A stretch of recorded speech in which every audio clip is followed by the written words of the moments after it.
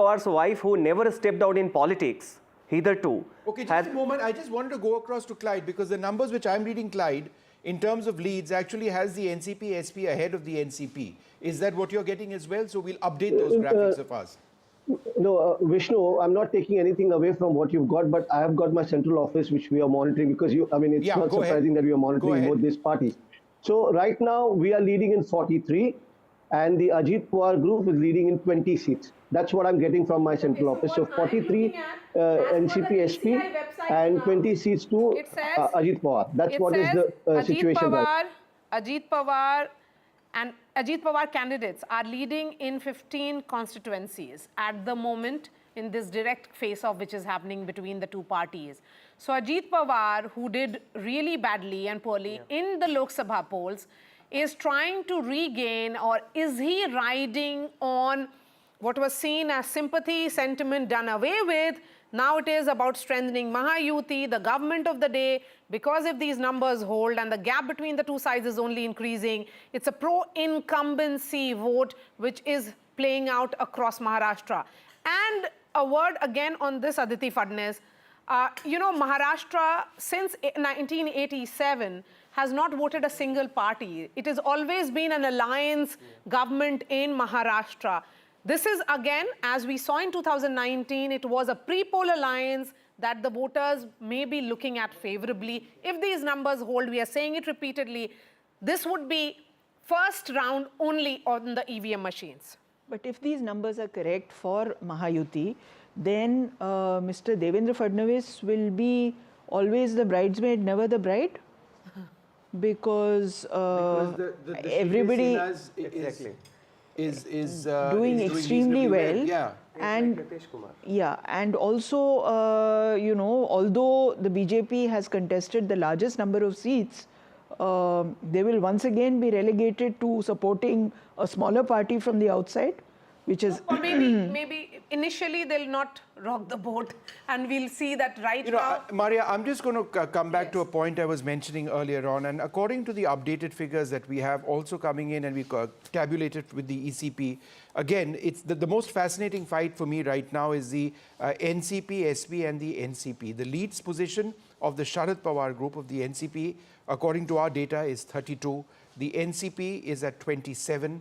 Remember, the NCP Sharad Pawar is contesting in 86, the NCP contesting in 59. The NCP Sharad Pawar, in terms of all their contests, this is not just NCP versus NCP, but in all their contests, is actually up 19. Now, if you take a look at that compared to where the Congress is, at this stage, the Congress in the leads position is down 15. So in terms of the big partner, as it were, in the equation, the Congress contesting in 101 seats, it's quite clearly underperforming in a huge way, and the NCP SP appears to be doing reasonably well. Now, is that good enough or not?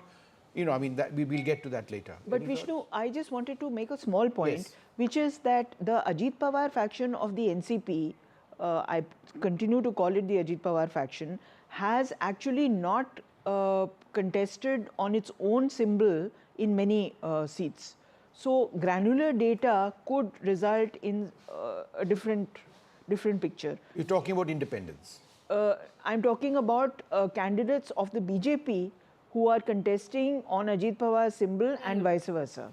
Yes, Shaina NC. Exactly. She's contesting on a as a Shiv Sena candidate. Exactly. So that granular detail is also quite important when we try to assess the positions of relative positions and strengths. All right. Well, we've got our correspondents out across the field right now, reporting from the BJP headquarters. Who do we have up at this stage? Prabhakar and Aishwarya join us. Let's go straight across to Aishwarya. Give us a sense of what's happening at the BJP headquarters. Laddu?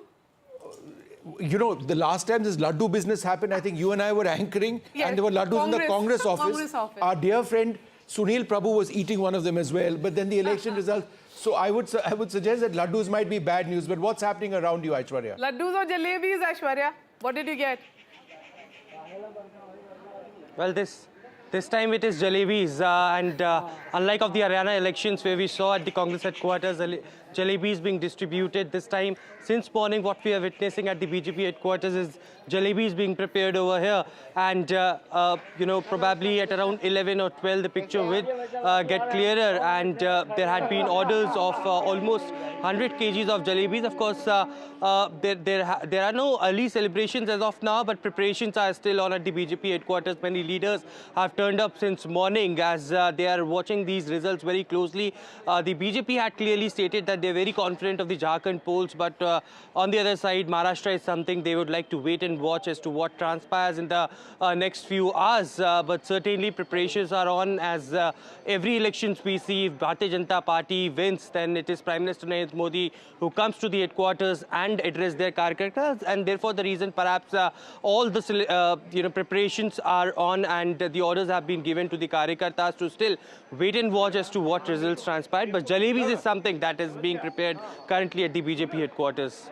Jalebi factory may have been a talking point in Haryana, but jalebis are back as the favorite. Shall we take a look at Jharkhand? Shall we take a look at Jharkhand? Because we've got our colleague Prabhakar as well in Ranchi waiting for us. The overall position right now, the NDA and the India Alliance both contesting in 81. The leads position has the NDA up at 43.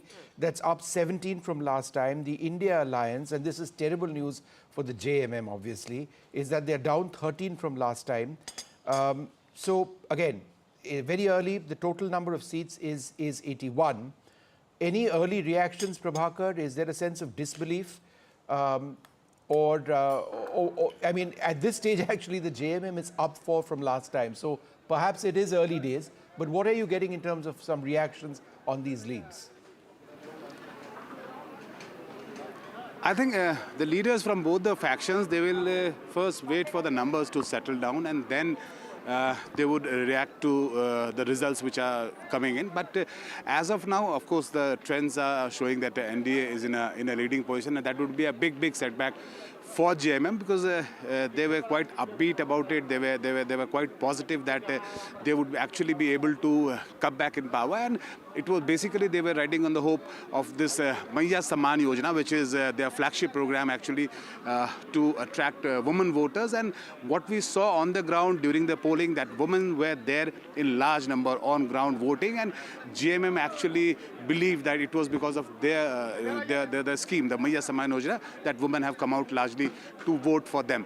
But if the numbers actually don't go their way, it will certainly be a big disappointment. Laddus have been ordered here in Ranchi as well by both the camps, laddus and crackers. We don't know which camp will actually burst crackers or distribute laddus, but certainly we will have one, whichever camp wins. Good one, Prabhakar there. Let's bring in Tom Vadakkan. Tom Vadakkan, it seems Jharkhand, Maharashtra, both the states could have good news for you, but very early hours, 9:36 only. Mr. Vadakkan, if you heard me, sir. I will take this opportunity to thank our voters and the Election Commission for having conducted an election which is above board. Whoever wins or loses, this is democracy at full play. But Tom, you're being terribly philosophical early in the morning. If you have delivered, got some very positive you will win. leads positions to you in Jharkhand and in Maharashtra. Where is the excitement, or are you in a sense of disbelief that you're doing as well as you are in the leads position in both states? No, that's not the case. We know we have delivered. We know we have delivered. Now that's more and like our guarantees and promises people have seen it. So we are not, we are somebody who's surprised with anything. If you work hard and you deliver, your Kalikartas are there and the results are there, then there's nothing to stop you. And if democracy is anything that we can talk about, that is what you deliver to the people, how well you take care of the people. and the promises that you keep what is and you ironical maintain it. in these numbers That is, is the essential test, Tom, litmus test. that we heard two very women-centric schemes in both the states. In one state, you had about Ladki Behan. In the other, it was about Maiya Samman. In both these states, women voters came out to cast their vote. But if these numbers actually translate into actual results, in one state, they voted for the party which gave them that model of governance. The other one, they have voted against it. Quite right, absolutely, and we suggest that there are many other factors at work in both states. Well, they are very different states, so you can't really equate one with the other. But Is that a question to me?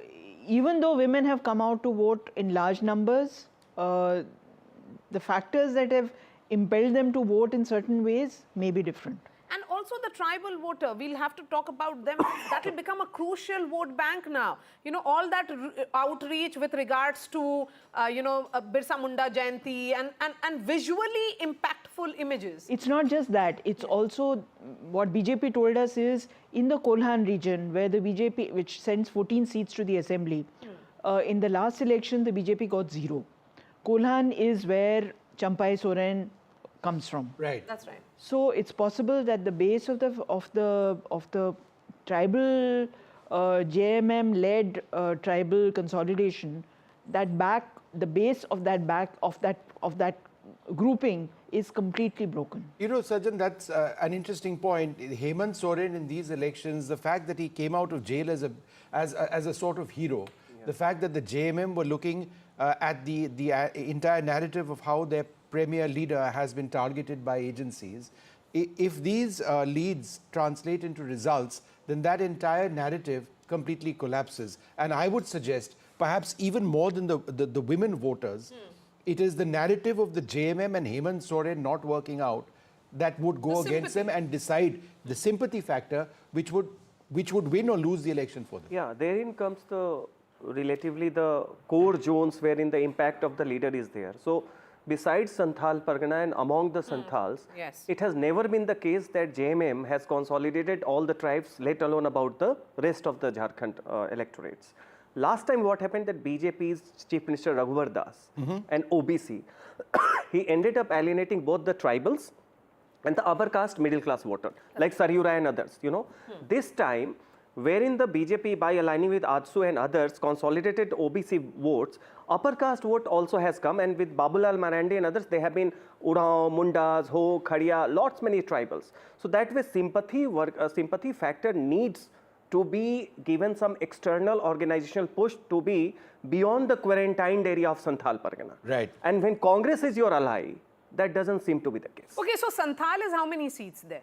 Santhal Pargana would be how many seats? In and around, if I'm correct, around 30 or something. 30. That's the dominant. It's similar to Vidarbha. I mean, the region which can make or break. But you have to remember that tribals are only 27% of 27%, Jharkhand's yeah. population. Now, the other castes, OBCs. particularly the Kurmis, and yes. Specifically among the Kurmis, the role of Jairam Mahato, who has emerged as a very major a potential chief minister candidate among the Kurmis. That is also very, very important. The Congress down last time in Jharkhand from last time. Yes. They're contesting a significant 30 seats. They were always being carried along by the JMM, but with this, it's just not worked out. Okay, so a word on Jharkhand now, and if we can do a party-wise breakup. The BJP is contesting on 68. We have leads in 65 so far. The BJP, of these 65 seats, the BJP is leading in 35. They have made a gain of 11. JMM contesting on 43 seats.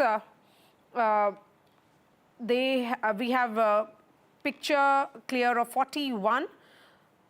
There is a change of -3. The Congress is down -9. It seems to be certainly bringing down this entire alliance. AJSU, the alliance partner of the BJP there, it is contesting on 10 seats. They are leading in 6. They are making gains of 4. So a word on AJSU. Yeah, AJSU contributes to especially the Kurmi Mehtos. The Kurmi Mehto, yes. Hazaribagh and bordering the Purulia, all the regions wherein you have Kurmi Mehtos, and who last time also got alienated. So this time, that is why the women-centric scheme is one factor that should have contributed to the JMM Congress alliance. But when you do not do your homework right about the social base, for example, in Maharashtra, you see, except Marathwada region, wherein the Jharkhand Patil factor seems to be contributing to, going against the BJP. Everywhere BJP again, consolidated among the OBC base, Madhav alliance, Mali, Dhangar, Vanjaris, Teli, etc. And that's why you see many of the OBCs are saying that we voted against the BJP because hum dar gaye the because of the constitution narrative. Yeah. But now that the OBC leaders like Chhagan Bhujbal and others, they openly came out against Jharkhand Patil, and that is why you contribute to the social boost, and then Ladli Bahin Yojana adds up. And in that narrative of Jharkhand Patil in Marathwada, here is Jharkhand Patil not questioning the Shiv Sena.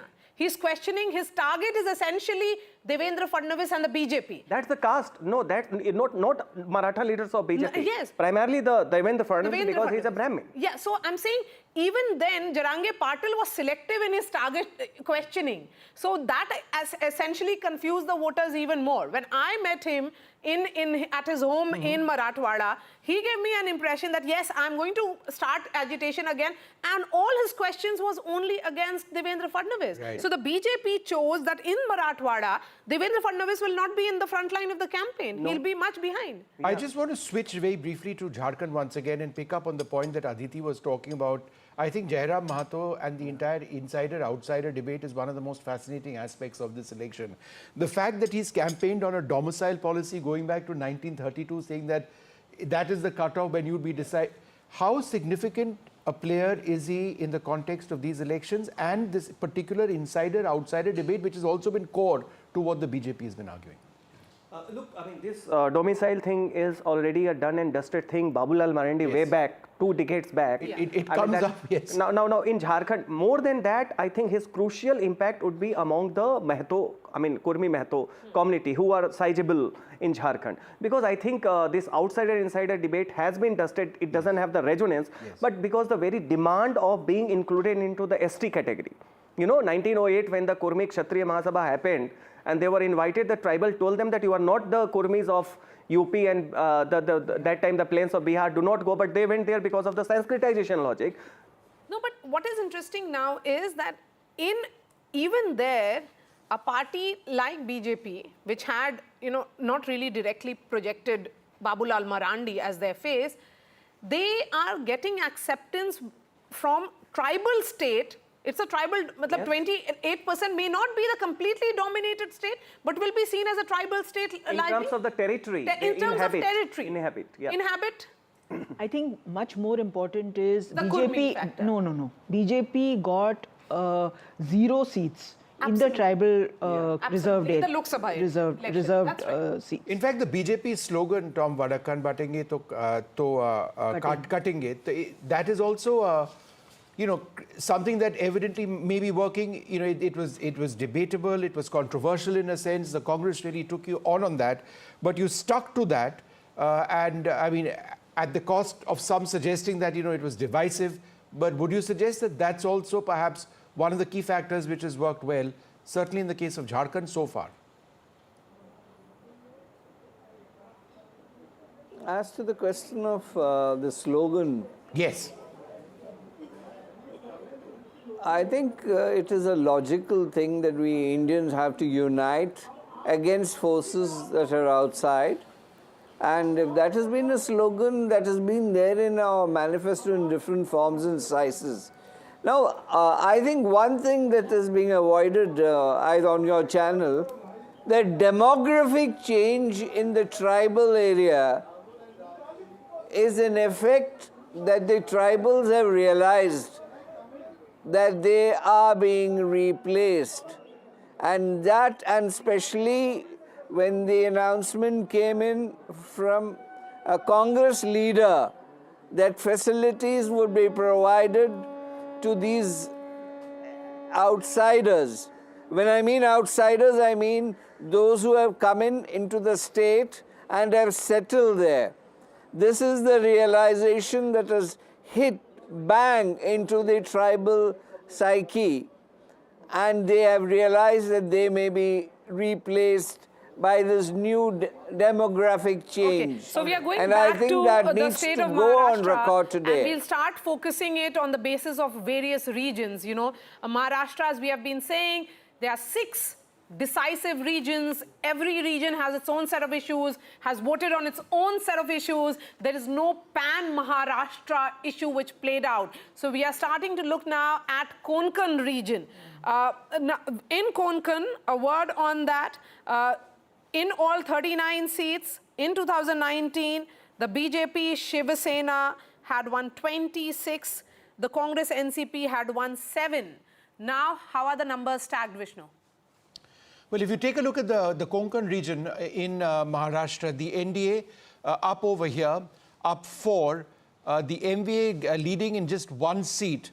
Others are not particularly significant in this concept. It's a runaway success in the Konkan region.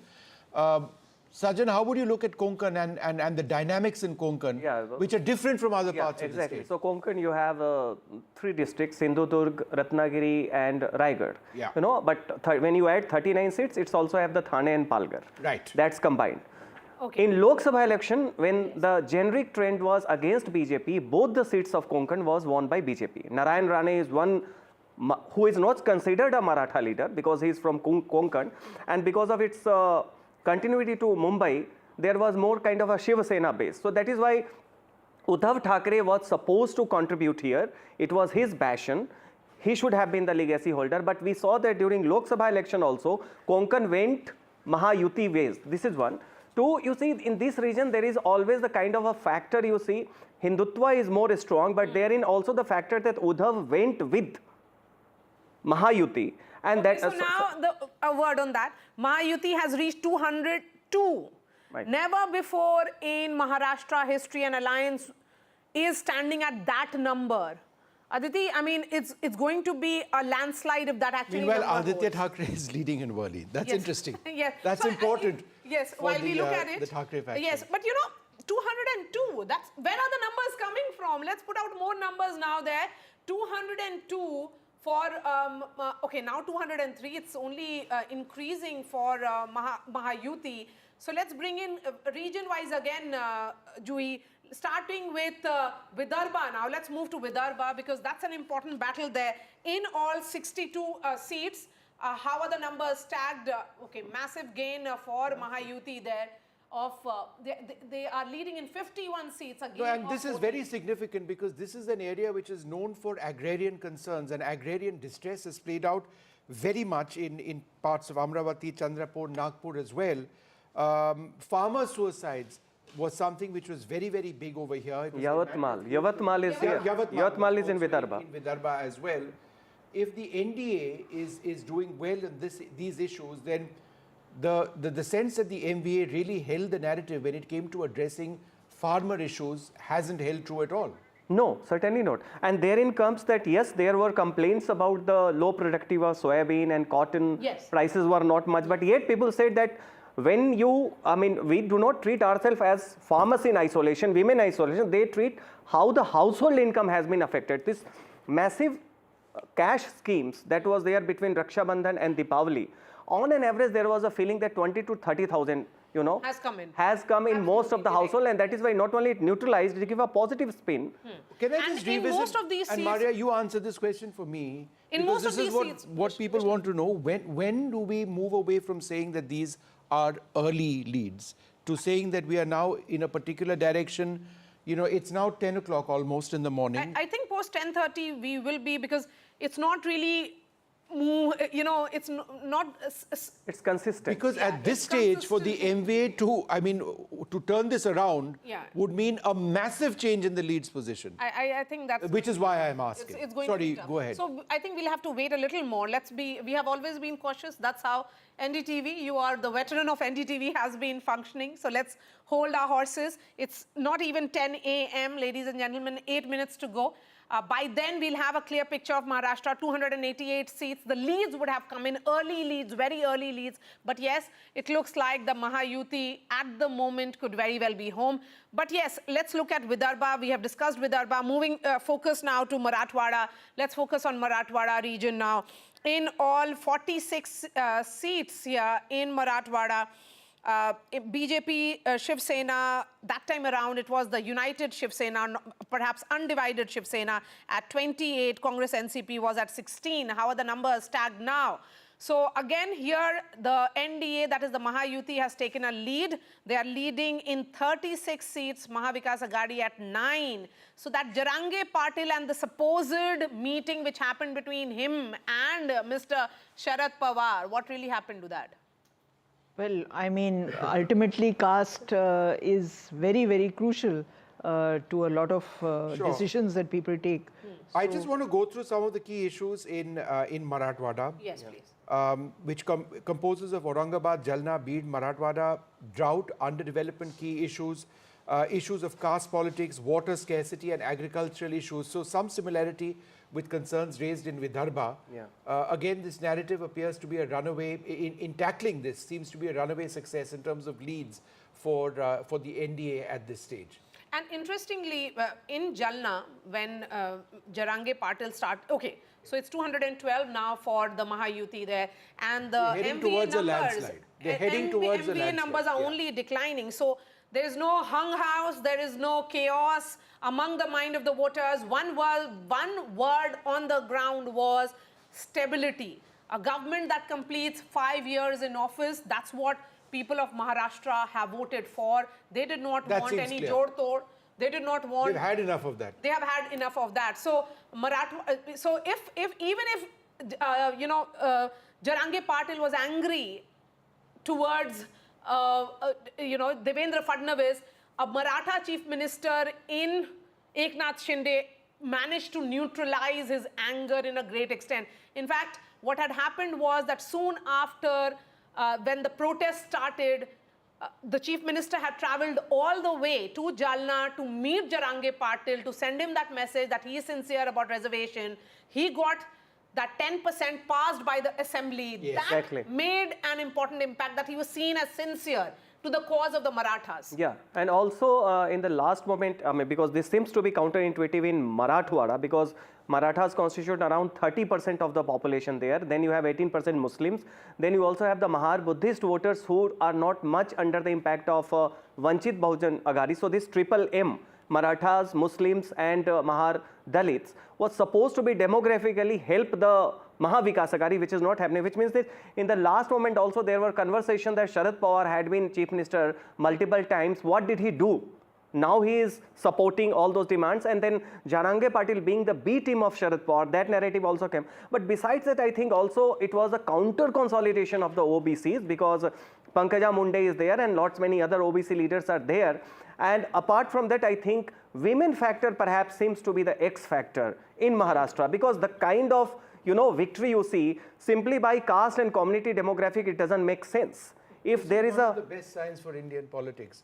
We've seen the rise in women voters in the last couple of assembly elections. They were dominant, for example, in the Madhya Pradesh elections, Jharkhand, and this time as well. Son of Raj Thackeray is trailing in Mahim. Right. We haven't discussed Raj Thackeray. No, we haven't. It was not expected to be a very significant factor. Absolutely. MNS, what happens to Raj Thackeray after this if his son is also trailing? His cousin is winning. Yes, so does it mean end of road? We don't write off anyone, but Amit Thackeray, this was his electoral debut, son of Raj Thackeray, MNS Supremo. He is trailing from Mahim. But let's bring in Ratndeep. Aditya was taking on Milind Deora, right? Yeah, I'm being told to take Ratndeep now. All right, let's have to go to Ratndeep. Oh, there we are. See, so Aditya is leading against Milind Deora of the Shinde Sena. Right. This is the second time Aditya was contesting from Worli. So Sena versus Sena over here, and Aditya Thackeray, this is one of the few areas where they seem to be doing reasonably well. I'd be interested to see where some of the other battles, the key battles, the Pawar versus Pawar battles, which are taking place in Baramati. We'll come around to that in a moment. But let's also focus a little bit on by-elections. Yes, a word from Ratndeep, who's joining us from Guwahati. And Ratndeep, sorry to have kept you waiting right up off the top. But I can see that the air quality around you is much better than it is in Delhi. So, I mean, you were breathing clean air. But please go ahead. That's right, we are breathing clean air, and perhaps in the bypolls in Assam, where there are 5 seats which went for bypoll, there is initial good news for the ruling BJP and allies, as out of the 5 seats, the leads that we are getting after round 1, in 3 seats, BJP and allies are leading, and that includes the crucial Samaguri seat, which has been a Congress stronghold since 2001. Since 2001, Congress had never lost Samaguri, but after round 1, BJP candidate has taken an early lead of 2,000 votes. So therefore, remember, this time BJP has campaigned hard there in the stronghold of Congress heavyweight Rakibul Hussain, and his son, 26-year-old Tanzil Hussain, is making his electoral debut there. And there it seems the BJP has been able to make some early inroads in the seat of Bihali, where a BJP turncoat was contesting on Congress ticket, where Congress heavyweight Gaurav Gogoi had led the campaign. There Congress is trailing, and also from Meghalaya, from the Gambagre seat, which is a prestige battle for Congress Sangma's family, with his wife making an electoral debut for his party, the National People's Party. She is actually leading there in Gambagre. There is a multi-corner fight there. So these are the updates coming in. So therefore, good news, early good news for the BJP and allies, not only in Assam, but also from Meghalaya. But all eyes would be on the Samaguri seat, which has seen major pre-poll violence, even skirmishes on the day of the polling as well. And remember, this time, this was the first election of at any level in Assam since 2016, when BJP came to power in Assam for the first time, that Himanta Biswa Sharma, the chief minister, was not leading the campaign. He did campaign for the party candidates because he was busy with the Jharkhand elections. And also Sarvanand Sonowal, the union minister, former chief minister, also was not seen very active in the campaign. So BJP had this time tested the electoral management of its second-ranked leaders in Assam. So therefore, this has been a major test for the BJP itself, and also for Gaurav Gogoi, who was emerging as Congress's face in Assam. At this moment, the initial leads are with the BJP, and that too in Congress stronghold of Samaguri. Sikkim, both seats have been won uncontested. Some news flashed. Yes. Ratnadeep, could you tell us about the Sikkim contest? Both seats have been won I confess to not uncontested. knowing enough about it.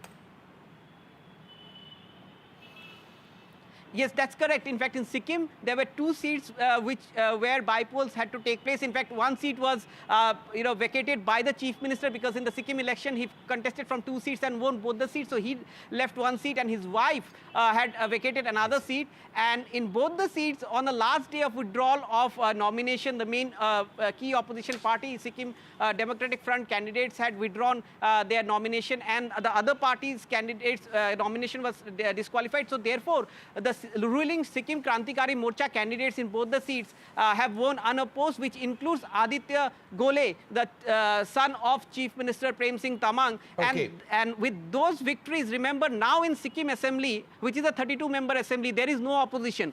All the MLAs belong to Sikkim Krantikari Morcha of Prem Singh Tamang, which is a key ally of the we will BJP. talk about Sikkim a little bit later. Let the assembly elections happen over there. These were just bypolls. Let's go straight across to my colleague Radhika. As we do that, just an overall look at what appears to be a runaway win for the NDA. But a word there, Vishnu. Still leads. That's my next sentence. But just look at the gap right now. Remember, the magic mark is 145. They are well ahead of that. For the NVA at this stage, to reverse this, the leads position would be fairly extraordinary. There are different rounds, obviously, of counting and rechecks, even of the electronic voting machines. But at this stage, it appears that the NDA in the leads position completely ahead. Let's go straight across to Radhika, who's been tracking all of these developments and joins us now. Radhika, is there a sense of despondency building up among members of the MVA at this stage? Any reactions from the Mahayuti for that matter? No reactions from MVA as yet, but when we did speak to leaders of Mahayuti, they are obviously putting up a confident front, which they did yesterday. But as of now, no reactions from the Congress or Shiv Sena UBT faction at this point. They're, of course, waiting and watching. They say that these are early trends. Let's just wait for a couple of hours more before we can call the elections. But I am at BJP headquarters in Mumbai, and these are the scenes here. Of course, several leaders are inside. None of the top leaders have come here yet, but Mangal Prabhat Lodha is inside, along with several other leaders, as well as district presidents also of a few areas. They're also inside having a small meeting. But this is the how the BJP office is looking. In fact, they've put up a huge screen as well, where the numbers are put up for media to sort of take a look. So this is, you know, as far as Mahayuti numbers are concerned, yes, Mahayuti is in lead. And when we did speak to leaders, of course, they attributed to all of the infrastructure projects, and also very particularly on the Ladki Behan scheme. We know for a fact that the number of women voters increased considerably this time, and that has been attributed to the success of Ladki Behan scheme, at least by the members of Mahayuti. One is that, and the slew of infrastructure projects that came into effect in the last, you know, couple of months at least, especially in parts of Mumbai. When we did speak to voters of different kinds in Maharashtra, particularly in Konkan region, Mumbai, Thane, they were talking about the development initiatives, projects that have come in the last couple of years and that are in the pipeline as well. That is something that really did lure voters. And some of the projects did happen, or rather got launched or inaugurated just a few months ahead of elections, particularly the Coastal Road project or the metro. So all that has clearly worked in favor of Mahayuti, certainly, and the schemes for women, as I said, Ladki Behan, schemes for youth, schemes for farmers, that have 100% worked for Mahayuti, is what the leaders are saying. Again, early trends. Sure. We cannot, you know, call elections. Absolutely. Okay, Radhika, hold on a second. I want to go across to Sam Daniel for a moment. You know, we're talking about assembly elections in 2 states, but this is, in a sense, an all-India sort of feel because of the important by-elections. One of the crucial ones is Priyanka Gandhi Vadra, Wayanad in Kerala, looking to make her debut within Parliament. My colleague Sam Daniel joins us for more on this. So, potentially, one Gandhi replacing another. The stakes for the Gandhis are huge. They just have to win this one way or the other. It's a prestige battle like no other, at least in the context of these by-elections. Give us a sense of the challenges that Priyanka Gandhi Vadra faces over there, if any. Vishnu, certainly in terms of her performance, she's having a comfortable lead, winning more than 70,000 votes. And at the moment, as we speak, both the LDF and the BJP are at a distant second and third position. And for Priyanka, it's a kind of a springboard to replace Rahul Gandhi, who has shifted to Rai Bareli.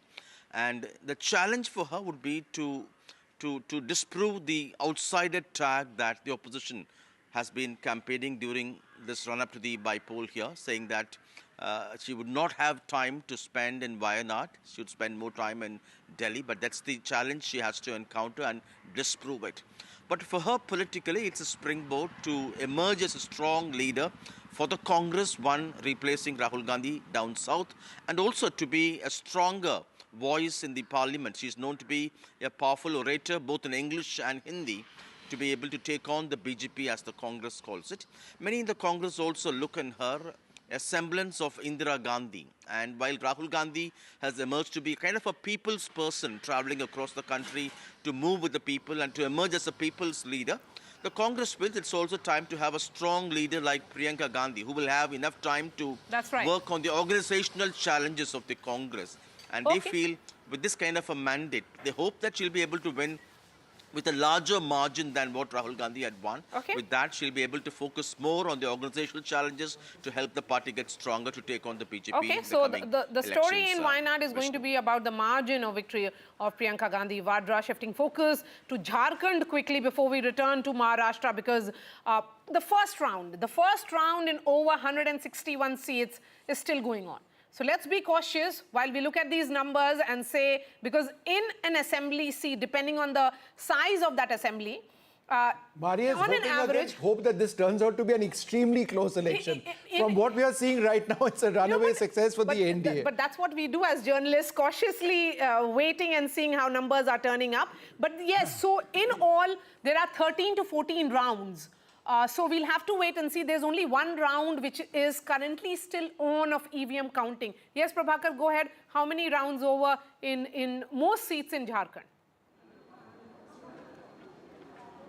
Yeah, we have just completed one round out here, and the numbers you are seeing on your screen, it's a very early trend, so we should not actually read much with these numbers. But yeah, the early trend shows that NDA is having a clear lead, and they are leading on 45 odd seats, which is a good number. And the JMM camp was till yesterday very upbeat that, and even today when we had a word with them in the morning, they were quite confident that they will be able to sail through, and it's their schemes on the ground which will actually yield results for them. Especially they are banking upon the vote of women here in Jharkhand because of the scheme which they have launched for them, the Maiya Saman Yojana, and they believe that this scheme, because of this scheme, the women, they were there in large number at the polling stations. So we'll have to wait for the numbers to settle down, maybe a few more rounds, and then we'll actually have the figure actually which way the wind is blowing here in Jharkhand. Shastri, how long does it typically take for a round to be counted? Because there are 13 rounds, as Maria pointed out. It's an electronic process. So it's almost instantaneous, right? It's a process of rechecking. Yes. My own sense is that by around 11. We should get the final trend, because I think Maria's word of caution to us flows from two things. What happened in Chhattisgarh and what happened in Haryana. You see, in both these states, we saw initial trends of one party leading. In Chhattisgarh's case, in both the cases, the Congress, and then you ultimately had a different result. So I think it's only from that perspective that this insurance policy is being taken, that things could change. Things could remain the same also, of course. As Vishnu was saying, maybe these trends get further expanded. But I think it would be useful, especially in the case of Jharkhand, given the proximity of the contest, that we wait for some more time for any definitive point to be made. Okay. But initial trend, 10 a.m. right now, Aarti Jairath? You know, for me, the most shocking thing about these trends is how badly Sharad Pawar's party is doing, and how Ajit Pawar seems to be claiming the legacy of NCP in Maharashtra.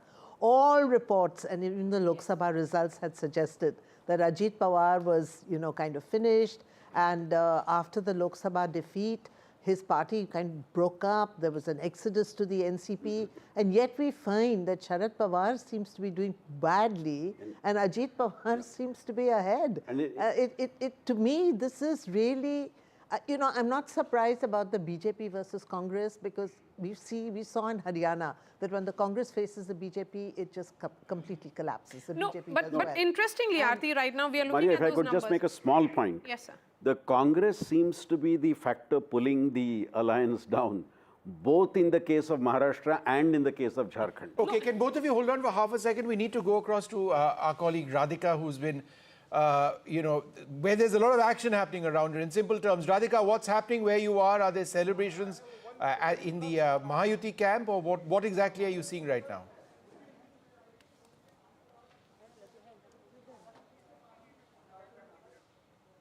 All right, she's walking into an office is what I'm told. Okay, so let's wait for that. In fact, just a while ago, we did see, you know, packs of laddu being brought inside the headquarters here. I will just try and show you that, because they just went inside with those packs of laddus. But yeah, those are the packages that are kept inside the BJP headquarters here. So clearly indicating that they are confident of a win. Of course, Mahayuti is in lead. The numbers are looking great for Mahayuti, especially for BJP, which is why BJP headquarters at this point is buzzing. Those are packs of laddus that are kept inside to be distributed perhaps in an hour or two. They are being cautious, clearly. It's not getting distributed at this point, but perhaps in an hour or two, we could see that happening.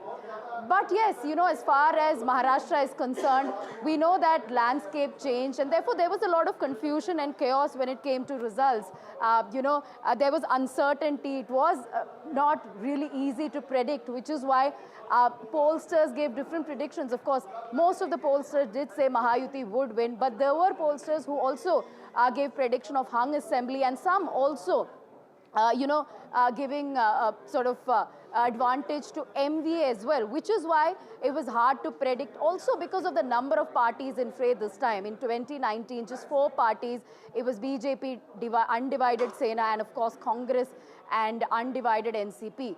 It was a straightforward election at the time until Uddhav Thackeray decided to break away, and then things changed from then on, and then of course all the splits, which is why this is the first assembly elections, of course, post these splits, and therefore things have changed drastically, which is why all kinds of permutations. Just hold on for half a second. I think Aarti wanted to make a really important point. Yes, and we'll come back to you. We'll come back to you. Stay put. Stay put, don't go anywhere. What you were mentioning is the battle for the heart and soul of the NCP, which Sharad Pawar, in what possibly his last election, absolutely, he's 84. He's turning 84 next. He's 84. This is his last election. He has been the doyen of Maharashtra politics for the last 4 decades, dominated either in front as chief minister or as a power behind the throne.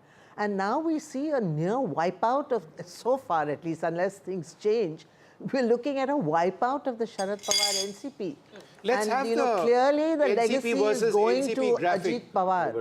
We're going to have the face-off, as it were, or the NCP versus NCP. Okay, so we have now graphic the on trend in all 288 seats in Maharashtra. It's 10-15. Yuti leading in 217. This is, of course, the first round which is going on. Mahavikas Aghadi at 58. They're only slipping. NDA seems to be going ahead. If this holds, then it's a wave election in favor of Mahayuti. Landslide, if this happens. But this is a wave election. Aarti was talking. Professor Shastri, you want to take this question? The NCP versus NCP, the strike rate of the NCP, Ajit Pawar at 66 versus 24%. Of course, these are the face-offs, direct face-offs between the two, but the number of seats that they've contested overall are different.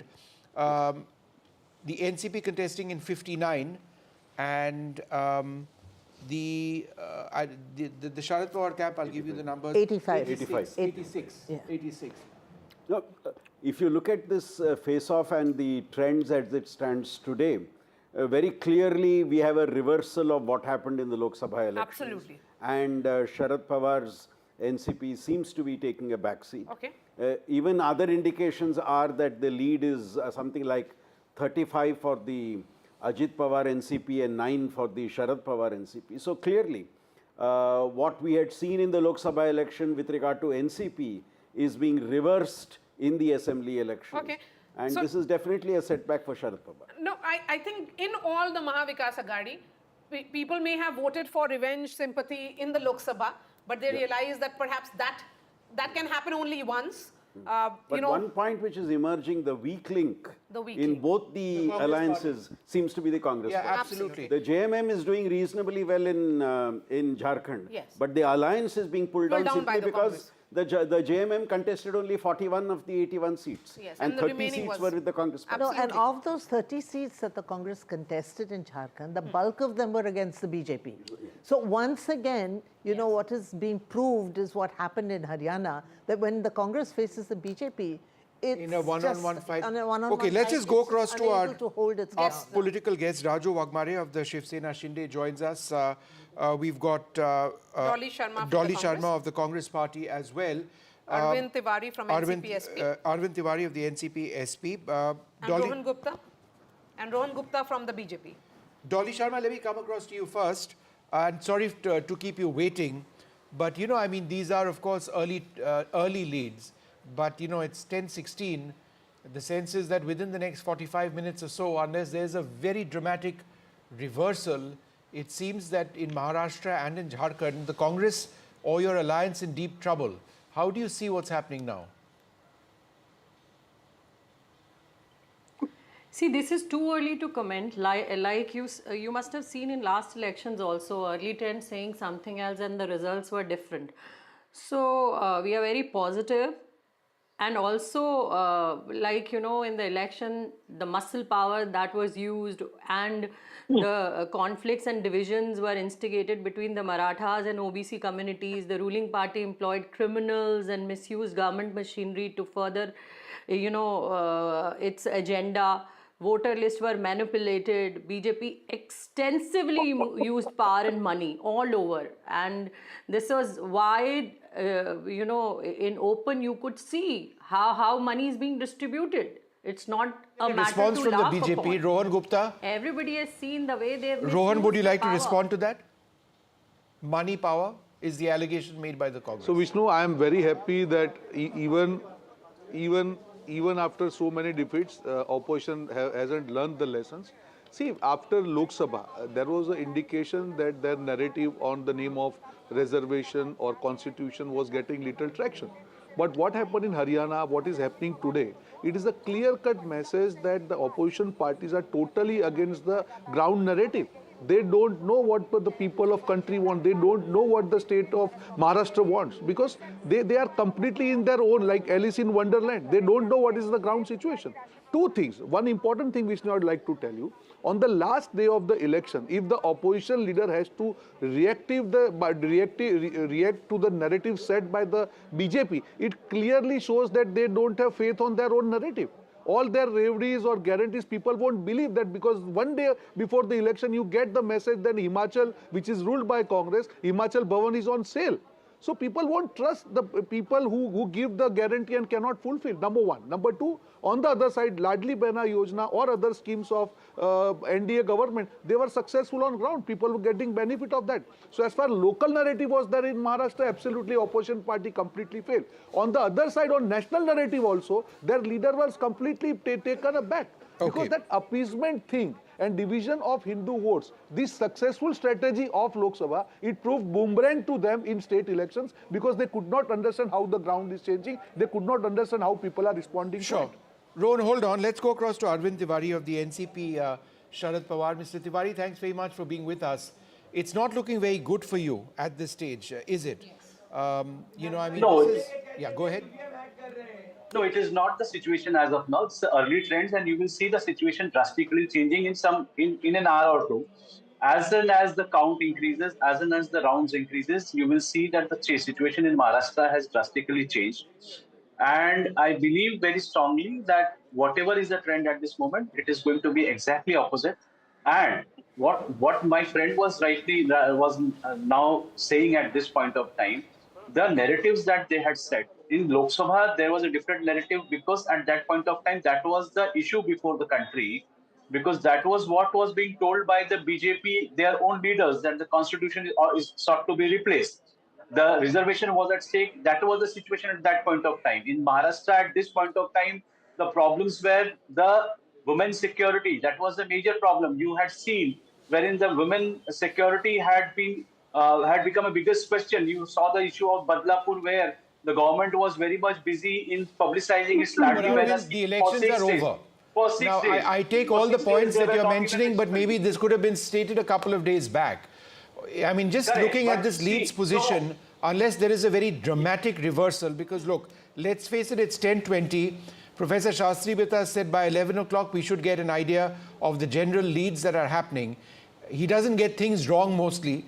That being the case, you've got just about 30 minutes or so to 40 minutes or so to turn things around. Now, given that it's a landslide, it's headed towards a landslide if these leads translate into results, you know, you might just be staring at an existential crisis for your party and a complete loss for your alliance. Is that your worry at this stage, or are you still hoping against hope? No, right. It's not the question of against hope. We are not only hopeful, we are confident that we will be in a very much better position. Fair enough. You have to put up a strong front there. Fair Mr. enough. Wagner, please come in on this. How are you looking at the numbers stacked up right now? I think we are very happy to see the numbers which is coming through, and we was very confident about it that the Mahayuti will come into the power with the big majority, because the main situation is this, that the opposition completely lost the track or lost the connections with the voters and the people of Maharashtra.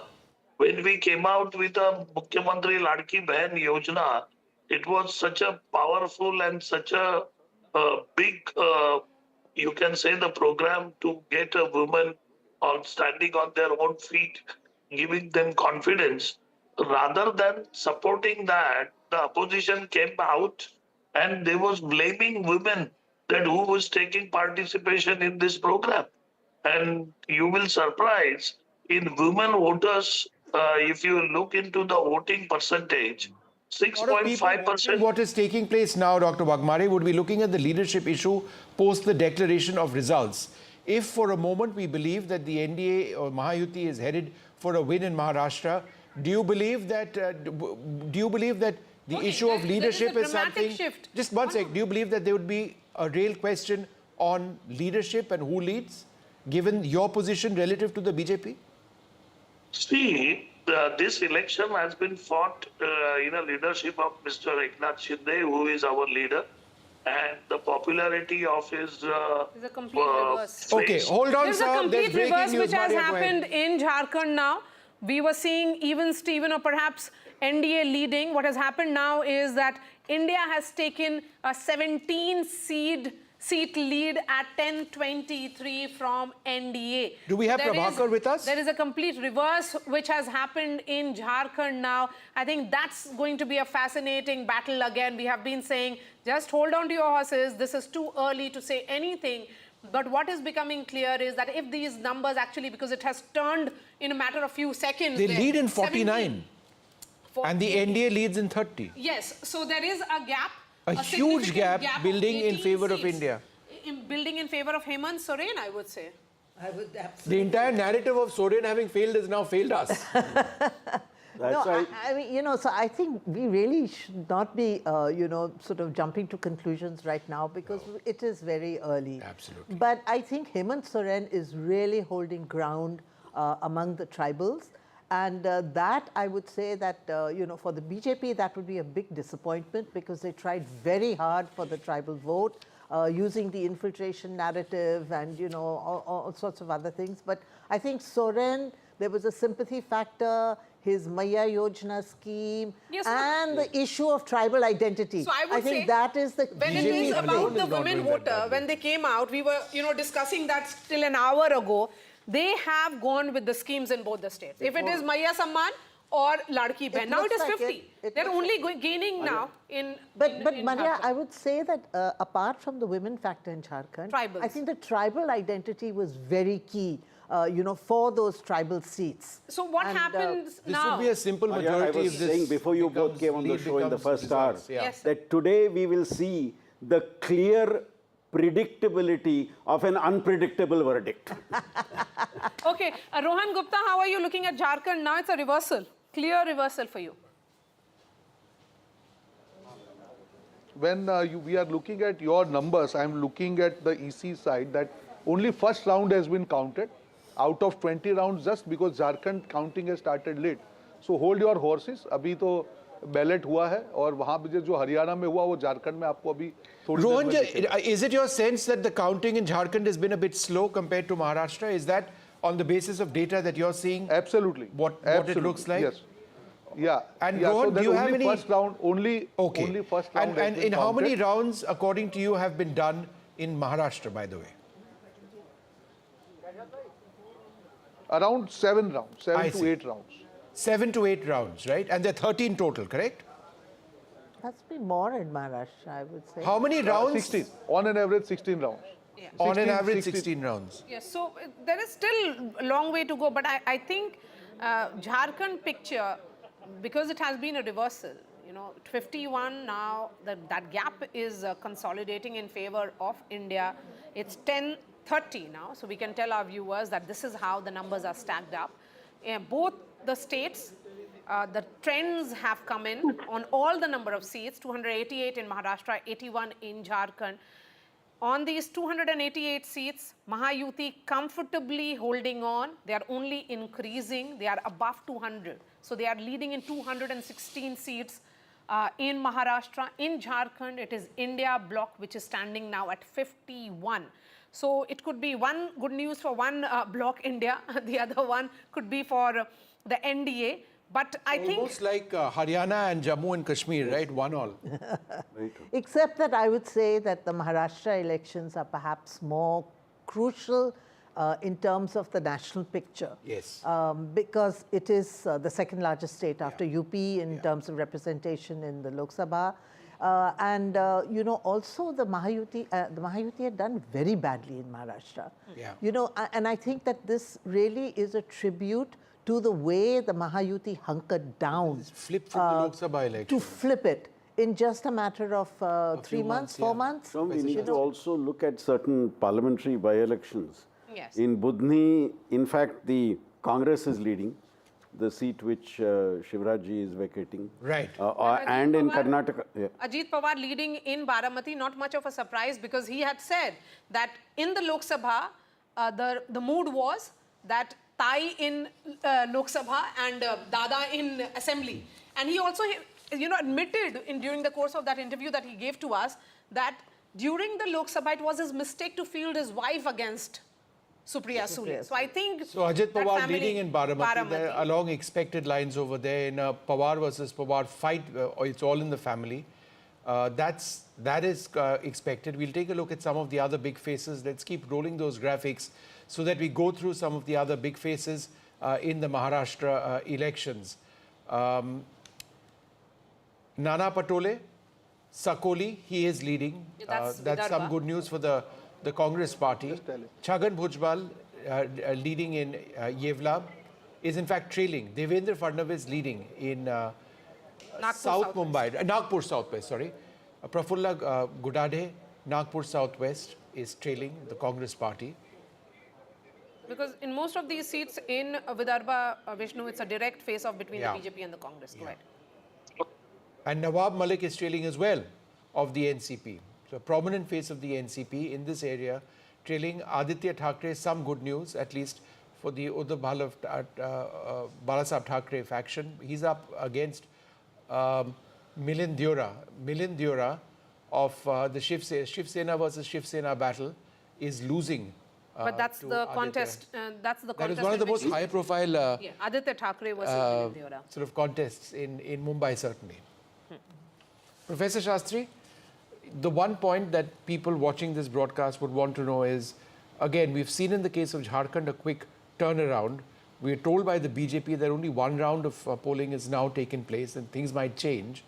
How does the process of counting rounds in an electronic voting machine scenario, how does that actually work? They do it area by area. And the reason why you sometimes see a dramatic shift across rounds is that you get the EVMs opened in places where a particular party dominates, and that shows the shift in the trend. So in the past also, if you have seen a shift in the trend, it is largely because newer areas see the ballot paper opening, and within a constituency itself, there could be patterns in terms of voting. And that sometimes is reflected in this change across the I remember one very dramatic election in Delhi. Yes. In 1991, I think it was, the New Delhi seat, and L.K. Advani was trailing. He was trailing till the last round when they opened the ballot boxes from Lajpat Nagar. And then he surged ahead by 2,500 votes. So, and he won that seat. So, it depends because, there are areas... He won by less than 3,000 seats in that election. That's right. Yeah, that's right. That was thanks to Lajpat Nagar. Yes, so, Lajpat Nagar has traditionally been an RSS, BJP and that, of course, voted for. So, that's why, when you see if ballot boxes are open from A area, it could be in favor of one party, then it goes to another area, suddenly there's a word from Dolly Sharma now. Dolly Sharma, forget about, I'm sure you can have a view in which not look at Maharashtra, but look at Jharkhand. Jharkhand seems to be bringing some reasons for the India bloc to cheer. Early, yes, but still, it has reversed completely. Like I said earlier, it is a pro-people agenda won the day. In Jharkhand, there were many issues, and like BJP did in Maharashtra, in Delhi, and now, and also in Jharkhand, the way they arrested the Chief Minister, Hemant Soren, everybody had seen that. And now people know, people of Jharkhand had voted for the government which worked for the people. which was ready to solve any problem that was there, whether it was women's issue, whether it was youth, whether it was any other issue. So they will definitely vote for India Alliance, and we will form government in Jharkhand for sure. Let's look at region-wise now in Jharkhand and move from one region to another. We are looking at North Jharkhand now. India leading in 19 seats. They are up 5 from 2019. NDA down 3, leading in 14 as of now. That we are looking at 34 seats of 81 right now in north of Jharkhand. Shifting focus to Santal Pargana, this is 18 seats, India down 2, NDA leading in 3. Shifting focus now to South Jharkhand, 29 seats in all, India down 1, but NDA up 2. So the maximum number of seats are coming from North Jharkhand. Which are these areas? Is it Bokaro and all those urban pockets? Urban pockets and also places where you have a significant non-tribal population. If you see where there is a strong tribal population, the JMM seems to be doing much better. So what we have been saying, that the NDA, BJP-led NDA alliance's prominence is in the non-tribal regions, whereas the JMM is more in the tribal regions. And we had said that the victory would be his or be of that party, which is able to do better in the pockets of the rival alliance. And obviously, if these trends hold, that's a big if, if these trends hold, the capacity of the NDA to break into tribal areas has been limited. If these trends hold, that's what it would be. We're going to again go to the other part of the country now, Maharashtra. My colleague Anuj outside Eknath Shinde's residence at this stage. Anuj, give us a sense of what's happening around you. Eknath Shinde is expected to leave for Mumbai in a short while, and here in Pakhadi, this is the home constituency of Eknath Shinde, and behind me you see this is Eknath Shinde's personal residence. The number of supporters here is increasing slowly, and we'll eventually see more number of people thronging not just to this part of the city but also to also to the office of the Bharatiya Janata Party of Shinde Sena and of Ajit Pawar faction of NCP there in Mumbai, considering that the Mahayuti is on its way to get an unprecedented lead here in the 2024 Maharashtra State Assembly election. We've already seen or gotten hints of supporters making their way. You can see that the Shiv Sena flags, people holding Shiv Sena flags are here holding, trying to gather outside Shinde's residence. While on one hand we've got the supporters of the Mahayuti parties beaming with confidence and excitement and joy. On the other hand, we also have the Mahavikas Aghadi leaders who have started casting doubts over the procedures on reason why they believe that this isn't the mandate which would be given by the Marathi Manus or the electorate of Maharashtra. But numbers as of now suggest that Mahayuti is having a clear-cut lead, as compared to Mahavikas Aghadi, which is falling short of not just Mahayuti but also the Bharatiya Janata Party's number. Eknath Shinde house in Thane. That's where Anuj was joining us. In Thane, a very fascinating battle because in Panchpakari, Kokri, where the Chief Minister is contesting from, he's up against Kedar Dige. Kedar Dige is the nephew of Anand Dige, who was the mentor of the Chief Minister, that is Eknath Shinde, Kopri, Panchpakari, the Chief Minister leading. Not much of a surprise there, Kedar Dige trailing, and that was expected. Kedar Dige saying that Chief Minister was missing in action. On ground, it felt that Thane and the people of Thane had this sense that there was a sudden influx of projects, infrastructure projects in particular in Thane, because it was now the Chief Minister's district, home district. But Eknath Shinde, the man of the ground, I met him at midnight for the interview, and he gave me that impression that, certainly he was up the whole day, holding 7 to 8 rallies, clocking it across Maharashtra, and then sitting down for interviews. And in Varsha, it had opened up, the gates had opened up for the Janta. So the CM, he had rephrased it and said it was common man Chief Minister. CM for him was common man Chief Minister. So does it mean that the common man Chief Minister, Mr. Sirsa, could have the last laugh here? Eknath Shinde, the man of the moment, if these numbers hold, you'll have to give him all the credit for Ladki Behan. No, definitely it's a collective credit, and it is a credit to our Honorable Prime Minister Narendra Modi. The people in the entire country vote for him. Definitely when the Chief Minister is there, it is not that his share is not there. It is always there when the Chief Minister's face is there and our Chief Minister is there. But people want a double-engine Sarkar, and for that reason, the policies of the Honorable Prime Minister has given a good impact in the Maharashtra, and at the same time our alliance has worked day and night, and that is the reason that we are getting these good results. Translate into results. Aren't you at a point? Yeah, Vishnu, I think you asked a very interesting question because, this is the whole point. They did the Mahayuti did not project a chief ministerial face during the elections. But, clearly the BJP is doing really well. Its strike rate so far seems to be, so there'd be a BJP chief minister next time. So will it be a BJP chief minister or will it be way ahead? They are. But I think, as Maria pointed out, that, Shinde, had become sort of a very much the face of this alliance. In the mass and leader. A very acceptable. And unlike Maharashtra politics, Maharashtra politics is about flamboyance to a great degree as well. That's right.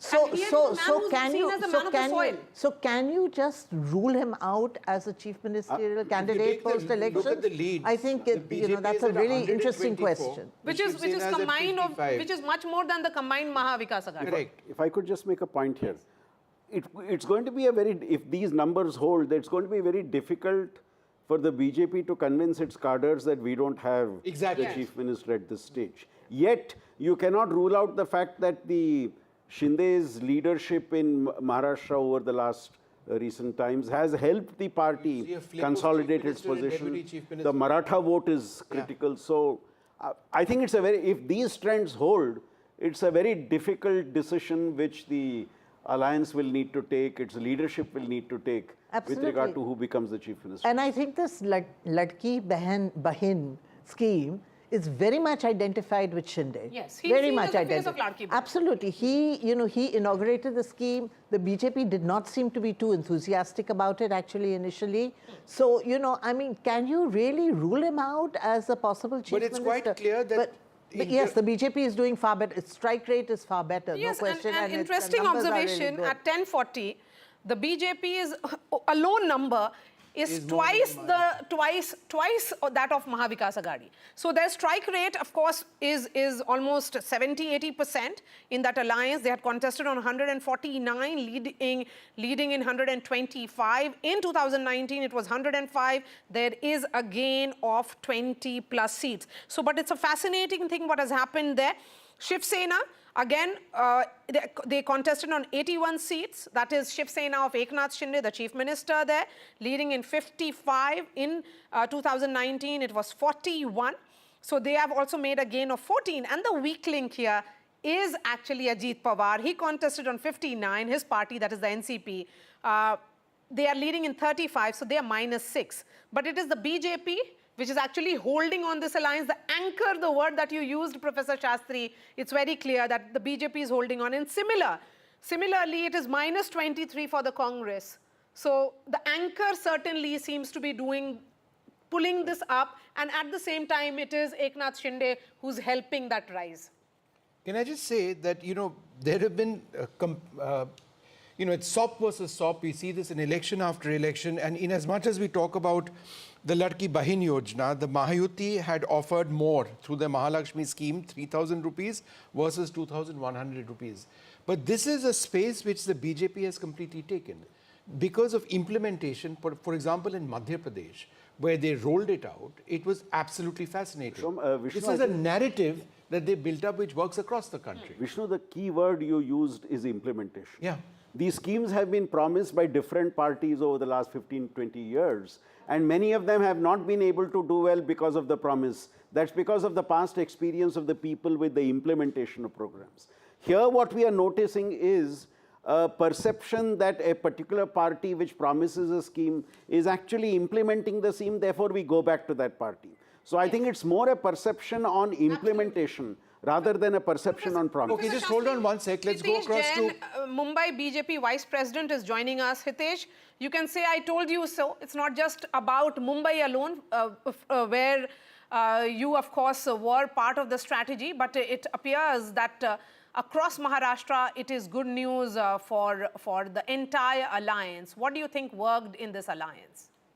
Well, I think multiple factors. One, there was this alliance who really projected to win the election. They were on the front foot. The policies was there. The campaign was there. It was a comparison between a 2.5 years of speed breaker of MBA versus 2.5 years of campaign of Mahayuti.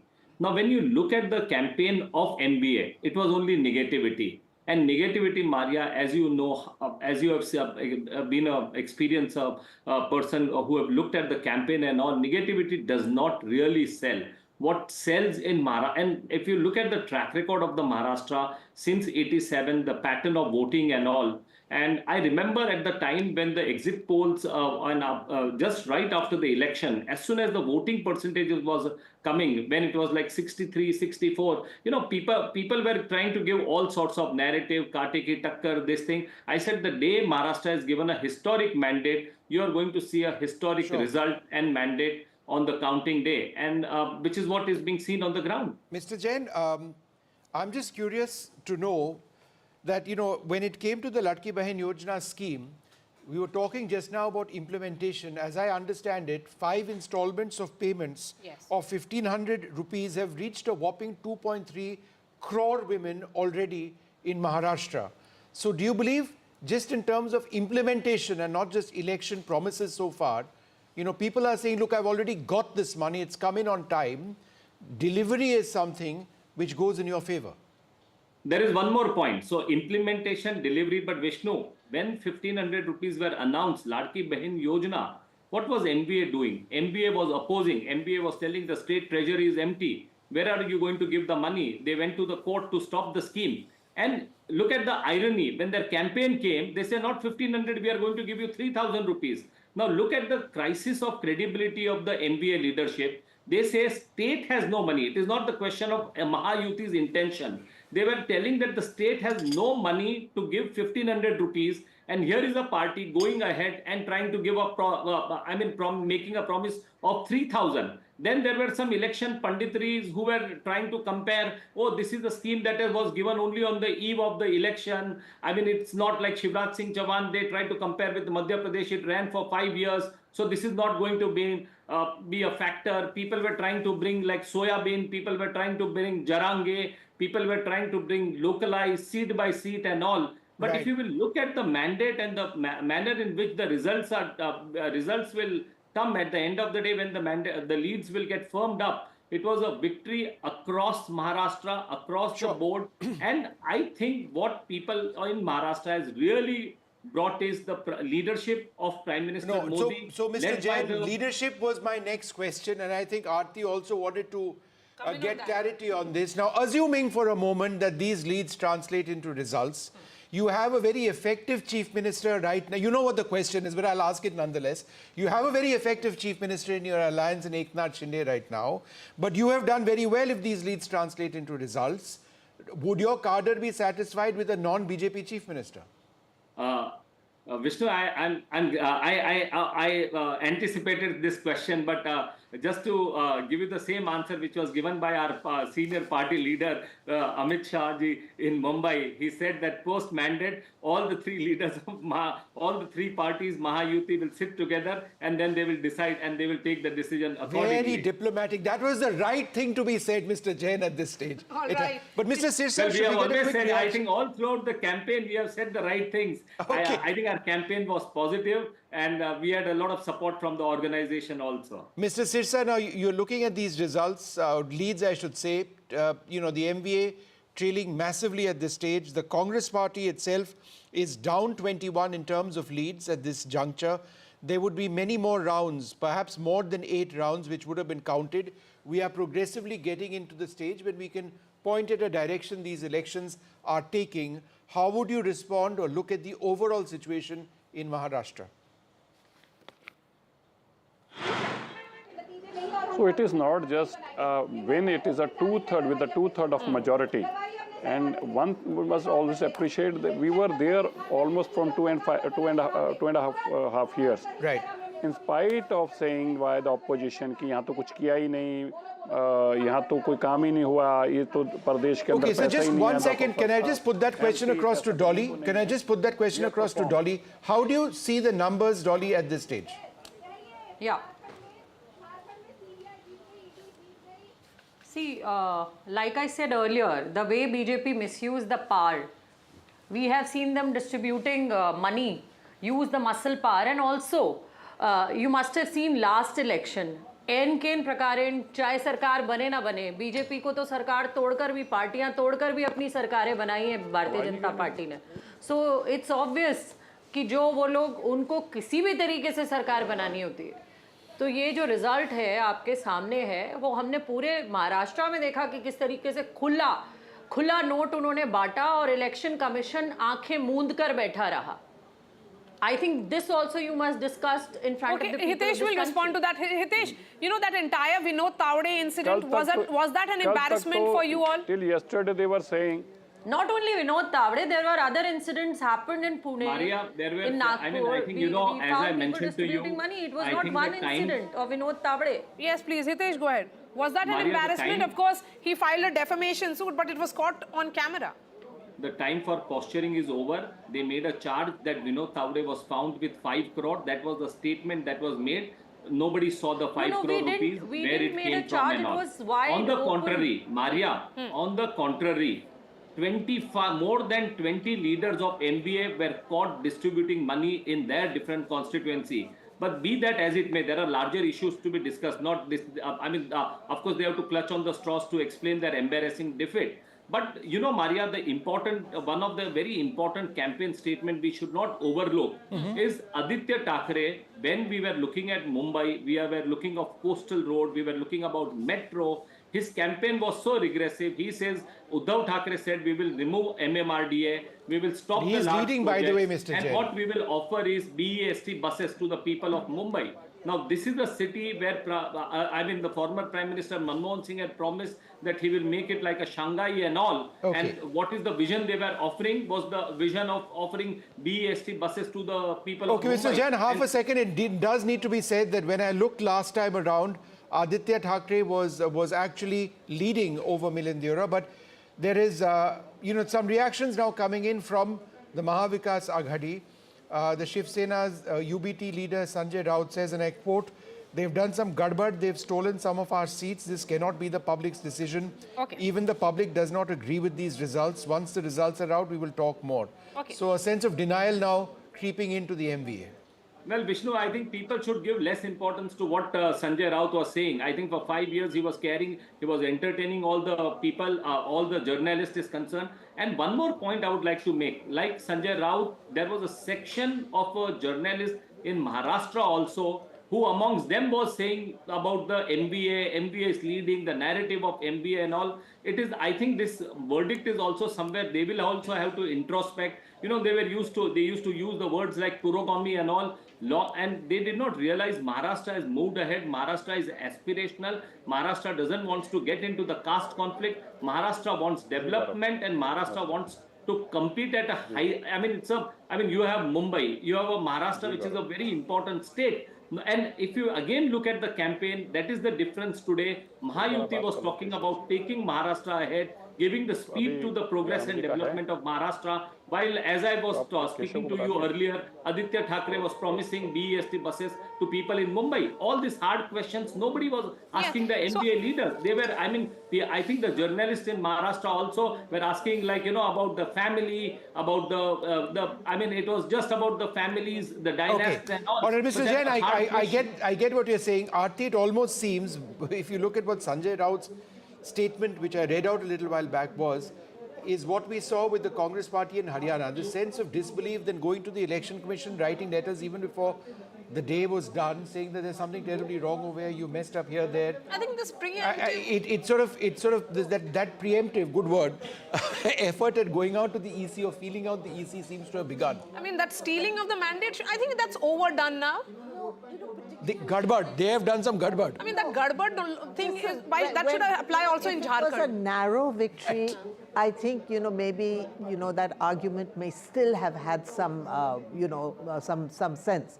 But in this kind of a victory, it is a sweeping victory. They're heading towards a 2/3 mandate. Never seen before in Maharashtra. Mr. Jain, how many rounds according to your data? How many rounds according to your data has been counted in Maharashtra? Do you have an update, Mr. Jain, in front of you? How many rounds has been counted in Maharashtra? Well, Maharashtra, you have like 5 to 7 rounds that are counted, and most of the places, I will give you one more data which I have in front of me.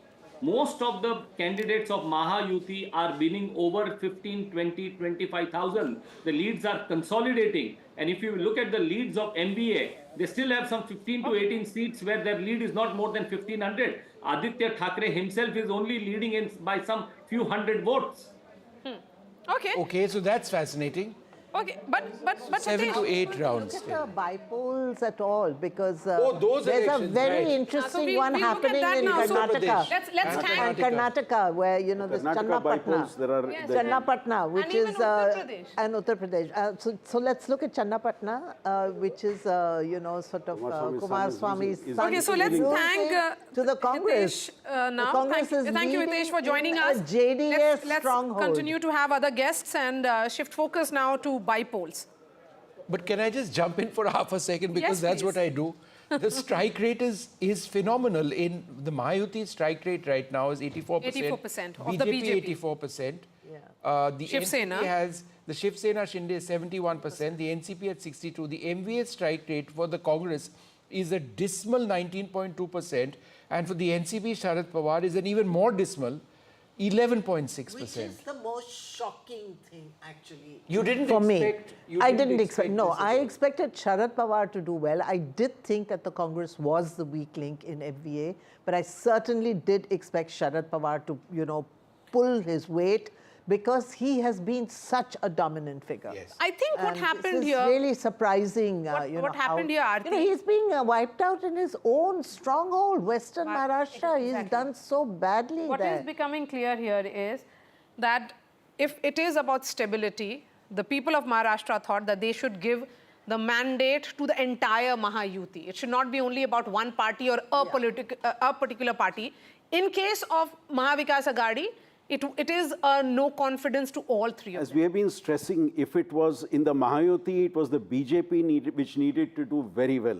Whereas in the case of the Aghadi, for any success to come to power, it needed all the three of them to do well. Okay, so first set of reactions coming in of Shaina, NC and Rahul Narvekar. Let's listen in. You know, I have never played divisive politics. I've tried to take everyone along in every sense. But having said that, there are certain parties that only appease vote banks and play pseudo-secular politics. I think we need to move beyond that. The time has come to only talk about development, and the younger generation understands that. और बापा के चरणों में यही प्रार्थना की है कि इस राज्य को महायुति की सरकार प्राप्त हो, जिससे राज्य की जनता को न्याय मिले और राज्य प्रगति पथ पे चलता रहे। मेरे हिसाब से 175 पौने 200 सीट महायुति जीतेगी। Okay, Rahul Narvekar there, who is the candidate of the BJP from Kolaba. He's of course leading. Shaina NC, from Mumba Devi. Let's switch that plate to look at her picture and what is her scene in Mumba Devi. It appears that she was of course fighting a tough battle. Whether she's trailing or leading, we'll know about it in just a bit. But you know, Rahul Narvekar, we have seen how. Okay, so she continues to trail at this stage. Yeah, so because this. So she was an import. She was an import from the BJP into the Shiv Sena. Factors here. BJP and the There are two factors here. One, she was brought into the party. Number two, it's a seat which has traditionally been with the Congress seat. Yeah. So now it is only Mahayuti all the way. As we look at 11 a.m. now, we can clearly see now that it is consolidating for Mahayuti. Mahavikas Aghadi at 55. A word now from Radhika. Radhika, you know, two questions to you. Where is Mr. Devendra Fadnavis? Is he in his constituency in Nagpur or is he in Mumbai? And what about the central leaders, you know, Bhupendra Yadav, Ashwini Vaishnav? Are they sitting in Delhi and monitoring it, or are they very much in their Mumbai office? You know, until yesterday, Bhupendra Yadav was in Mumbai. Devendra Fadnavis is in his residence, is what we are hearing. There is a possibility he will come to our BJP office where we are standing. Perhaps he may take a press conference. This is obviously, you know, although we're not calling elections yet, this is a, you know, the early leads are suggesting that it is a landslide victory of sorts for the BJP. You know, excellent strike rate for the BJP and very closely followed by Shiv Sena. So yes, Fadnavis expected to come to BJP office, not entirely certain when. Eknath Shinde also expected to make an appearance. Of course, Anuj is standing there where Eknath Shinde is in Thane, post which of course he will be making his way towards town, and there could be a joint press conference after things become clear. But you know, as far as the Mahayuti is concerned, the next step will be chief ministerial post. We know that both Shinde Sena as well as BJP have done remarkably well, at least so far as the initial lead suggests. If this is what the trend is going to be, and if it is the Mahayuti that is going to come out victorious, then it will be a discussion on who the chief minister is going to be. Remember, 26th is when the term is ending. So by 26th, if they have to take oath before 26th, on 25th perhaps, then they will have to come up with a name for chief ministerial position. Is it going to be Devendra Fadnavis? Or is it going to be Eknath Shinde? That is a question that will remain. But at this point, I'll just show you around. This is the BJP office here. A lot of movement, a lot of leaders had been going in and out of this particular place, holding small meetings and discussions. There is a huge projector monitor as well, which is showing results too. So this is where all the celebrations could also take place. Some time back, as I was pointing out, laddus were also brought in, which clearly indicates that they are sure of a victory even after multiple rounds that will complete in, say, an hour or two. So yes, this is the situation as far as Mahayuti camp is concerned. Certainly celebratory, victorious. Sanjay Raut in denial, saying there is foul play, this can't be it, these can't be the real numbers, or something he's been saying, which is expected from MVA, considering the abysmal numbers that are showing as far as the MVA camp is concerned. The picture becoming clear at 11 a.m. on the top of 11. In all 288 seats, of course, 6 to 7 rounds of counting is over. The Mahayuti are 223. If these leads consolidate into actual results, it would mean that Mahayuti is heading for a landslide victory in Maharashtra, never seen before in Maharashtra's history. So for the first time in perhaps several decades, a government would be coming up with a landslide victory. In Maha Vikas Aghadi, all the three alliance partners' strike rate is below 20% at the moment. The Congress, the Shiv Sena of Uddhav Thackeray, and also of NCP Sharad Pawar, all of them performing really poorly. And as far as the strike rate of Mahayuti is concerned, it seems to be in upwards. BJP at 84%, Shiv Sena of Eknath Shinde at 71%, and NCP at 62%. Before we go back to our reporters in Maharashtra, let's also at top of 11 o'clock talk about the situation in Jharkhand. Absolutely fascinating. At one stage, it appeared that the NDA was up ahead. But let's bring out the numbers on Jharkhand for a moment, and let's just go through it before we come across to our reporters. The India Alliance at this stage, and remember what is taking place in Jharkhand is a slower round of counting than it is in Maharashtra. The India Alliance is leading at 51. The NDA in 28. So the change is the India Alliance up 3, the NDA up 1 as well. The others that are a factor are down 4 from last time around. But again, very early days. My colleague in Ranchi, Prabhakar, joins us. He's outside the Chief Minister's residence.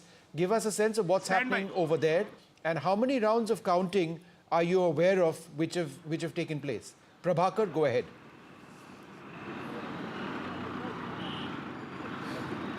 Yeah, the last update with us was of 4 rounds of counting, but the numbers are cementing now. And it's going India block way. We all know that the India Alliance is going India Alliance way. But we are parked right now at the Chief Minister's house.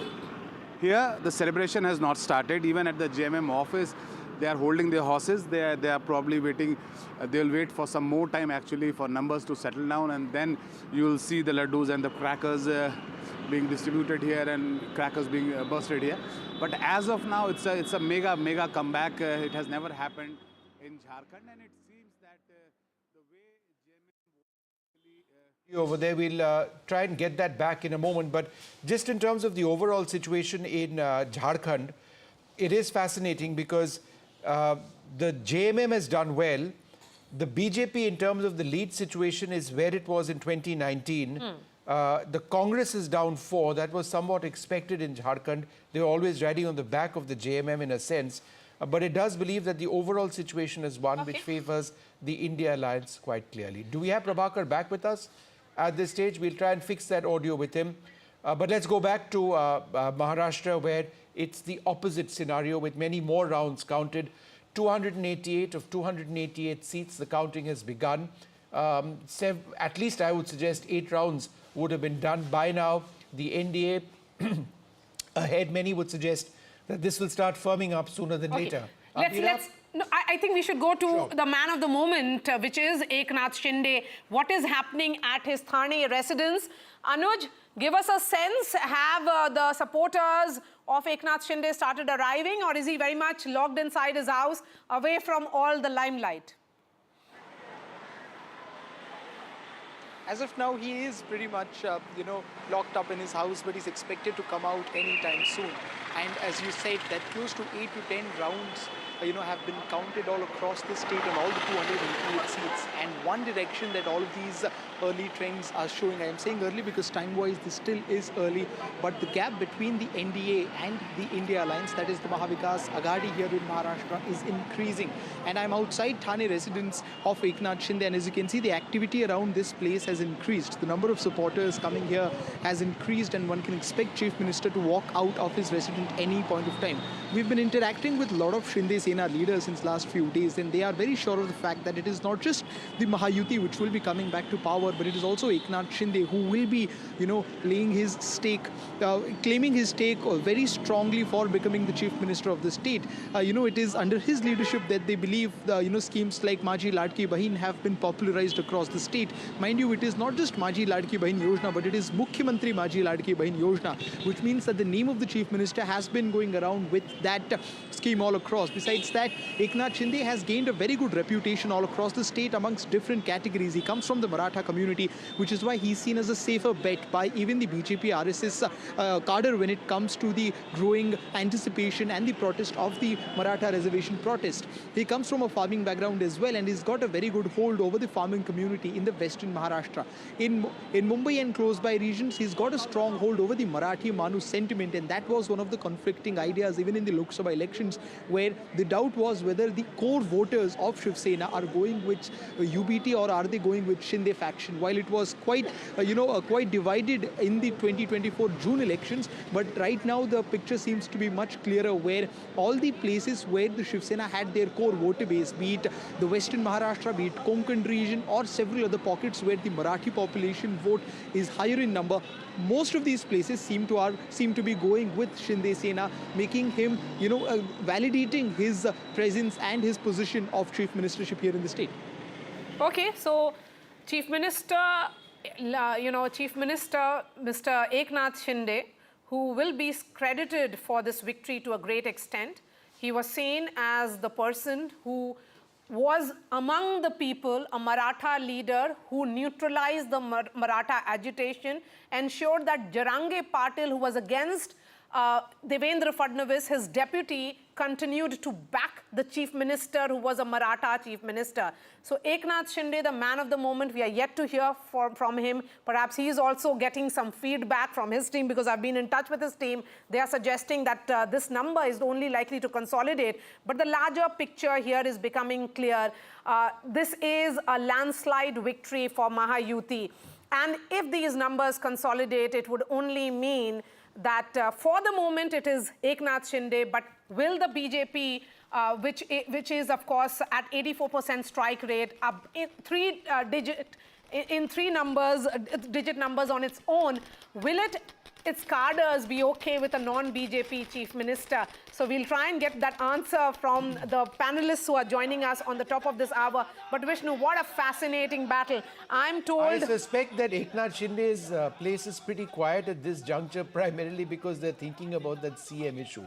Because with leads in a situation like this, more than 8 rounds of counting, if there is going to be a flip starting at 11 a.m. in the morning, it seems very difficult whichever way you look at it.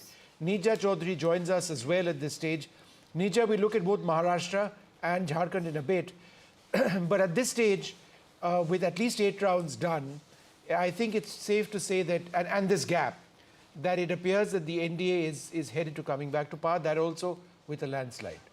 Yeah, I think given the gap that there is, it's a given. What is of interest is not that the Mahayuti is going to come back to power. What is interesting is who is going to be the chief minister now, given the convincing numbers that the BJP has. And remember, Maharashtra being, as we've often said, financial hub, corporate world is there, MNCs are there are development plans. Would the BJP now like its own chief minister? You know, Amit Shah had said this to Eknath Shinde at the beginning of the campaign, that we have made sacrifices for you, now we hope you will make the sacrifices.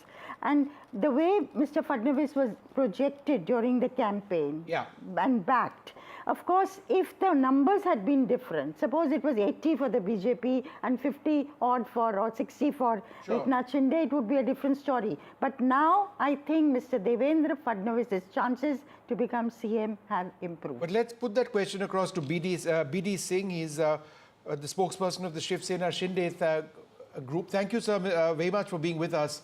I think at this stage, it's pretty clear where these elections are headed with the NDA at 220, 221.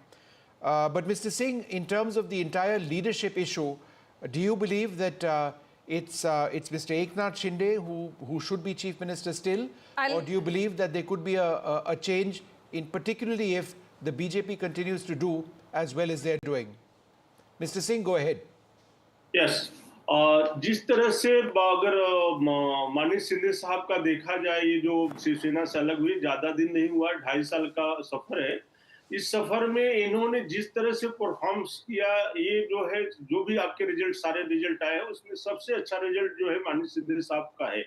और दूसरी तरफ से ये बोला जाए कि अगर असली शिवसेना या नकली शिवसेना की पहचान की जो सील थी, जो इलेक्शन कमीशन ने दिया था, जो है वो प्रूव हो 100% प्रूव हो गया कि असली शिवसेना माननीय शिंदे साहब है। और लीडरशिप के बारे में हम बात करते हैं, बीजेपी के जो लीड्स है इस वक्त वो भी काफी स्ट्रांग है, उन्होंने आपसे ज्यादा सीट्स पे कंटेस्ट किया है। तो अगर चीफ मिनिस्टर का पद के लिए एक बातचीत शुरू होता है आप दोनों के बीच में, आप लोग मानेंगे कि शायद बीजेपी का चीफ मिनिस्टर बनना चाहिए इस बार? देखिए, ये तो क्या है कि जो महायुति की सरकार है उसमें डिस्कशन होगा, डिस्कशन के बाद ही ये डिसाइड होगा कि कौन चीफ मिनिस्टर बनेगा। उसके बाद ही सारा डिसीजन होगा, क्योंकि ये जो है महायुति सरकार जो है काफी मतलब केंद्र से भी चलती है, तो उस पे मैं नहीं जाऊंगा। लेकिन ये है कि जो जिस तरह से मैं एक कमेंट और करूंगा कि जिस तरह से बाला साहब ठाकरे ये बोलते थे कि जो है अगर मुझे कांग्रेस के साथ जाना पड़ा तो मैं अपनी दुकान बंद कर दूंगा, लेकिन आज जो है उद्धव जी ने वही कांग्रेस के साथ जाकर के अपना शटर गिरा दिया। जी,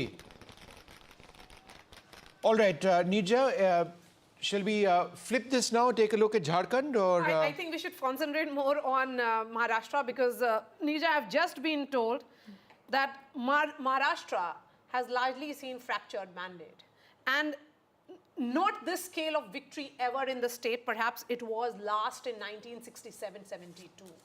I mean, this kind of victory for an incumbent of 2.5 years, and an incumbent which only 5 months ago faced a massive setback in the Lok Sabha. They did course correction, and then they have come back, and how? Look, I have only one simple, I keep saying this, it's one factor responsible for this, and that is women. Ladki Behan. In Ladki both the states. Behan and money. Mahila Samman and Ladki Behan. Yeah, in both places, women have emerged as a major factor in the electoral process of the country, as a constituency, that the way we not regarded them. And remember, money in the hands of women is different from money in the hands of men. That money has actually come in the case of... Money has come for 5 months in the Five hands. installments of 1,500 rupees. And Vishnu, I keep... 2.3 crore women. That's It's done and right. dusted. Absolutely. And I've said this several times. I did not meet a single woman who said, I have not got money. No. It was random. So implementation has been fantastic. So as it was in implementation Madhya has Pradesh been fantastic, earlier on. and this the people in the Mantralaya tell you. The Sure. officialdom tells you how hard they've had to work. Nija, let me ask you this. You know, I mean, it may be the women's factor which actually decides which way the election has gone, but there is a battle of identity which will be decided. Yes. Who's the real Shiv Sena? I have suggested that it's an existential question for both the Sena and the NCP. The women's vote we've focused on, and this being India's second largest state, the national sort of scenario over here, should the NDA win, it's huge. So let's talk about the battle of identity first. What would this potentially mean for Sharad Pawar, and what would this mean for the Shiv Sena with the Balasaheb Thackeray? Look, you cannot write off anybody in politics. So even Uddhav Thackeray, a very weakened Uddhav Thackeray, will remain there. And bide his time for the future. If people get disgruntled this side, they may want to move over. Sharad Pawar, it's now the last battle, and he's the patriarch of, you know, not just... Huh? Maharashtra, the tallest leader of Maharashtra. He's done his bit. There was sympathy for him last time, and that sympathy played out. Sympathy doesn't play out again and again. So yes, he will be there. Again, let's see what, you know, suppose you have a disgruntled Eknath Shinde's group and a disgruntled Ajit Pawar group. If they are not satisfied in the new government... We have been discussing that. Is there a possibility of a potential realignment post this result? With this kind of result, do you still sense realignment? No, you know, they cannot move wholesale and form an alternative government. And once you're in power, then it's that much more difficult to say, I'm moving to the other side. The other side has very little to offer you, whereas the ruling side has much more to offer you. Anil Antony of the BJP joins us. We also have Mr. Chavan of NCP Sharad Pawar. A massive setback for you, Mr. Chavan? Disappointment? Yes, definitely. It is disappointing and unexpected. Nevertheless, we humbly accept the mandate given by the people of Maharashtra, and we are committed to reflecting to the results with sincerity and introspection. Sir, this is what I can say at this moment. These elections? Is your party officially conceding these elections? You see, the thing is, the results are there in front of you, and I don't know what to react at this moment, because as I said, it is really unexpected for us. So we need to wait and really introspect. This is what I can say at this moment. All right. Let me go across to Mr. Antony. You know, extraordinary leads, and if these leads translate into results which will start happening anytime now, then, you know, we need to look at the next stage. That would be government formation. Now, we've been debating this for the last hour or so. You've had an excellent Chief Minister in Eknath Shinde. However, you've done extremely well in these elections yourself. The BJP has done extremely well. Would your cadre demand a Chief Minister from your party? Thank you, Vishnu. First of all, the Bharatiya Janata Party would very categorically say that this is a great day for India, not for India Alliance, but definitely for India. For India, this is a great day. Maharashtra was one of the states where during the Lok Sabha elections, the opportunistic India Alliance had done better than what they had expected, where almost 30 seats went to the Alliance and 17 for NDA. But within 5 months, we have come back in a very comprehensive manner. There's a win for our people's desire for a double-engine government and people's faith in our Prime Minister. Now, talking about the government formation, first of all, again, let us not forget the fact that we went as a formidable alliance. We had 3 major players, and even though we have 3 major factors, and irrespective of the numbers, we went together as an alliance, and the people showed full faith in the alliance. It was a victory for the state units and also the desire of the people to have a double-engine government in Maharashtra also. So after the election results, the leaders of all the three parties will speak to each other. They will be, our central leadership will also be speaking to the our two alliance partners. And finally, one thing we can assure is that we will have a government, a very stable 5-year government that will be ensuring that the welfare of the people of Maharashtra and the development of the state you will be kept in looking at priority, Maharashtra and because that a is 5-year the big government, prize. a stable government will be there. But what about Jharkhand? You know, it seems that the tribals who did not vote for you during the Lok Sabha polls have again not gone with you in these elections. Although it turned to be a different picture completely in Maharashtra. But in Jharkhand, you'll have to work a little more on the tribal voters, that constituency which is still not convinced with your policies and ideas.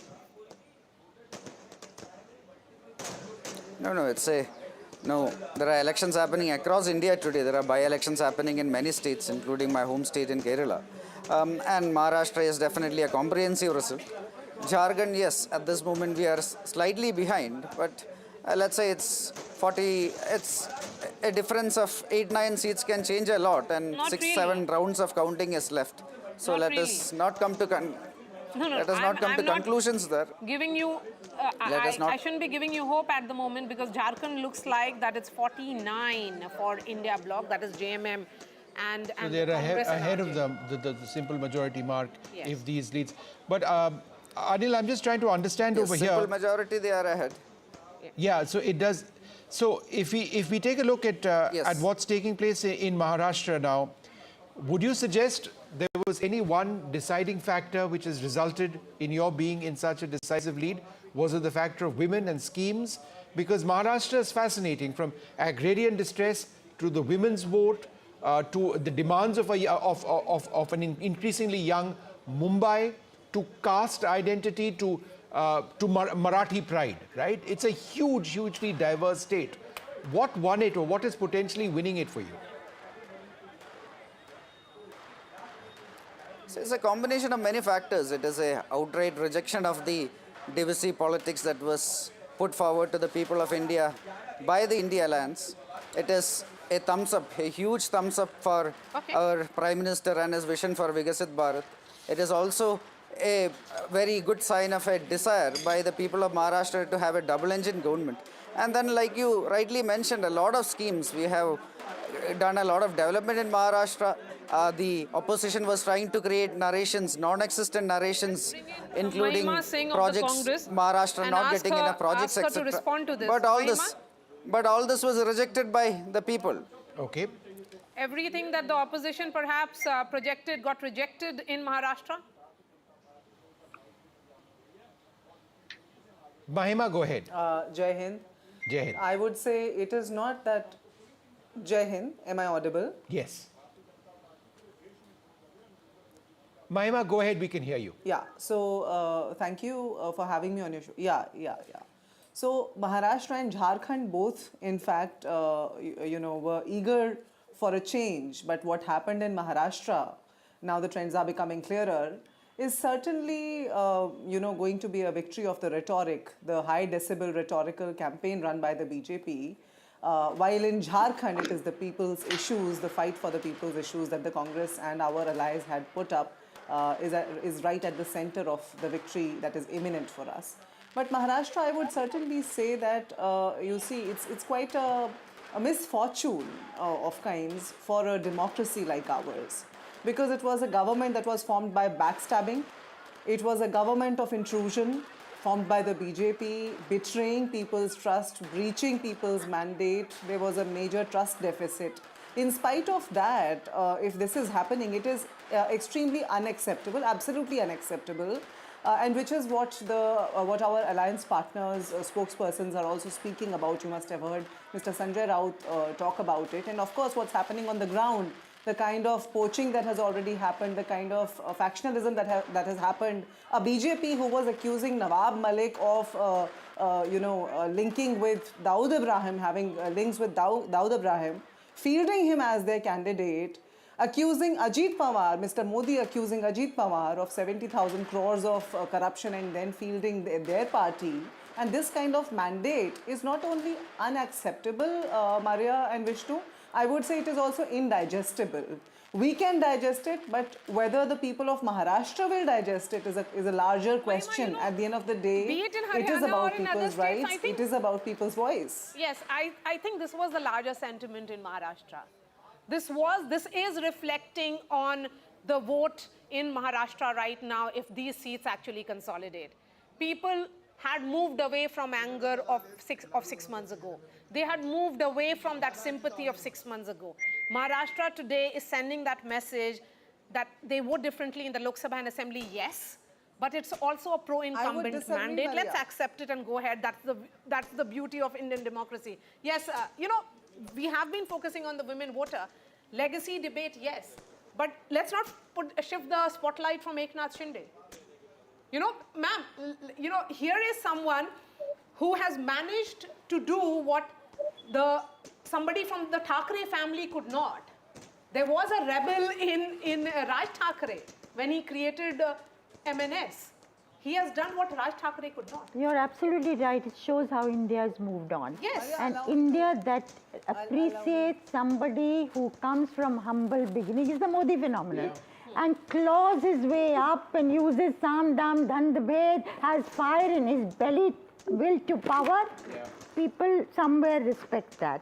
And therefore, you compare it to entitlement. You got it, through the family Rija, name. if I can jump in, what I find the most amazing part of Eknath Shinde's journey is when the Shiv Sena split, there was the entire hotel drama taking place. He broke the party. Nobody thought it would work. People thought that this is just going to be utterly disastrous and all these Shiv Seniks are going to come back to the main group, as it were. He took them to Goa first. From Goa, he went to Assam, came back to Goa, put them on a bus, came back. He became chief minister and might well be chief minister once again. It is an incredible performance. Where does this leave the original Shiv Sena? You're right. I mean, it will be very difficult now, if they are in power, for them to even think of splitting. Much more difficult to move back to somebody who's not got power. It could be the other way around. I mean, It could be the other way around. Also with the NCP, let's Yes. see. Even though there's Sharad Pawar this side, and he's known to pull things out of the hat at various moments, but still, would people go to a group that is in power with all the loaves and fishes that's going to offer and perks that it's going to offer to them? So, and with, of course, Ajit Pawar was leading, and one expects him to win in Baramati, actually. Yes, Because but Neerja, again, that was the sentiment that during the Lok Sabha it would be Tai and during the Assembly it will be absolutely, Dada. I came across this That was the myself. sentiment, and that also Mr. Ajit Pawar believed in, that fielding और लोग कहते his थे wife ना- against Supriya was a mistake. No, not only that, every single person who was opposed to him for him would say, "Kaam to kiya hai." Kaam to kiya hai. So that was an Five-term acknowledgement. MP, five-term MLA who has delivered on the ground. So, but overall, Ajit Pawar's performance may not be as good as Eknath Shinde's. So, will this be the same troika that will return in Maharashtra politics with Eknath Shinde and his two deputies in Devendra Fadnavis and also Ajit Pawar? That remains to be seen. But we have Mr. Singh of the Shiv Sena joining us. What's your assessment? Yes जो है जो शिंदे साहब का जो जमीनी ये था इससे पूरा इलेक्शन में दिख रहा है और जैसे इसमें मैं ये देख रहा हूँ कि भले बड़े भाई की भूमिका में बीजेपी है लेकिन क्या है कि जो है जो इंडियन कल्चर है इंडियन कल्चर के अनुसार जो है बड़े भाई हमेशा छोटे भाई का ध्यान देते हैं जिस तरह से राम का राज्याभिषेक होते होते उन्होंने भरत जी को राजगद्दी पे बिठाया था इसी तरह से हम लोग उम्मीद करते हैं कि छोटी भाई का भी बड़े भाई ध्यान रखेंगे Okay. I just want to, for our viewers joining us now at 11:26 a.m., let's just quickly go through what the scene in Maharashtra is and also in Jharkhand. Let's remember in Maharashtra, the magic mark is 145. That's what they are seeking right now. The NDA at this stage is more than double that of the MVA. At 221, I think it's safe to say that they're going to be forming the next government in the state. at least 9 to 10 rounds of voting would have taken place. The BJP, the dominant party in Maharashtra, they are up 23 compared to last time in terms of leads. They are at leading in 128. The Shiv Sena up 12. And this is the Shiv Sena affiliated with the BJP, the Shinde Sena at 53. The NCP is down 5, but still at a commendable 36 in terms of their leads.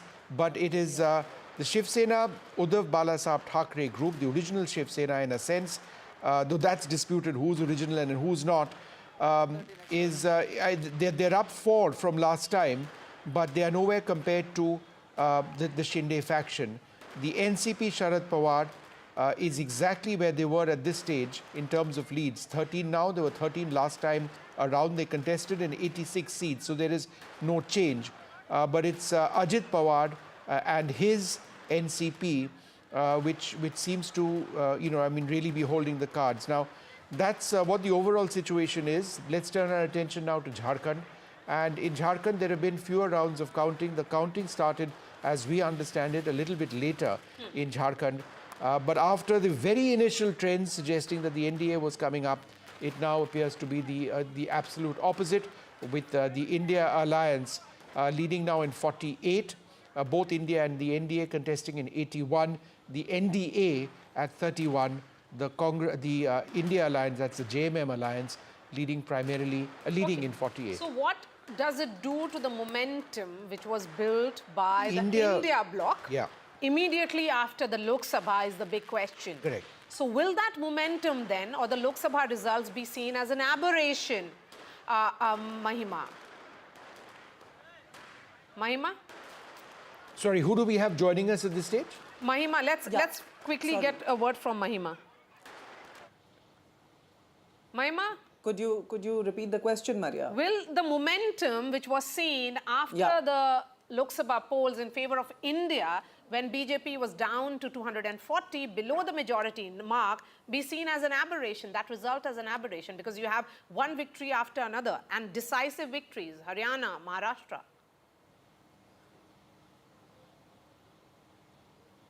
I would, before I delve into your question, Maria, I would actually, because I was looking at the Jharkhand trends and, the leads that we are getting there, it's quite interesting because the kind of high decibel campaign the BJP ran with Hemanta Biswa Sarma at the helm of it as the ambassador was quite intriguing in an uncomfortable, in a rather adverse way. Yet what you see in Jharkhand is a victory of people's rights, people's issues, and that is what we expected in Maharashtra also. Lok Sabha was not an aberration. Rather, it was the reality. You see, the BJP had upset its ideological father, the RSS, and that is when you saw the real people's issues come to the fore. This time around, whether it was Haryana or the Maharashtra, BJP, which was a few months ago telling the RSS to take a back seat because the BJP can stand on its own feet now, is actually, having to rely upon the appendages of its allies that it has broken apart, it has excoriated to the extent of, extinction of the real ideology. So the BJP, that is basically the khichdi of BJP, which is being cooked today, which apparently is gaining these leads today, is setting in a major identity crisis in our society in the forthcoming years, Maria, and that's worrisome. And why I'm saying this is because, as I said, it is a misfortune. It is unfortunate, the kind of trend we are seeing, whether it was Haryana or Maharashtra, because people will not accept the results. Although the BJP may have succeeded, the Congress may at the end of the day go back to its drawing board. Our alliance partners may go back to our drawing boards for Maharashtra while we celebrate Jharkhand. Sure. But at the end of the day, it is the people whose trust was backstabbed by the BJP. Yeah. I wanted to go back just briefly to Nija. Nija ji, let's look at 4 or 5 key factors in these elections. A, there's a thumbs up for the Prime Minister's infrastructure push. Obviously, the women's scheme, the Ladki Behan scheme, Ladki Behan, Ladki Behan, right? That's done. Okay, that's done dramatically. Ladli, that has become Ladki in Maharashtra. In Maharashtra, that's done well. Shinde has settled the issue within the Shiv Sena on the legacy debate.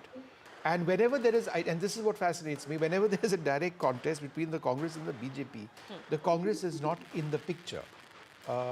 What does it say about the Congress in these direct contests, I mean, from a national standpoint? Well, I think if you look at it, the Congress tends to drag the alliance down. And now look at, Jharkhand, they're saying 5 RJD people are leading. They got 60 tickets. Right. Congress got 30. Now I think it's not so bad that they're leading in 13. Earlier the figure was much lower. So final figure will be interesting. But overall that is correct. So I think Congress, even though there may be a sentiment as in Jharkhand, does not seem to take advantage of it as it should. And is not the dominant party. It's not the dominant party. Even if you look at Jammu and Kashmir, we don't talk about them. They were supposed to do much better in Jammu. They've not. They hardly. The question was whether they would get any births at all. Organizationally, they are so weak that I think that's where they need to, put their effort. Also, sometimes I feel Congress has forgotten how to work hard. It's become a drawing room party. In fact, congratulatory messages, Neerja, have started now. Who's congratulating who? Yeah, first set of visuals coming in now of Devendra Fadnavis being congratulated by his mother. But let me bring in Radhika now. Radhika, so, should we expect some kind of a big celebration in Mumbai office? Or will the leaders be going and collecting their certificates and then postponing it and letting the Delhi office have all the spotlight, the BJP headquarters where Prime Minister is expected later tonight? 7 p.m., right? Yes. Well, certainly there will be celebrations at Mumbai office, which is why I showed some of those laddu boxes. At some point, that has to be kept out, that has to be taken out. So that will be expected in a bit from now. Yes, Devendra Fadnavis is certainly celebrating in his residence. So those are the visuals from his residence of his family member, his mother, calling him and congratulating him. And this is the movement, or rather the activity at BJP office here. We just saw Vinod Tavde a while ago in this particular place, which is a BJP headquarters. He will be taking a press conference in a bit. In fact, he spoke to us off camera. He did speak about, of course, he did not speak about the allegations against him, but he did speak about the factors that have been attributed to the victory of BJP and Mahayuti in general. So far as the schemes are concerned, be it the Ladki Behan scheme, some of the farmer-centric schemes that have been announced, and the hard work put out by the leaders just ahead of elections, be it in terms of organizational structure, be it in terms of, coming out with numbers, the candidates, seat allocation, all of them being done in a structured manner, which is what led to the victory. And besides that, he also pointed at how Shinde Sena took the legacy of Balasaheb Thackeray forward successfully, which was abandoned by Uddhav Thackeray, which did not go down well with the people of Maharashtra. So these are some of the reactions coming in. Vinod Tavde inside, more leaders expected here. Devendra Fadnavis also expected to take a press conference, perhaps a little later, once things become clear, once, multiple rounds are over. That is when that will happen. And in Worli constituency, very interesting. Radhika, any idea on the number of rounds which have been counted so far? Because at this, we should be in a situation soon to call this election, particularly with this gap. Do we have an idea of the number of rounds? I think in both the states now. Radhika, any idea of the number of rounds? What I'm hearing is at least about 8 rounds have been completed. No, but that's been going on for a while. Okay, so let's listen in to the first reaction that is coming in. Devendra Fadnavis in conversation with his mother.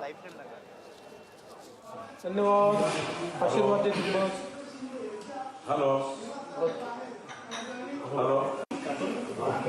मी येतो संध्याकाळी येतो आता इकडून सगळं निपटवतो मी येतो हा मी कळवतो तुला यस चला धन्यवाद आशीर्वाद दे तुझे हॅलो हॅलो मी येतो संध्याकाळी येतो आता इकडून सगळं निपटवतो मी येतो हा मी कळवतो तुला यस चला धन्यवाद आशीर्वाद दे तुझे हॅलो हॅलो मी येतो संध्याकाळी येतो आता इकडून सगळं निपटवतो मी येतो So let's listen in now, and And Radhika, just what exactly is the conversation that's in Marathi? Please translate it for our viewers.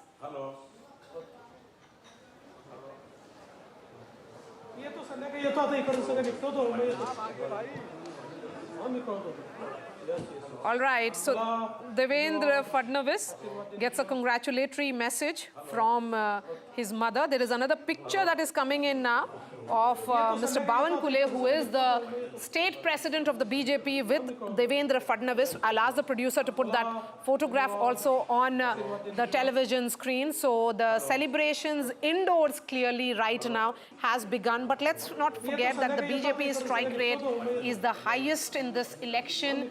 Their tally is much above the entire MVA, twice the MVA, and also the combined strength of their own alliance partners, that is the Shiv Sena and the NCP Ajit Pawar. So Mr. Bawankule and Devendra Fadnavis exchanging a hug, embracing each other with joy. That picture will be coming up as well.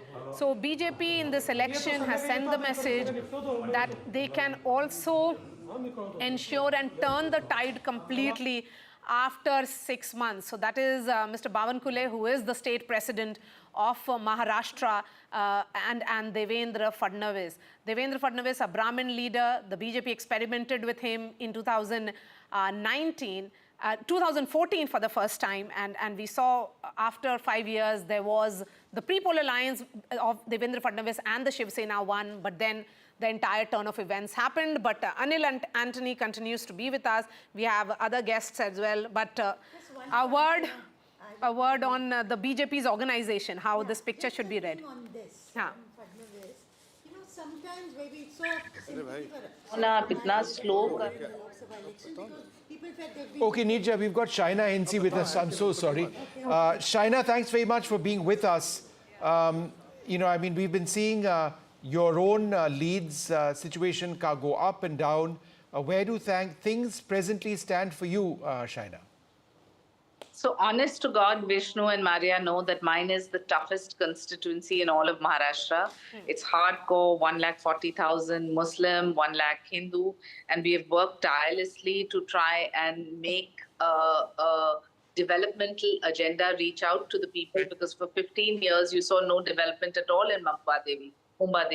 No cluster redevelopment, no schools, no colleges, even water, electricity issues, sewage, parking, the works. I mean, it's really the most congested constituency.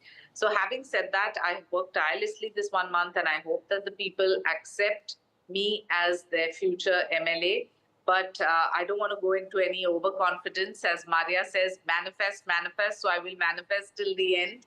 But having said that, I think the work done by the Mahayuti has really impacted lives. If you look at the Chief Minister's Ladki Behna Yojana, where 2.5 crore women have got 7,500 rupees directly into their bank accounts, this is incredible, as has been with the Ladki Behna Yojana, even in Mumbai Devi, where 40,000 women have got money in their bank accounts, and of which 15,000 are Muslim ladies. So obviously, this kind of work percolates down to the poorest of poor, and that makes it part of stunning Mahayuti sweep, because but historic Shaina, let me mandate. ask you this. You know, your own personal journey has been quite interesting. You've been for years and years with the BJP. You've been a spokesperson of the BJP. You've grown within the BJP ranks. Now, of course, I have to remind myself that you aren't in the BJP or in the Shiv Sena, and despite the color of the sari that you're wearing. So what I must ask you, therefore, is, I mean, your own political journey. Do you, in a sense, regret the fact that you aren't still in the BJP, or was this a natural progression for you? Or maybe an understanding for you to be fielded on a different ticket, because you realize that Shiv Sena was better placed than BJP in that constituency? No. I don't think any of these speculative questions have an answer, because this is the Mahayuti leadership that decided that I should fight from Mumbai Devi, and I have adhered to it. And I thank the Honorable Chief Minister for the opportunity, irrespective of it being the toughest constituency, because I truly believe that if we can make it here, this is going to be history in India. 15 years you have had a Congress MLA who has done absolutely nothing for the constituents, and that is apparent, because if you go to the constituency, you see how backward it is. And I don't say this with pride, I say this with shame, because we as an inclusive society should make sure that every constituency gets the basic infrastructure. Sure. So I think the decision of the Mahayuti to field me is something that the leadership has decided, but it's like going from one house to another. The joint family continues to be the same, and the ideology continues to be the same. We haven't flunked the ideology. Just be We with us, haven't Shaina, abandoned for half a second. A little bit of breaking news, which I noticed a little while back. Professor Shastri, interesting. Bengal, 6 bypolls over there. The Trinamool leading in 6 out of 6. It comes on the back of the entire RG car situation. There was an expectation that it might hit Mamata Banerjee very hard. If those leads translate into results, it would be significant because she faces huge troubles in Bengal right Vishnu, I think by-elections need to be seen from a totally different lens. Very often the ruling party in the state does well because of the specificities of that by-election.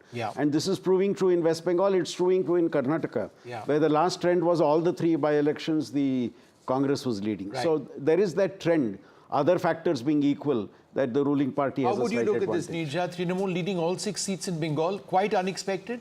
No, not. I agree with him. The incumbent government has the advantage as far as bypolls go. And that's the case in UP also. We are seeing happen, and in West Bengal.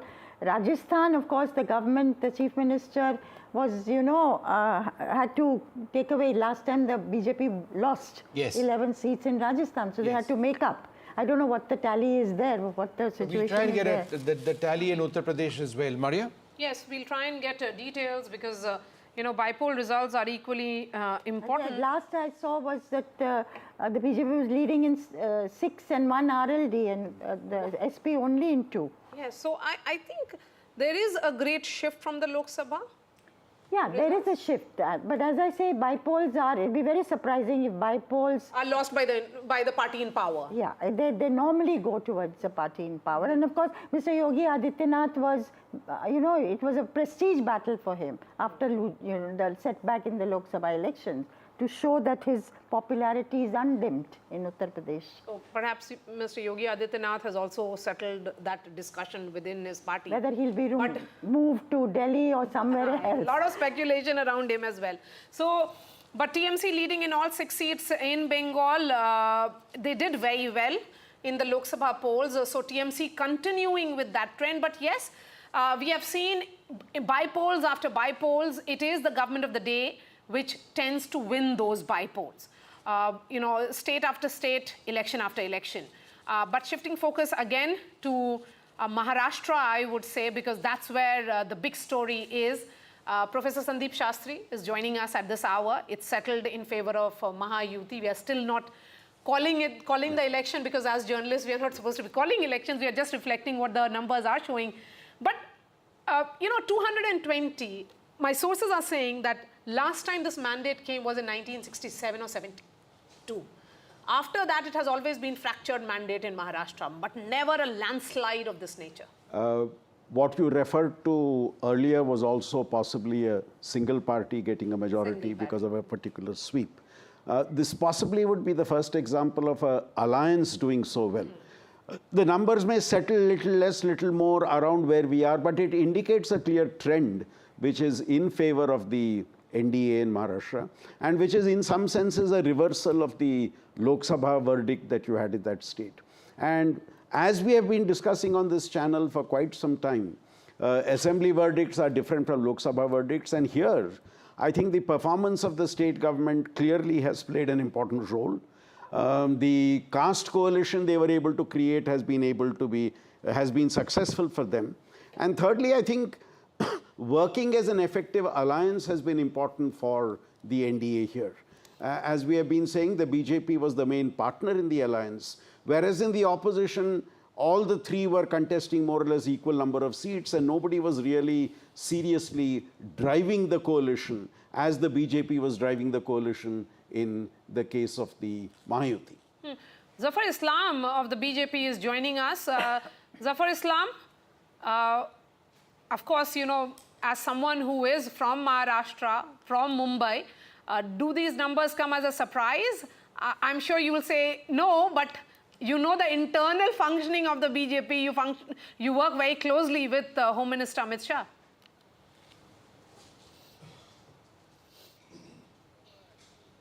If you see my tweet in this morning, rather I gave it by to ANI and that was aired on many channels.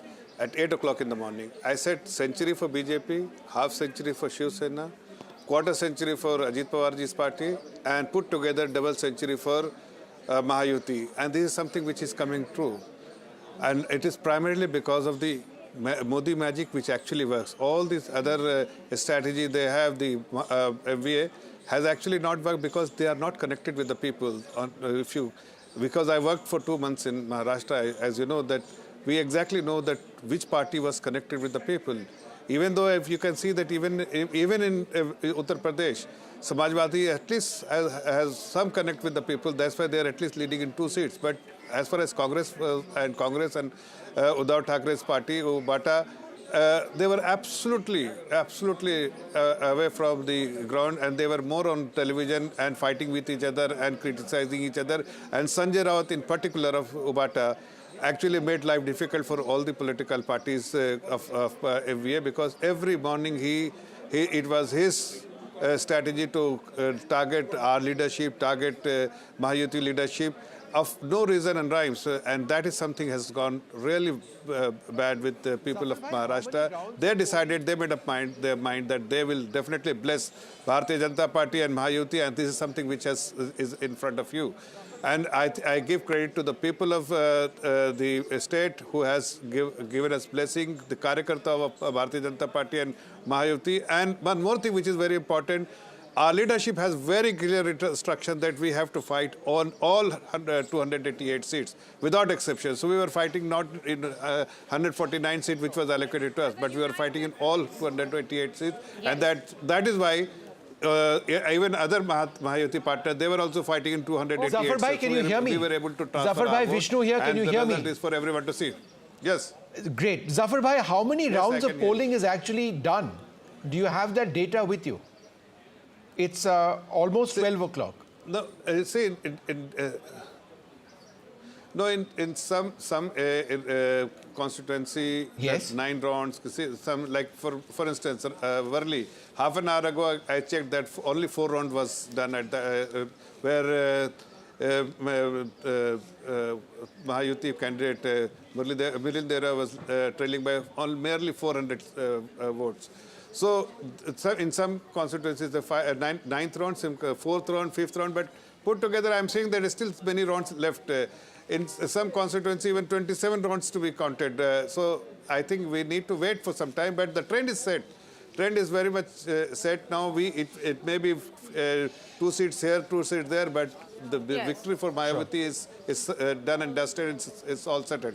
Yeah, so it's a massive victory. I mean, 219, and there is this analysis, which is an interesting analysis, that Sharad Pawar's party has 15 seats as of now, leading in those seats. This is Sharad Pawar's worst ever performance in his political career. He has a strike rate of just 11.6% in 2024. I mean, Sharad Pawar, the doyen of politics, someone who's known to be making multiple comebacks. But there's another piece of breaking news, Maria. Yes. That big breaking news is that the exit polls got it right. Can I give you one statistic? Yes.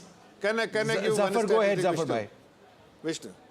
See, so the strike rate, since Maria was talking about the strike rate, BJP has strike rate as per the current 84%. 86%. And Congress has 86%. Okay. Congress has 19%. Shiv Sena, Shinde group, 71%, as against Shiv Sena, Ubata, 21%. And NCP, Ajit Pawarji is 62%, as against 12%, 11.6% of NCP Sharad Pawar group.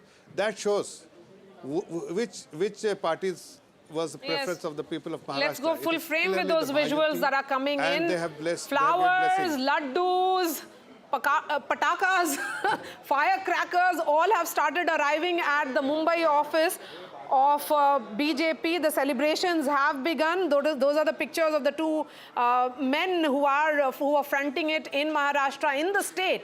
Devendra Fadnavis and Mr. Bawankule, who is the state president. You can see Prime Minister Modi's picture and also Mr. Nadda's and image. Devendra Fadnavis. And Devendra Fadnavis. Very much the man of the moment as well, in all of this. Along with Shinde. Yes, along with Eknath Shinde. You can see Devendra Fadnavis and Prime Minister Modi's image together. But across Maharashtra, when I was traveling, I did see both of their images on posters. So if it was a big picture of Prime Minister Modi, Devendra Fadnavis was also there. Although his own personal acceptability may not be high, particularly in Marathwada because of because of the Maratha agitation, but largely this kind of victory requires togetherness or strategy working at multiple levels. I think two levels, I would say. The RSS is back with the bank as far as campaigning went. Door-to-door distribution of checks. I think they, unlike the Lok Sabha elections, when they held back, that's one factor. And I think the RSS may also have a say in who becomes chief minister. Number two, I wonder, was there an inherent sympathy for Devendra Fadnavis that manifested itself for this chief minister who was downgraded to deputy chief minister? And somewhere people have voted for the BJP. Was there a factor like a vindication of his honor? I do believe that despite all of the arguments and debate that we've had, that it will be Devendra Fadnavis as the next chief minister. It seems unlikely that it wouldn't be the case. Vishnu, in a poll that we did, when we asked people, are you voting for party candidate or leader? Nearly half the respondents said candidate. It's the candidate who makes the difference, then the party, and then the leader.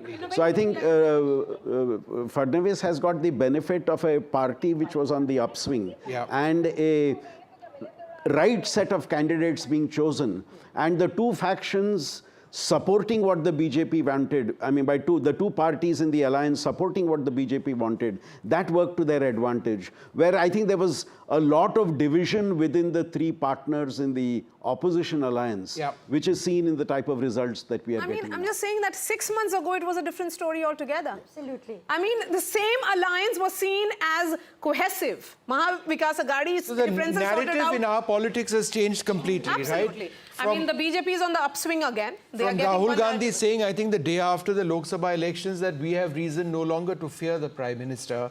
Then, campaigning hard and yet losing decisively in Haryana, doing very poorly as a party in Jammu.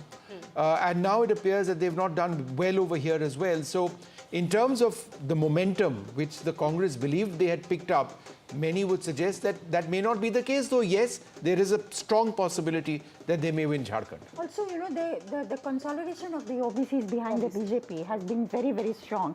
And possibly the consolidation of the Marathas behind the MVA has not been that strong. Marathas behind the chief minister, perhaps. Maratha chief minister. There is a split in the Maratha. See, the Maratha vote last time was consolidated with the Aghadi. But now with the projection of the Maratha chief minister and Shinde being very visible in their campaign, I think a segment of the Maratha vote, a big segment has shifted to the And perhaps alliance. the fact that he appeared to be more sincere by giving that 10% reservation which got passed by the Maharashtra Assembly. And nobody else has taken any other position. Nobody they said in excess to 50%, we'll give 10%. They're not agreed, any of them, to making them, in the Kundi vote. Yes. All right, let's take a look at what the overall situation is, and let's have the strike rate numbers up as well. We are gradually getting to a scene where the trends are now going to fast become results, and it appears quite clearly that the NDA is winning Maharashtra. Devendra Fadnavis is likely to be the next chief minister. We would wait, of course, for a formal series of conversations between the alliance partners. Vishnu, you spoke too soon on Devendra Fadnavis becoming the chief minister. For the moment, it appears that the BJP could very well go with the same formula of having Are you hearing that? Are you hearing that? That clearly has been the indication as of now. All right, so we'll see where that goes. But for now, that's what the situation. No, they haven't said it, but the indication. I got an indicator that it could be Fadnavis. Maria, we'll go with her word. She covers this much closer than I do. But we're going to take a short break, and then when we're back, when Team NDTV is back, we'll be looking closely at Maharashtra and Jharkhand. in many ways an equally fascinating election, but one that seems to be headed to the India alliance. We'll take a short break. There's more coming up.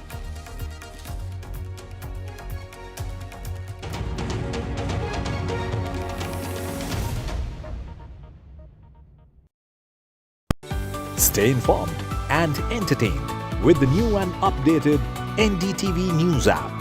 You can watch all our channels live, listen to podcasts, read breaking, and I swipe it there.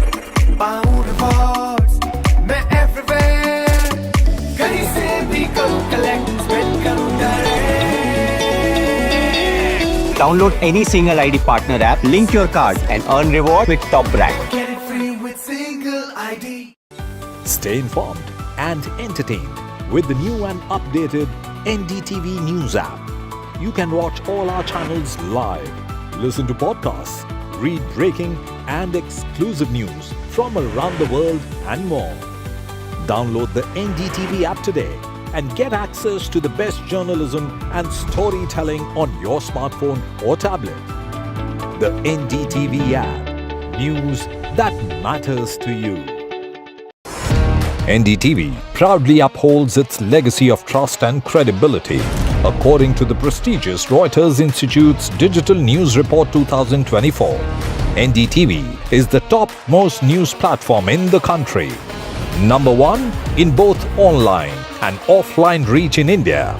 Beating all its competition, NDTV stands for trust. Hello and welcome to India Sense, where I speak with global opinion makers. The United States has made a strategic decision over the last 20 years to move closer to India. Our $7 trillion economy seems a perfectly conceivable number. If you want to be a national party, it's that you sort of accept the way the world is rather than want to endlessly hark back to how it was. Modi is promoting the digitization of the economy, which is accelerating growth in the country. It's a web of frauds, calls, luring emails, threatening messages. Cyber frauds have cast their net wide and everyone is at risk. We track the victims, their horror stories as they get conned online, extorted and robbed of their hard-earned money. How to identify a cyber fraud and how to stay cyber safe. What are your options? Fraud.con, NDTV initiative for cyber safety. Only on NDTV 24/7. हम ये चुनाव विकास के मुद्दे पर लड़ रहे हैं. Let them come for an open debate with me. I've challenged Eknath Shinde multiple times. Congress is in the worst situation in this state. Mahayuti में भी इससे ज़्यादा dispute है. Everything is fair in love and politics. Vote देने वाले ही जिताने वाले हैं ना. So we worked on 4 options.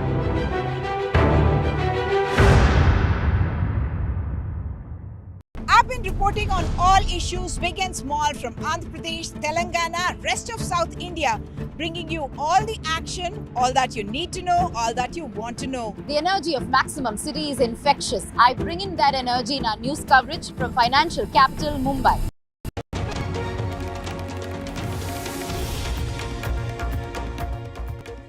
Good afternoon, everyone. The Mahayuti is poised towards a comfortable victory in the state of Maharashtra. It's a restive state that has not seen one party touch the majority mark on its own in the last 5 assembly polls. And in the last 5 years, it has seen 3 chief ministers, 4 deputy chief ministers, multiple wars for symbols and names. But leading in over 127 seats, the BJP also seems to have really put on its best performance. But how does that change the dynamics? What are the large implications of this win? All of that is going to be keenly watched.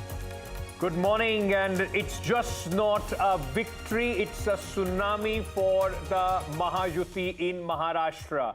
I mean, for all those who were thinking it's going to be a keenly contested match, just take a look at what's happening at this moment. If you talk about the MVA, I think it's that's the man of the moment at this moment, isn't it? What's the Devendra Fadnavis with the BJP president of Maharashtra, Mr. Bavan Khule.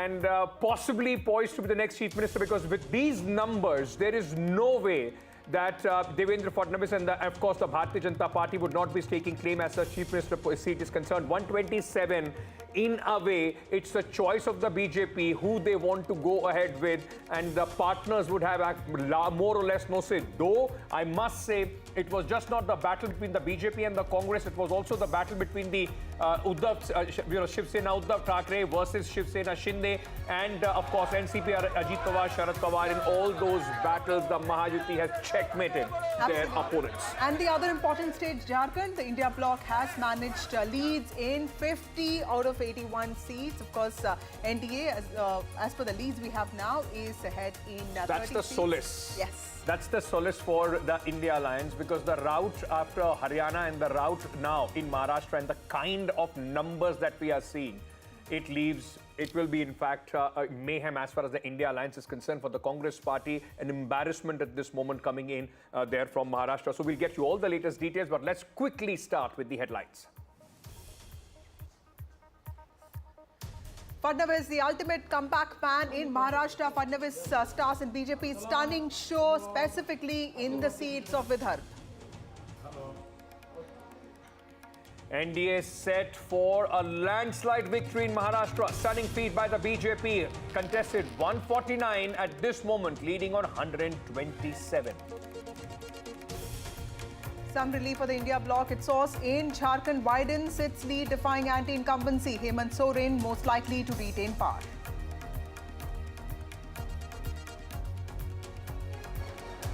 And in Wayanad Bypolls, as expected, Priyanka Gandhi on her way for a stunning debut, leads by a margin of over 1 lakh votes.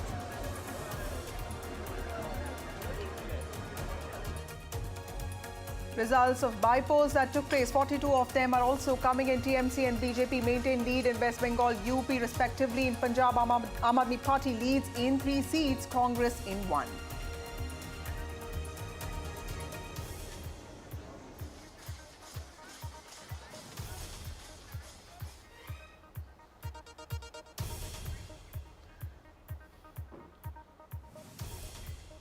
Well, the Mahayuti seems to be all poised towards a comfortable victory in the state of Maharashtra. Remember, it has been a restive state. It's been a state that has seen a lot of political developments in the last 5 years. But this was a battle that the BJP and its allies took head on. Of course, in 2024 Lok Sabha elections, the party faced a major setback. Mahayuti won just 17 out of 48 seats, with the BJP putting on the worst performance. But now, tables seem to have really turned, and it is in Vidarbha that the party has performed really well. In fact, not just Vidarbha, also in Marathwada, also in North Maharashtra, specifically Nashik, and also West Maharashtra, and specifically in Konkan. It's the BJP and its allies that have put on a good performance. Absolutely. It's all regions, and that is reflective exactly on the numbers that we are seeing at this moment. 225 is what the Mahayuti is leading at. So it is across Maharashtra and riding largely on what the game changer scheme was, the Ladki Bahan Yojana, and then of course the massive election management of the Bharatiya Janata Party at its best being displayed as we talk about these numbers. In just about 4 months from the Lok Sabha elections, the reversals, and the way, in fact, in all the areas where the party was weak, whether it is now the reversal of the Dalit vote coming to them. Look at it, even by the context of the Dalits, the OBCs, even the Marathas, the Maratha agitation impact also not at this moment denting the party. So where on the one hand, the MVA thought that after the elections result of the Lok Sabha, their victory was given. The BJP and their allies went back to the drawing board, completely different strategy, and riding on the back of the women vote of the Ladki Bahan Yojana have stunned with these results. And also, I think, Ankit, the most important takeaways would also be the fact that apart from the Ladki Bahan Yojana, the BJP also took a lot of corrective measures and took its allies along with it. And there was a lot of focus on the Maratha factor, which was in some ways reflected in Eknath Shinde's leadership. And like we were talking before the show began, Eknath Shinde also projected himself as this common man, somebody who understood, issues of common people, contrasting that with the image of Uddhav Thackeray, completely accessible person, somebody who threw the doors of Varsha open to common people. So completely, a lot of these, it's a battle of perception in Maharashtra, and that is where the Mahayuti seems to have really pulled it off. Let's go across to our colleagues right now. It's more or less the results, the leads have settled, and this is how the result would look like, more or less, barring a few seats up and down. Radhika joins us from, this moment from BJP headquarters, where a lot of action, Radhika, behind you. Jitendra is also joining us. Let's very quickly first go to Radhika. Radhika, the BJP, asked the voters, their supporters there, their karyakartas, I'm sure they didn't expect to wake up to this result this morning, isn't it? It's an absolute tsunami. Absolutely. It is an absolute tsunami, a landslide victory of sorts. Of course, a lot of people did predict a Mahayuti win, but maybe not this kind of a win. Even pollsters, some of them did predict a Mahayuti win, but not perhaps a 220 odd seats. That was something that none of the pollsters predicted. Nobody really wanted to take a chance with that. Even Mahayuti didn't predict. The leaders said it could be 180, 185, but not beyond that. Let me show you where I am. Yes, I'm at BJP headquarters, and as you can see, these are the flower decorations that have been put up. This was put up just about half an hour to an hour ago. Flowers here, and of course a huge banner has also been put up by the BJP just about 10 minutes back. This poster, or rather the banner, has been put up, which says that this is a great victory for the BJP, for Mahayuti, and a huge round of congratulations to all of the winners. That's what the banner here says. And saffron wave is what we are seeing outside the BJP office. BJP flags all around. This is the decoration that just started coming up about half an hour back. Flowers all around, BJP flags all around, and banners in every corner of BJP office. And a lot of karyakartas are here in and around. They were seen sloganeering as well. I will try and go across to some of them. But this is the scene here, and predictably, expectedly so, considering the landslide victory that we are talking about. It is a clean sweep for BJP. Very few seats lost by BJP, and it obviously puts the MVA in shame, and obviously a time for them to perhaps introspect.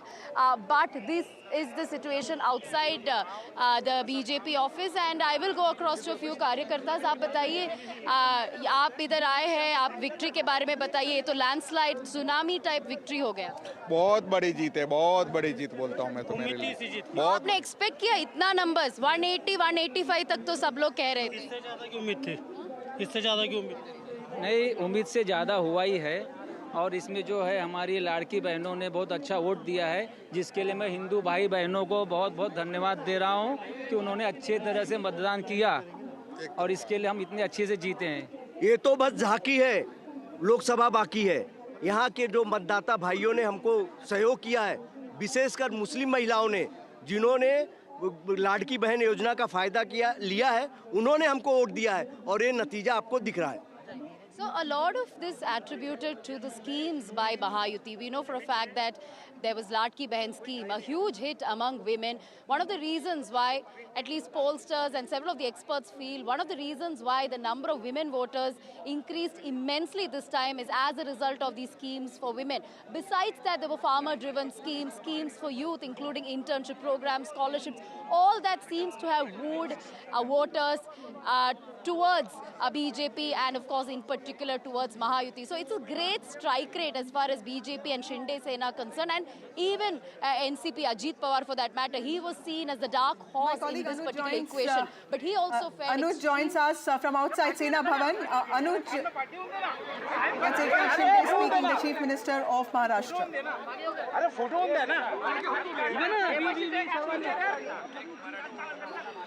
The Chief Minister is also leading from his constituency, Kopri Pashpakadi, and also a strong man there, a Maratha strong person. But of course, the BJP doing well on its own this time.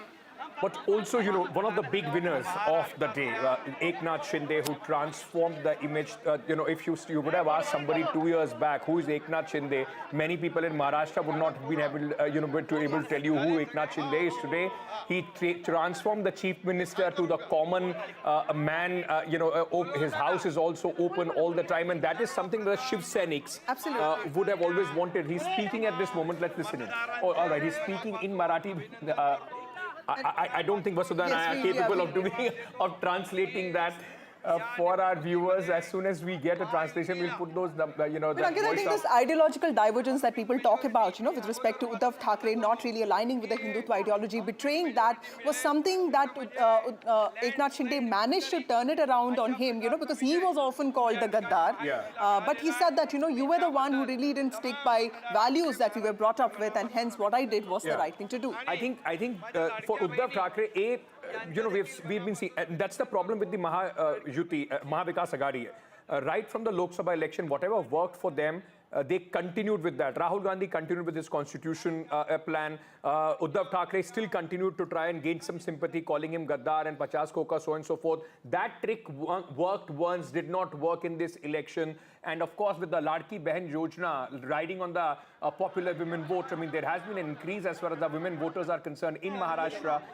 And Eknath Shinde, he was able to present himself as an absolute contrast to what Uddhav Thackeray was standing at. And if this election was in any way a referendum on who the real Sena is after the Lok Sabha, possibly the voters, especially the Marathi Manus, who the Uddhav Thackeray faction was banking heavily on, has answered that. Like, somebody in the BJP told me that Maharashtra does not need mass leaders. Like, if you talk about Yashwant Rao Chavan or Shankar Rao Chavan or Mr. Nayak or...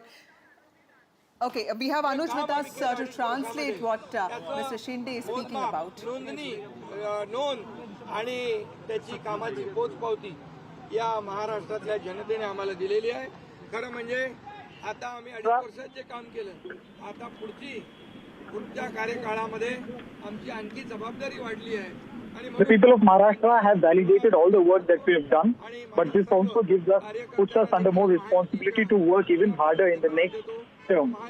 सर्व कार्यकर्ते मनापासून काम करत होते आणि म्हणूनच हा विजय एवढा मोठा. All the workers worked very honestly for this fight, and that is why this victory has been possible for the entire Mahayuti. मतदारांना धन्यवाद देतो की खूप मोठ्या लीडने, मार्जिनने त्यांनी मला. I would like to thank to all the workers and all the people of Maharashtra for giving us such a huge and unprecedented lead. पुन्हा एकदा सगळ्यांना मनापासून खूप खूप शुभेच्छा. मनापासून सगळ्यांचं सर्व मतदार. I'm thankful to everyone, all the workers and all the people of Maharashtra. आज मैं महाराष्ट्र के तमाम मतदाताओं को बहुत बहुत धन्यवाद देता हूँ, उनका अभिनंदन करता हूँ, क्योंकि ये विक्ट्री जो है ये लैंडस्लाइड विक्ट्री है. ये मैंने कहा था कि महायुति को थम्पिंग मेजोरिटी मिलेगी, और इसीलिए मैं तमाम मतदाता जो है, मेरी लाडली बहनाओं को मैं धन्यवाद देता हूँ, लाडले किसानों को मैं धन्यवाद देता हूँ, और लाडले हमारे भाई हैं, लाडले सीनियर सिटीजन हैं, सभी वर्ग जो है, सभी वर्ग को मैं धन्यवाद देता हूँ कि उन्होंने ऐसी विजयश्री प्राप्त कर दी है कि न भूतो न भविष्य तो ऐसी विक्ट्री जो इस बार मिली है, जो 2-2.5 साल हमारी महायुति ने काम किया है. ये महायुति ने जो काम किया है, उसके काम के ऊपर ये जनता ने शिक्कामोर्तब किया है, काम को तवज्जो दिया है, प्राथमिकता दी है, और इसीलिए महायुति को इतनी बड़ी जीत हासिल हुई है. इसलिए मैं महायुति के पूरे महाराष्ट्र की जनता को तो धन्यवाद देता ही हूँ, उनका स्वागत करता हूँ, लेकिन महायुति के सभी कार्यकर्ताओं को भी धन्यवाद देता हूँ. उन्होंने जो काम किया है, बहुत ही बढ़िया काम किया है, और इस चुनाव में हमारे महायुति को जिताया है.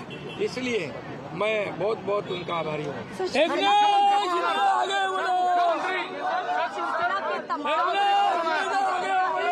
Say that I can come back as the Chief Minister.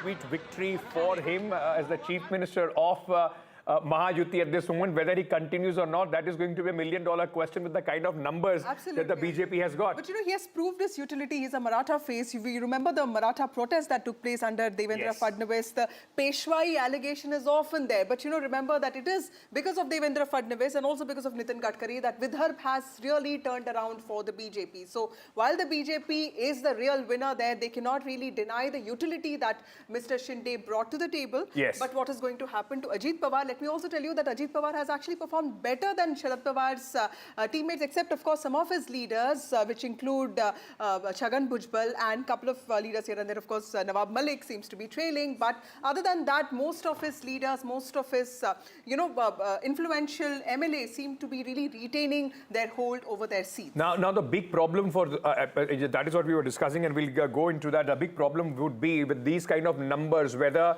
whatever number of MLAs are winning for Sharad Pawar and also for Uddhav Thackeray, whether they are going to stick around, or is there going to be another, it will be easy to break those and go back and bolster the claims of Ajit Pawar and Eknath Shinde. But we also at this moment, let me introduce our other guests, those who are joining us.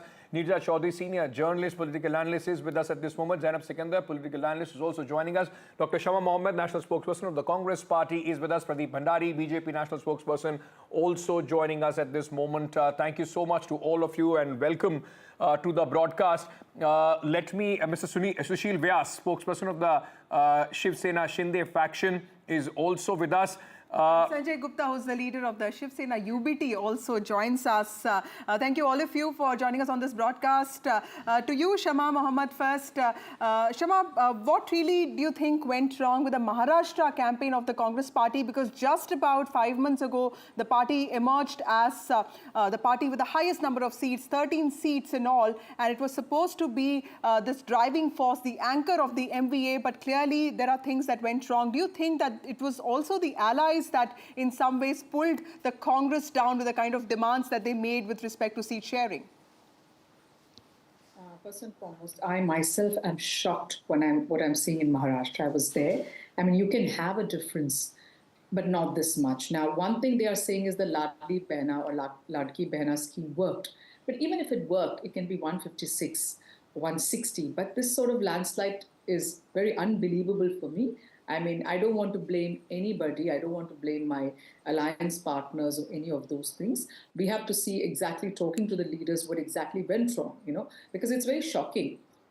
Farmer distress was huge, unemployment was huge, businesses going out of there was huge, women's security, many issues as such were very big. So yes, there was a Ladli Behna scheme, and when it came itself, I was at the opinion that we should really take it up, in the sense as it was given 3 months before, and we knew that the election, which when somebody wants one nation, one poll, normally last election, Jharkhand, Maharashtra and Haryana all go together. So why it? Of course, we knew it was for this. But as you know, I mean, I'm not going to blame anybody, but there is no independent election commission in this country. That is a very big issue. And you cannot say polarization worked, because the same polarization was done in Jharkhand.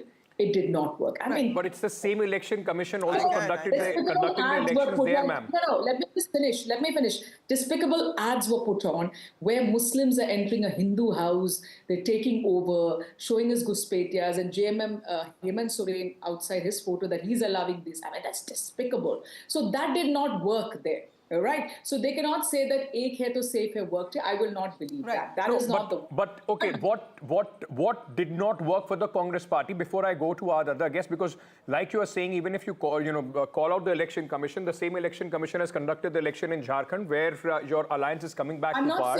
The route in Maharashtra is there a feeling that the Congress Party, like you were saying, there have been so many issues. And just 3 days before people voted, the Congress did a press conference, and that's the time they announced, 7,000 rupees for the soybean farmers. Were you not able to, in fact, your messaging continued from what happened in Lok Sabha? You thought after Lok Sabha election, it's a given that you are going to win, while the BJP was able to reinvent itself. So just one point. I'm not blaming the election commission for anything, but for the dates of the election, when they say, one nation, one poll, you can't tell festivals are there and then change dates. That I don't agree. We all know festivals. In the beginning of the year, we get the calendar. So we know when festivals are. The other thing is, yes, I agree with you and admit, in Telangana, the guarantees were given much before. The guarantees itself came 2 weeks before. It was very late. The people, I was in Pune, many of the candidates did not even publish those, get the guarantee cards to give it to the houses. So guarantees were released very late. I agree on that. In Telangana, it was done 1.5 months before. We were up to there. We gave it to the people. Yes, there was a coordination issue in Maharashtra. I saw it. So there are definitely issues. So the coordination issue is important here, and I'm glad that you mentioned it. Pradeep Bhandari, the Prime Minister and a lot of BJP leaders have been extremely critical of freebies. But of course, what is happening is state after state, we see the BJP actually offering a lot of guarantees. Okay, I think Pradeep is not able to hear us. Yes. We'll go back to Pradeep. Let me go across to Sanjay Gupta, who comes from the UBT Shiv Sena. Sanjay Gupta sir, आपको लगता है कि जिस तरह उद्धव ठाकरे ने एक बहुत ही ज़्यादा पर्सनल अटैक सेंट्रिक कैंपेन जो चलाया था, इतनी बार जो एकनाथ शिंदे को गद्दार बोला उन्होंने, आपको लगता है कि that actually made an impact and that actually led to a lot of anger amongst people कि at the end of the day Eknath Shinde भी तो एक कॉमन पर्सन थे, कॉमन शिव सैनिक थे, वहाँ से वो एक चीफ मिनिस्टर के पद पे आए थे. देखिए, एकनाथ शिंदे जी गद्दार नहीं, वो बागी थे. उन्होंने बगावत की थी, और बगावत जिस बात पर की थी, इस बात को हमारी पार्टी के सीनियर लीडर्स ने कई बार बोला. मनोज जोशी जी ने बोला कि हमारा नेचुरल अलायंस बीजेपी है. प्रताप सरनायक जी ने भी बोला कि हमारा नेचुरल अलायंस बीजेपी है. और हमने भी कई बार इस बात को चेताया कि जिस तरह से हवा दिखाई नहीं देती मगर जीवन उसी से होता है, ठीक इसी तरह से हर पॉलिटिकल पार्टी अपनी विचारधारा पर टिकी होती है. लेकिन जब हम बोलते थे तो अक्सर हमसे पूछा जाता था कि आप किस तरफ हो.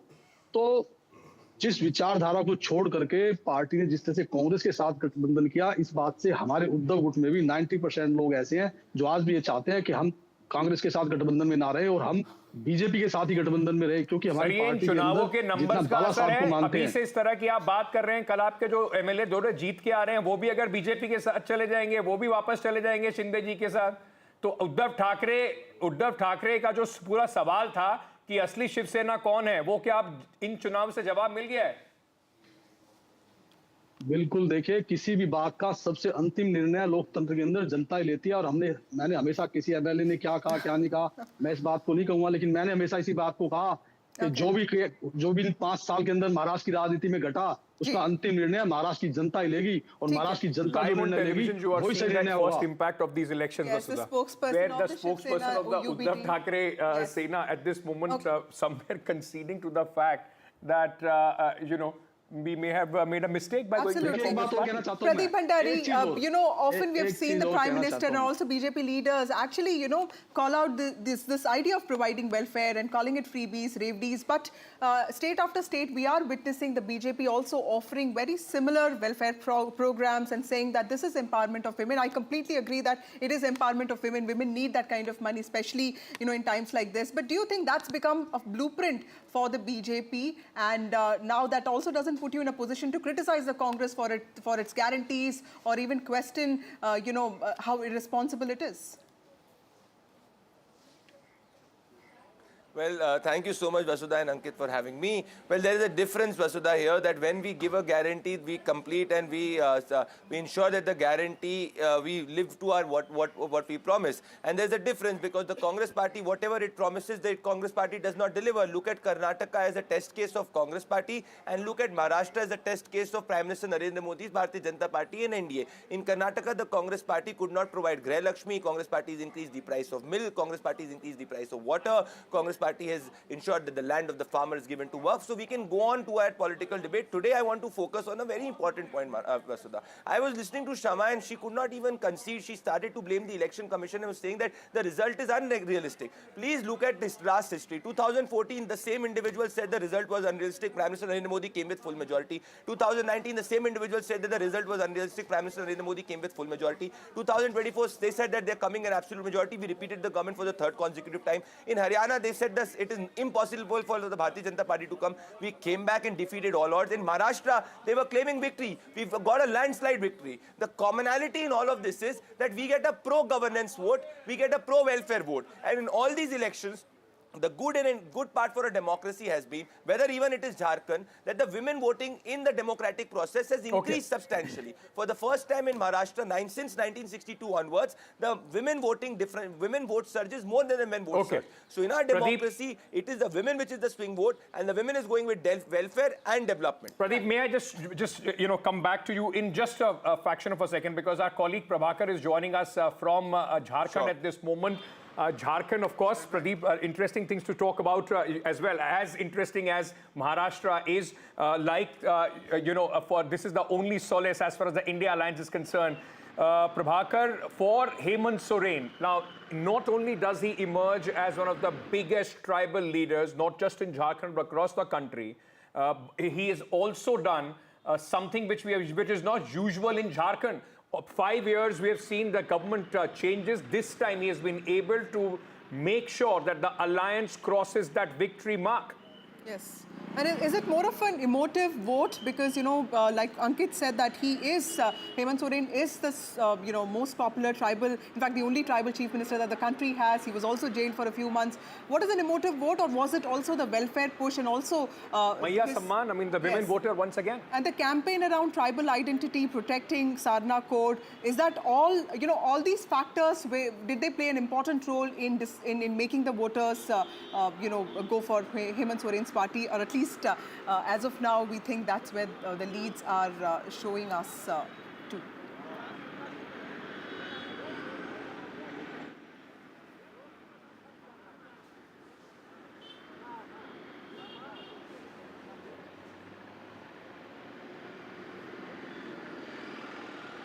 Those are the visuals there of... Hemant Soren has certainly made a history. I mean,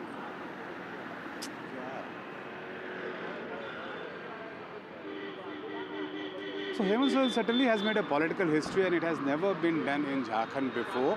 He is a chief minister who served for 5 years, and then he made a comeback, which was never seen in Jharkhand before that. We are right now at the chief minister residence, though it wears a deserted look as of now, but we are told that as time passes, you'll see laddus and crackers, all laddus being distributed here and crackers being busted here.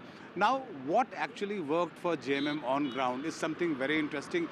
Hemant Soren was from day one playing a victim. He said that he was a tribal chief minister, a tribal leader, and the way BJP had not only targeted him, but he was sent behind bars. So he went to his voters actually claiming to be a victim, playing a victim, and that seems to have worked on the ground. As far as BJP's effort to dent into that tribal vote bank of JMM, which is considered to be their vote bank, it did not work on the ground. We saw the narrative of the infiltrators, the Bangladeshi migrants, all being floated on the ground by BJP, but that actually did not seem to be working on the ground and did not work for BJP at all. And most importantly, the women voters. Remember, Maya Samman Yojana is the flagship program of JMM, and they have been giving 1,000 rupees stipend to women living below poverty line, 1,000 rupees monthly, and they've already given away four installments. Now, JMM has promised that if they are voted back to power, they would increase this stipend from 1,000 to 2,500 rupees.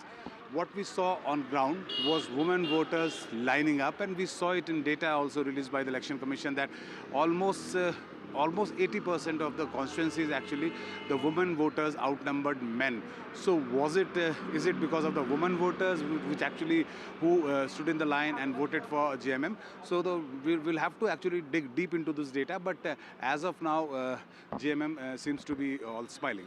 Yeah. Thank you for joining us at this moment. But Neerja ji, let me ask you this.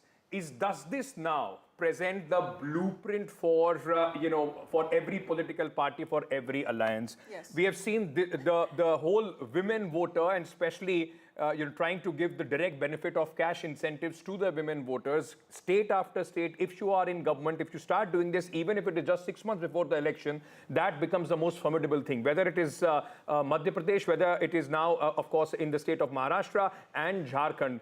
whether what you do in 4.5 years matter less, what you do in the last 6 months with these direct cash transfers to the women, is that the way forward for every political party? And also two more things, sub-classification in the Dalit category, in the SC category, something that we saw in Haryana also, and also in Maharashtra, and of course, electricity for farmers. So I think these are the three things that the BJP has managed to crack, and they feel that that is one thing that gets voters on their side. And you see, if women are almost 50% cutting across caste, and I saw in Maharashtra, Dalit women, OBC women, Maratha women being excited by this, what money they had got in their hand. Yes, the answer to your question is yes, this may well become the blueprint.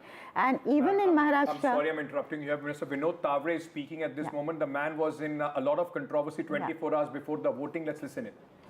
Eknath Shinde जी, देवेंद्र जी फडणवीस, अजित दादा पवार आणि Ramdas आठवलेंचे RPI या सगळ्यांनी जे एकत्रित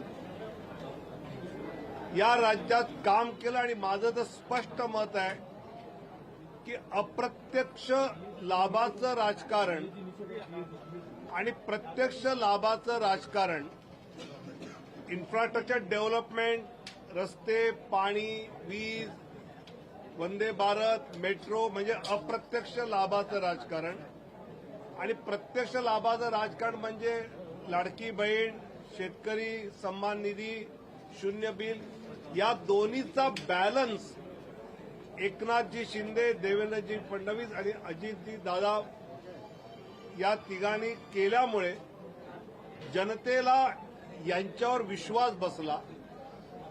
दुसरं मला असं वाटतं की भाजप शिवसेनेची जी नैसर्गिक युती होती ती शरद पवार साहेबांनी, उद्धवजींनी 19ला तोडली.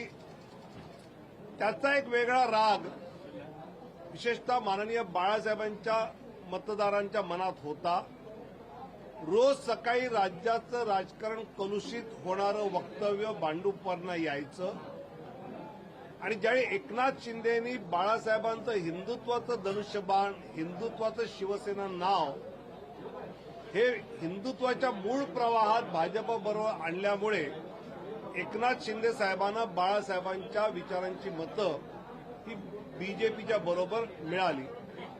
मला असं वाटतं की महाराष्ट्रातला हा विजय, बिहारमध्ये पोटनिवडणुकीत 4 पैकी 4 जागा एनडीए पुढे, उत्तर प्रदेशमध्ये 9 पैकी 6 जागा भाजप पुढे, आणि तसंच राजस्थानमध्ये 4 जागांवर भाजप पुढे. त्यामुळे देशातल्या या सगळ्या निवडणुकांमधलं चित्र हे सांगतंय. Uttar Pradesh and Bihar, BJP is leading not just in Maharashtra but also in the bypolls of the other state elections as well. जनतेने आपला विश्वास दाखवलेला आहे आणि महाराष्ट्रातला विश्वास अभूतपूर्व आहे. तुमचा पुढचा प्रश्न असणार मुख्यमंत्री पदाचं काय, तर एकनाथ शिंदेजी, देवेंद्र फडणवीस, अजितदादा पवार आणि भाजपचा केंद्रीय नेतृत्व निर्णय घेईल. आज महायुती म्हणून आम्ही खूप खूप धन्यवाद.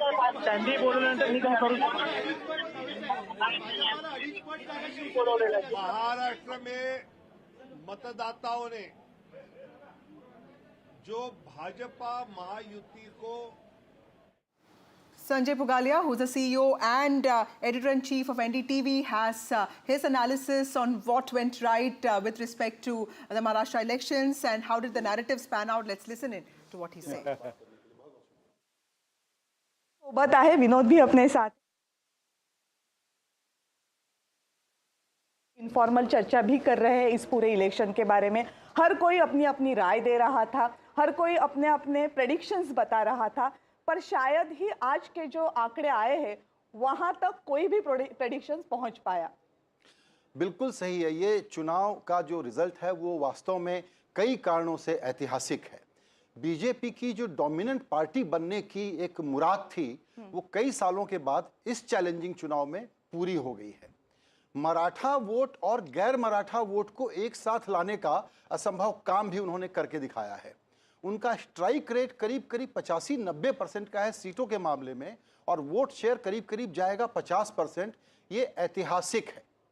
आप ये सोचें कि शतरंज की जितनी चाल इन्होंने खेली और जब खेली पिछले 2 साल में या 5 साल में महाराष्ट्र की राजनीति को कैसे डोमिनेट करना है या कैसे जीत के लाना है, उसमें उनकी हर चाल, हर स्ट्रेटजी और हर टैक्टिक्स कामयाब हुई है। शिंदे को तोड़ करके लाना, अजित पवार को साथ में लाना, शिंदे को प्राइमेसी देना और उसके बाद ऐसे मुद्दे गढ़ना जिसमें एक तरफ विकास और दूसरी तरफ उससे भी बड़ा महिला वोट बैंक, ये जो था उन्होंने इनके लिए कमाल किया है। इस तरह की विजय की तो बीजेपी को खुद को भी उम्मीद नहीं थी, ये बात मैं आपको बता सकता हूं। तो इस चुनाव का जो सबसे बड़ा आउटकम है वो ये है कि लोकसभा चुनाव महाराष्ट्र के मामले में एक एबरेशन था। वो आप पाएंगे कि इस बार सभी वर्गों के, हम लोग कह रहे थे कि पिछड़े वोट मिलेंगे क्या, दलित वोट मिलेंगे क्या, हिंदू दलित वोट संविधान के नाम पर चले गए थे उसका क्या होगा, वो सब वापस आते हुए दिखलाई पड़ रहे हैं। ये चुनाव स्ट्रेटजी और टैक्टिक्स के लिए इस पूरे बीजेपी, मोदी, शाह, संघ, देवेंद्र फडणवीस, शिंदे, इन लोगों के काम करने के तरीके का पीएचडी का विषय होना चाहिए विपक्ष के लोगों को जो आज धूल चाट रहे हैं। संजय सर, एक सवाल यह है कि जिस तरह से बीजेपी को इस चुनाव में जीत की ज़रूरत थी, मगर इस जीत की वजह से कुछ सवाल भी खड़े हुए हैं। स्पेशली उनके जो दोस्त है शिंदे, उन्होंने अच्छी नंबर्स लाए हैं और साथ में अजित पवार। बीजेपी इस तरह से उभर के आई है कि इस दोनों दोस्तों में से एक दोस्त काफ़ी है उनको सरकार स्थापित करने के लिए, दूसरे दोस्त की उतनी ज़रूरत नहीं है। कुछ सवाल खड़े किए, ये जब मैं बोलता हूँ तो इन दो दोस्तों का इसके बाद क्या हो सकता है? देखिए, बीजेपी जब बहुत बढ़िया से जीत के आती है तब भी वो गठबंधन का धर्म निभाने में जितनी ज़रूरत है वो सारा काम करती है। आप पाएंगे कि इन तीनों लोगों को वो लोग अच्छे से रखेंगे, गुड ह्यूमर में रखेंगे। मैं मानता हूं कि ज़रूरत नहीं है, इसीलिए दरअसल ये शिंदे को और अजित पवार को सोचना होगा कि बीजेपी के साथ बने रहने के लिए, विश्वास का संबंध बना के रखने के लिए वो क्या करें। बात बिल्कुल सही है कि अब शिंदे की उस तरह की ज़रूरत नहीं है, लेकिन बीजेपी आप मान के चलिए लॉन्ग टर्म पॉलिटिक्स करती है। उनका हमेशा था ना, आप सुनते थे ये महाराष्ट्र में सीनियर पार्टनर, जूनियर पार्टनर कौन है, अब वो डोमिनेंट सीनियर पार्टनर बन करके आई है। इसीलिए मुझे लगता नहीं है कि एलाइज के साथ उनकी कोई भी प्रकार की वेवलेंथ में कोई मिसमैच होगा, ऐसा मुझे बिल्कुल नहीं लगता है। ये बहुत अच्छा फार्मूला निकालेंगे, अच्छे से पावर शेयर करेंगे, उसमें मुझे कोई दिक्कत नज़र नहीं आती है। ये जरूर है कि घटनाएं होती हैं, इससे हम संकेत पढ़ते हैं, उससे संकेत पढ़ते हैं कौन मुख्यमंत्री बनेगा, लेकिन ये इतनी बड़ी विजय है कि उसमें ये सारे सवाल गौण हैं, कुछ दिनों का सेंसेशन रहता है। मगर अभी जिस तरह से एकनाथ शिंदे जी ने बयान दिया है, उन्होंने कहा है कि कुछ फॉर्मूला तय नहीं है सीएम के बारे में। एक तरह से बड़ा बयान उनका माना जा रहा है, बीजेपी को एक तरह से चैलेंज दिया जा रहा है। मैं ऐसा नहीं देखूंगा, उनका काम है वो पोस्चरिंग करें कि भाई मुझे मुख्यमंत्री बनाइए। अच्छा, ऐसा कर लेते हैं कि आधा आधा कार्यकाल बांट लेते हैं, मैं मुख्यमंत्री था, मेरे चेहरे पर चुनाव लड़ा गया, लाड़की बहना स्कीम को मैंने एक तरीके से पायलट किया, ये बात सही है, लेकिन ये सब बीजेपी की ही स्कीम थी। तो शिंदे का पोस्चर करना, बार्गेन करना बिल्कुल बनता है, वो बिल्कुल करेंगे और उनको करना भी चाहिए, ताकि पावर शेयर जब तक बीजेपी ठीक से नहीं करेगी तब तक अलायंस का धर्म निभेगा नहीं। लेकिन मुझे इसमें यह कहना है कि देखिए, ये ऐतिहासिक विजय बीजेपी के लिए क्यों है। हाईएस्ट एवर सीट्स है उनकी, तीसरी बार 100 के ऊपर का आंकड़ा इन्होंने क्रॉस किया है। 50% के वोट शेयर में अगर 30% का वोट शेयर बीजेपी का है तो ये हिस्टोरिक नंबर है। तो पब्लिक मैंडेट को आप ईमानदारी से डिकोड करेंगे तो सीएम का पहला हक तो बीजेपी का बनता है। उसमें आप कैसे कहोगे कि मैं जूनियर पार्टनर हूं इसलिए आप मुझे बनाइए क्योंकि मैं मुख्यमंत्री था, तो ये बहुत लॉजिकल नहीं है। इसमें मुझे लगता है शिंदे साहब को थोड़ा सा पीछे आना ही पड़ेगा अल्टीमेटली, और वो भी खुशी से आएंगे। मगर बिहार में एक है कि तब की जरूरत, जब शिंदे साहब को मुख्यमंत्री बनाया गया था तब की जरूरत, आज की जरूरत, तब के आंकड़े, आज के आंकड़े, तब की राजकीय परिस्थिति, आपकी आज के, इसमें बहुत सारे। लेकिन आपने जो कहा कि शिवसेना को वो अपने साथ रखेंगे, इसमें मैं ये सवाल पूछना चाहती हूँ कि हिंदुत्व का जब भी मुद्दा आता है तो बीजेपी ये चाहती है कि शायद वो मुद्दा हमारे पास रहे या फिर जो उस मुद्दे के साथ जा रहे वो हमारे साथ रहे।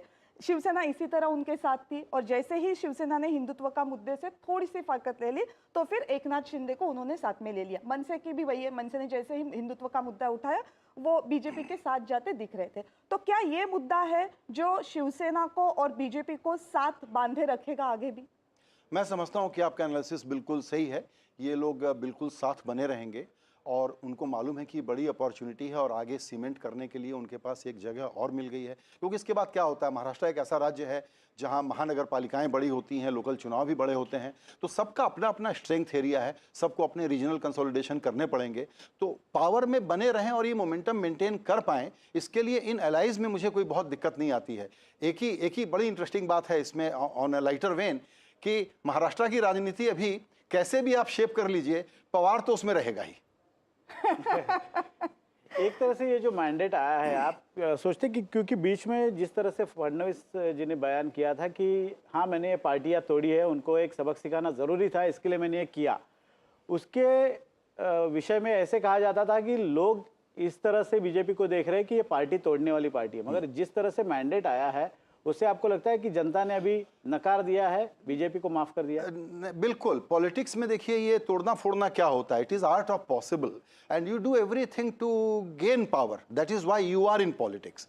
तो मुझे लगता है कि पब्लिक ने बिल्कुल, हम जो कहते थे ना कि तोड़ दिया, सरकार चोरी कर ली, हाईजैक कर लिया, इन सब बातों को नहीं माना गया। और सबसे बुरी बात क्या है, मैं इसके कुछ जो दूसरे पक्ष हैं उसको देखिए, हमने बीजेपी पर चर्चा की और अभी किस प्रकार का अलायंस बनेगा, मुख्यमंत्री कौन बनेगा, इसकी चर्चा की। लेकिन इस चुनाव का जो दूसरा सबसे बड़ा सबक है वो है कांग्रेस पार्टी के लिए। चुनाव कैसे हारें ये आप राहुल गांधी से सीखिए। उनकी कमेंट्री आपको क्या याद है, आप बताएं, आपको क्या याद है कि उन्होंने यहाँ की जनता से क्या वादा किया, ये आप सोच करके देखिए। एक मुद्दा जो कि सोशल मीडिया पर ट्रोल का मुद्दा था, तो जब लीडर ऑफ अपोजिशन अपने को ट्रोल बना ले, सिंगल मुद्दा पार्टी बना ले, पूरा मीडिया में उसकी सेंसेशन के कारण डोमिनेट करना चाहे और सोचे कि महाराष्ट्र में वो अच्छा कर लेगा, इससे बड़ा सबक नहीं हो सकता जो महाराष्ट्र ने सिखाया है। और वो ये है कि विदर्भ जो उनका गढ़ होता था, जहां संघ का मुख्यालय है, संघ कभी भी और बीजेपी कभी भी विदर्भ में ये डोमिनेंस नहीं बना पाई थी जो आज उन्होंने बना लिया है। तो कांग्रेस को हारने की कला इतने शानदार तरीके से आती है, ये इसका दूसरा उदाहरण है। वो झारखंड में भी कोई बहुत अच्छा नहीं कर रहे हैं, इसीलिए कांग्रेस पार्टी को यह सोचना पड़ेगा कि इस प्रकार का लैकलस्टर, स्टैमर करने वाला, हकलाने वाला नेतृत्व लेकर के वो कौन सी पॉलिटिक्स कर रहे हैं, उनकी स्ट्रेटजी क्या थी, उनकी टैक्टिक्स क्या थी, और चुनाव में जितना एफर्ट उन्होंने महाराष्ट्र में लगाया, क्या उतना या उससे ज्यादा उन्होंने वायनाड में नहीं लगाया? वायनाड जीता हुआ चुनाव था, पूरा का पूरा कैडर अपने नेता को चेहरा दिखाने के लिए वहां पर बिजी था। इसीलिए मेरा यह मानना है कि महाराष्ट्र में कांग्रेस पार्टी के लिए बहुत बुरी खबर है, ये कांग्रेस के ध्वस्त होने की खबर है, ये राहुल गांधी के नेतृत्व के ऑल राउंड फेल्योर का मैसेज है इसमें। और मैं पुराना कांग्रेस बीट रिपोर्टर हूं, इस नाते ये बात बहुत अधिकार के साथ कहना चाहता हूं और पोलाइटली कहना चाहता हूं कि राहुल गांधी जिस पॉलिटिक्स को परस्यू कर रहे हैं, ये पॉलिटिक्स षड्यंत्र की पॉलिटिक्स है, ट्रोल की पॉलिटिक्स है, इस पॉलिटिक्स का इलेक्टोरल कन्वर्जन नहीं है। दरअसल आज तो बीजेपी और संघ का नेतृत्व हो सकता है राहुल गांधी को बहुत बधाई दे रहा हो कि आप जो अडानी अंबानी कर रहे थे, आप सिंगल मुद्दे पर बने रहिए, उसमें आपको वोट नहीं मिल रहे हैं और हम ऐसी हिस्टोरिक लैंडस्लाइड विक्ट्री के साथ आने वाले हैं। दूसरी तरफ आप उद्धव ठाकरे की हालत देखिए, बाला साहब ठाकरे की लीगेसी को उन्होंने कैसे निभाया, इसको समझने की कोशिश करिए। उनकी बातों में भी कर्कशपना था, एंटी डेवलपमेंट बात कर रहे थे, प्रांतवाद को फैलाने की कोशिश कर रहे थे।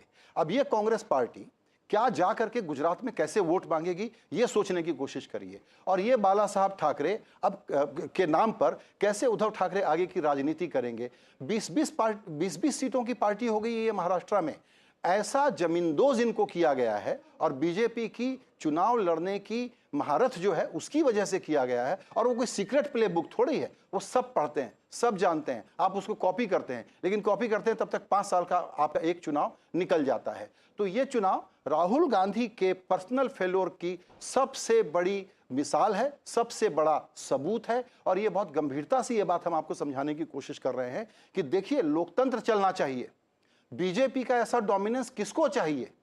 कोई पब्लिक नहीं चाहती है कि ऐसा डोमिनेंस हो, लेकिन अगर अपोजिशन ऐसी एंटी डेवलपमेंट, ऐसा एंटी नेशनल, ऐसा anti business and no pro people क्या कर रहे हैं, उन्होंने 3,000 रुपए दिए, मैं 5,000 रुपए दे दूंगा। ये कोई पॉलिटिक्स होती है क्या? इसीलिए मेरा कहना है कि कांग्रेस पार्टी अभी भी, अगर आप लोगों को ये लग रहा है मेरी बातों से कि भ्रम हो रहा हो कि कांग्रेस पार्टी जागेगी इस झटके के बाद भी, तो इसको भूल जाइए, क्योंकि जब तक राहुल गांधी का नेतृत्व है कांग्रेस धराशायी होते रहेगी, इसी तरह से टूटते रहेगी। और आखिरी बात, 2029 अगर ये इस ट्रोल पॉलिटिक्स से लड़ना चाहते हैं तो भूल जाएं।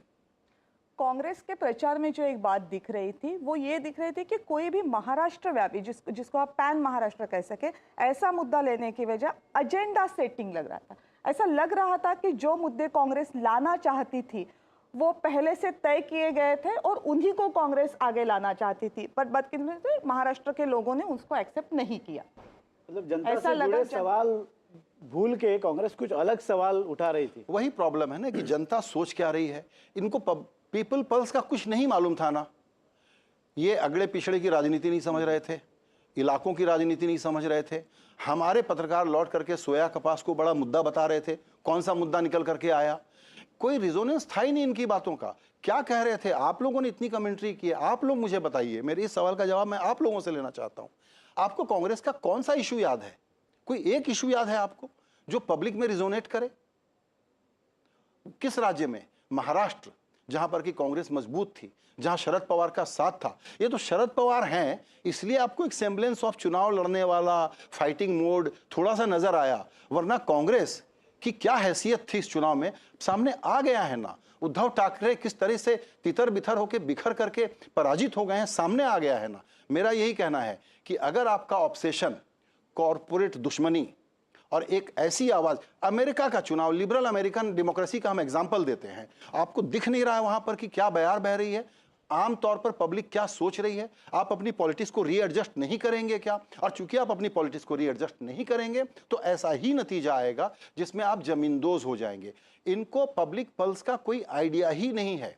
ये सोशल मीडिया के ट्रोल को पॉलिटिक्स समझते हैं, और सोशल मीडिया के ट्रोल में ये जब तक फंसे रहेंगे कांग्रेस पार्टी का भविष्य अत्यंत ही अंधकारमय है। ये मैं आपको बताना चाहता हूं। आप सोचिए, ये बैठ करके ब्लैक बोर्ड ले करके अपने प्रवक्ता के साथ जब इनको चुनाव प्रचार में गली मोहल्ले में घूमना चाहिए तो वहां बैठ करके कॉन्स्पिरेसी थ्योरी का, जैसे नहीं होता व्हाइट बोर्ड पर कोई बड़ा स्ट्रेटजिस्ट अपने को समझ रहा है, बैठ करके कोई डिजाइन बना रहा है, उस प्रकार का बीच चुनाव में कैंपेन के दौरान अपने आर्म चेयर पर बैठ करके ज्ञान दे रहे हैं। तो मेरा यह कहना है कि इस वक्त एंटी डेवलपमेंट पॉलिटिक्स के ये बड़े चेहरा बन गए हैं। दुर्भाग्य की बात है, लोकतंत्र मजबूत में कांग्रेस मजबूत हमको चाहिए, लेकिन ये तो नहीं दे पाएंगे। इसीलिए इनका पब्लिक में कोई रेजोनेंस नहीं दिख रहा है। महाराष्ट्र में, महाराष्ट्र कौन है? सबसे बड़ा सोशल रिफॉर्म वाला राज्य। महाराष्ट्र कौन है? सामाजिक रूप से सबसे जागा हुआ राज्य। महाराष्ट्र कौन सा राज्य है जहां इतनी जातियां, धर्म, सबके बावजूद ये एक ऐसा मैंडेट ला करके आपको देते हैं? आपकी कौन सी थ्योरी सही निकली, आप ये बताइए ना। क्या फ्यूचर देखते हैं तीन पार्टियों का जो बुरी तरह से हार रही है? ये जो रिजल्ट है उसके बाद कभी भी पॉलिटिक्स में ये नहीं कहना चाहिए कि कौन सी पार्टी उठेगी या नहीं उठेगी, लेकिन पवार लेड जो पॉलिटिक्स चली थी इस महाराष्ट्र में, और पवार का मतलब होता है पूरे देश में एक खास तरह की पॉलिटिक्स, पवार लेड पॉलिटिक्स का ये आखिरी अध्याय है। ये दुख की बात है। पवार साहब की पॉलिटिक्स को जिंदा रहना चाहिए और सक्सेसफुल होना चाहिए, ये दुख की बात है। और उसको फ्लॉप किसने किया है? ये दो कमजोर खिलाड़ियों ने, जो लोग कॉरपोरेट दुश्मनियों के कारण और छोटे मोटे जिसको कहते हैं ना गुदगुदाने वाले अचीवमेंट के कारण एक ऐसी पॉलिटिक्स को परस्यू कर रहे थे जिसका जनता ने करारा जवाब दे दिया है। ये लोग ब्रीफ पर काम करने वाले लोग हैं, ये लोग ट्रोल करने वाले लोग हैं, इसीलिए इनकी इतनी धुनाई हुई है। एक तो इनका फ्यूचर बहुत खराब है। एक तो आपने मुद्दों की बात की, लेकिन अगर हम पॉलिटिकल पार्टी के तौर पे बात करें तो भी कांग्रेस कुछ अच्छा करती नहीं दिखाई दे रही थी। जिसको हम कैडर मोबिलाइजेशन कहते हैं, जिसको हम वोटर मोबिलाइजेशन कहते हैं, उसमें भी कांग्रेस कहीं नहीं दिख रही थी। कहीं ना कहीं इसका भी खामियाजा कांग्रेस को इस इलेक्शन में भुगतना पड़ा। इसीलिए क्योंकि आपने कांग्रेस पार्टी के कार्यकर्ता को ये एहसास दिला दिया है कि सोशल मीडिया पर ट्रोल करने से चुनाव प्रचार हो जाता है, तो पूरा कैडर घर पे बैठा रहता है, इनके नेता घर पे बैठे रहते हैं, इनके जो प्रभारी बन करके आते हैं चुनाव लड़ने के लिए वो ड्राइंग रूम में बैठे रहते हैं। ये लोग ग्राउंड पे हैं कहाँ? इनको मोबिलाइजेशन आता कहाँ है? इनका वोट है, उनको ये बूथ तक ला नहीं सकते। ये आप पिछले 10 साल की हिस्ट्री नहीं है, उससे ज्यादा की हिस्ट्री है। पब्लिक मूड थोड़ी ही कोई बीजेपी के पास 60% है, 40% ही है ना नेशनल लेवल पे, 60% दूसरे साइड में है ना। फिर ये अपोजिशन वोट मोबिलाइज क्यों नहीं कर पाता? इसलिए नहीं कर पाता क्योंकि कांग्रेस पार्टी को ये गेम खेलना आता ही नहीं है। कांग्रेस पार्टी का जिस प्रकार का नेतृत्व है, वो कहता है कि हम तो पावर लेने के लिए चुनाव ही नहीं लड़ रहे हैं, तो घर बैठो यार, घर बैठा दिया पब्लिक ने। राहुल गांधी के नेतृत्व पे जो प्रश्न चिन्ह लगाया जा रहा है, लोकसभा के दौरान थोड़ा सा कम होता दिख रहा है, पर लोकसभा के बाद जो चुनाव हो रहे हैं उसमें वो प्रश्न चिन्ह और गहरा होता जा रहा है। महाराष्ट्र के चुनाव में उसमें एक और मोहर लगा दिए। बहुत अच्छा सवाल है। भारत की जनता अपनी पॉलिटिक्स को शेप करती है, उसमें एक बड़ा नेतृत्व होता है, वो उसको क्राफ्ट करके एक फ्रेमवर्क देता है कि मैं आपको विकास की राजनीति दूंगा, मैं आपको ऐसी राजनीति दूंगा, वैसी राजनीति दूंगा, जो भी है। इनके पास पब्लिक मूड को पढ़ने का कोई तरीका या पैमाना ही नहीं है। इसी कारण इनकी ये परिस्थिति हुई है कि लोकसभा में जो अपॉर्चुनिटी क्रिएट हुई थी, इसको इन्होंने गंवा दिया। हरियाणा में जीता हुआ राज्य था, तो अगर आप हरियाणा में नहीं जीत सकते, आप राजस्थान जैसे राज्य में, मध्य प्रदेश में जहां लगातार 3 बार बीजेपी लौट के आई है, वहां आप अपनी नई शुरुआत नहीं कर सकते, तो बड़ी प्रॉब्लम है। अब ये क्या करेंगे मैं बताता हूं। मुझे नहीं मालूम कि इनको चिंतन मनन शिविर इस बार कहां लगाना चाहिए, बारामती में लगाना चाहिए या बैंकॉक में लगाना चाहिए। लेकिन ये सोचने की बात है कि आप अपने कैडर को ब्लेम करेंगे। आप जानते हैं क्या कहेंगे? अब नेतृत्व को इंसुलेट करने के लिए कांग्रेस पार्टी के नहीं नेता ये कहेंगे कि जी लोकल नेतृत्व पर डिसीजन छोड़ा हुआ था। कोई लोकल नेतृत्व पर डिसीजन नहीं छोड़ते, सब जगह फ्लुक में बैठ के कहते हैं इसको लड़वा दो, इसको हटा दो, इसको सबक सिखा दूंगा। घर के अंदर ही अशोक गहलोत और पायलट की राजनीति को लोग ठिकाने लगाने में लगे रहते हैं। उस प्रकार का इनका काम है। इसीलिए ये पॉलिटिक्स जो बॉटम ऑफ पिरामिड सिटीजन के खड़े होकर के डेमोक्रेटिक अपरेटस को अपने हाथ में लेने की राजनीति है, वो राजनीति इनको समझ में नहीं आ रहा है। ये एलीट पॉलिटिक्स है, ये फैमिली डायनेस्टी ओरिएंटेड पॉलिटिक्स है। उसके आगे इनका कोई बहुत ज्यादा एम्बिशन है भी नहीं लाइफ में। ये प्रॉब्लम है। अगर जिस तरह से चुनाव के नतीजे आए, आप किस तरह से देखते हैं? लोगों को क्या चाहिए, मतलब इस मैंडेट का क्या अर्थ निकाले हम? इस मैंडेट का जो सबसे बड़ा अर्थ है वो ये है कि भारत की पब्लिक ने ही, जो आपने सवाल पूछा उसका एक सप्लीमेंट्री आंसर ये है कि भारत ने ही लोकसभा के चुनाव में भारत की पब्लिक ने ही एक कोर्स करेक्शन किया। तो ये उसके विल का कोर्स करेक्शन था कि आप गवर्न करिए एनडीए, मोदी जी की ही सरकार हमको चाहिए, लेकिन हम थोड़ा सा चेक एंड बैलेंस आप पर लगा रहे हैं।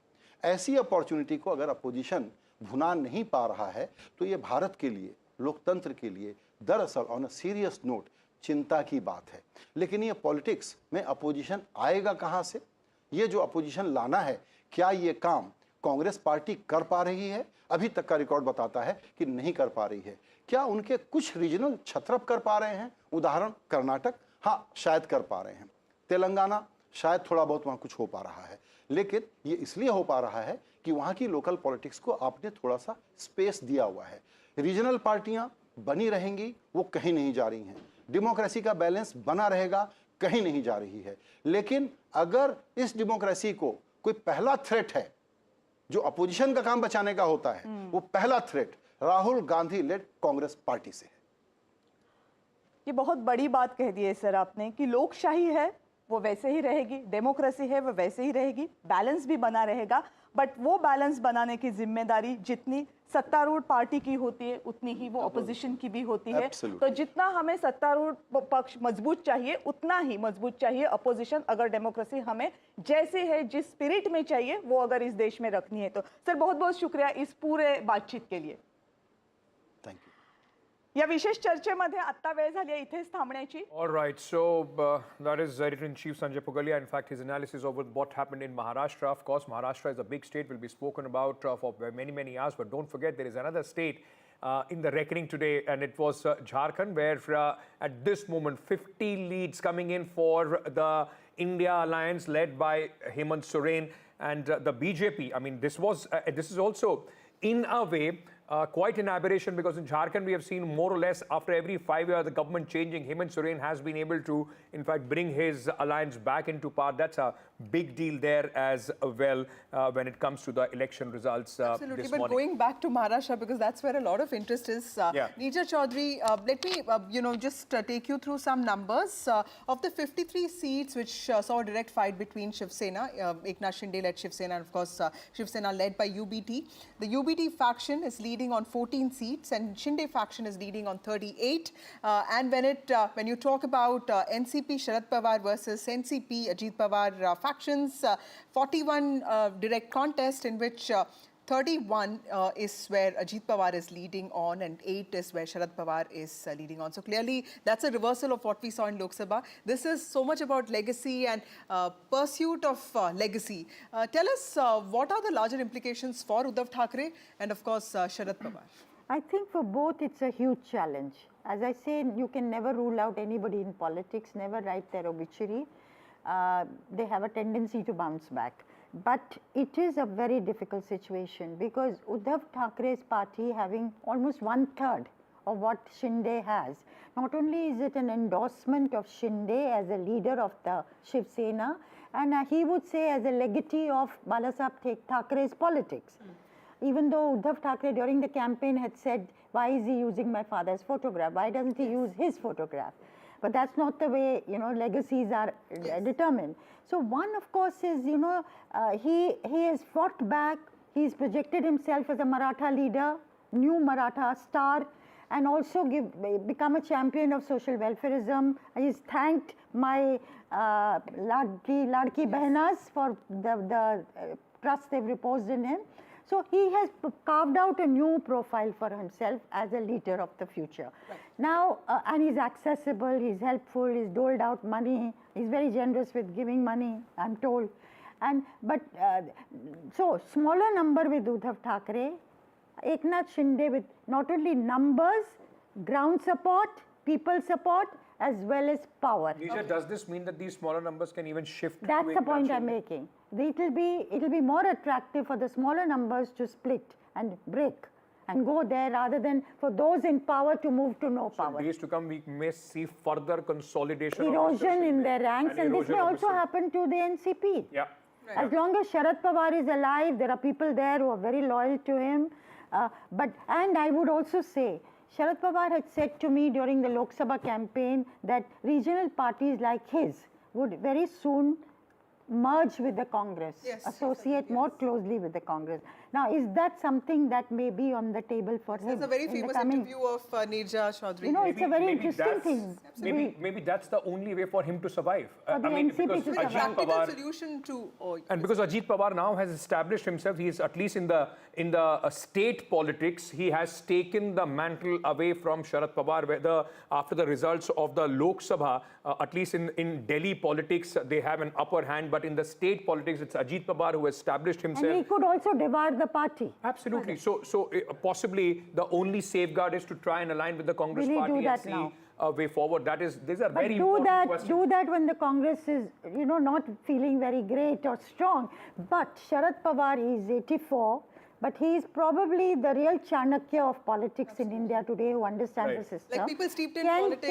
Can he bring together elements of India closer together? Possibly facilitate other parties also merging in the Congress to strengthen the opposition. And he played a pivotal role in this.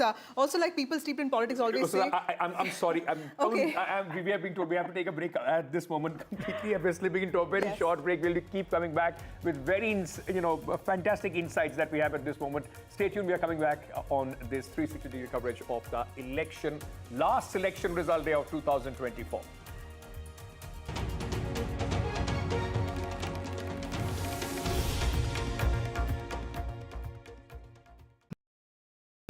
In today's interconnected world, India's voice is more crucial than ever. When India speaks, the world listens. At NDTV World, we are that voice, bringing you intelligent and insightful news from India and beyond. From geopolitics and diplomacy to economic shifts, migrations, tech disruptions, and the stories of our diaspora. We cover the news that shapes our global future. NDTV World, your new home for global news is here.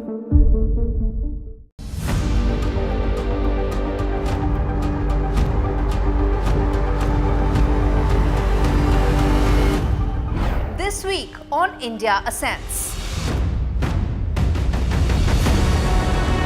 Why is Africa crucial to India's strategic and geopolitical calculus? Will COP29 address climate catastrophes, or will the deadlock in negotiations hurt global climate goals? What does thaw in India-China ties mean for business and regional security? And big global voice on India Ascends this week, Ian Bremmer on Donald Trump 2.0. All this and more only on India Ascends with me, Gauri Dwivedi, at these timings on the NDTV network.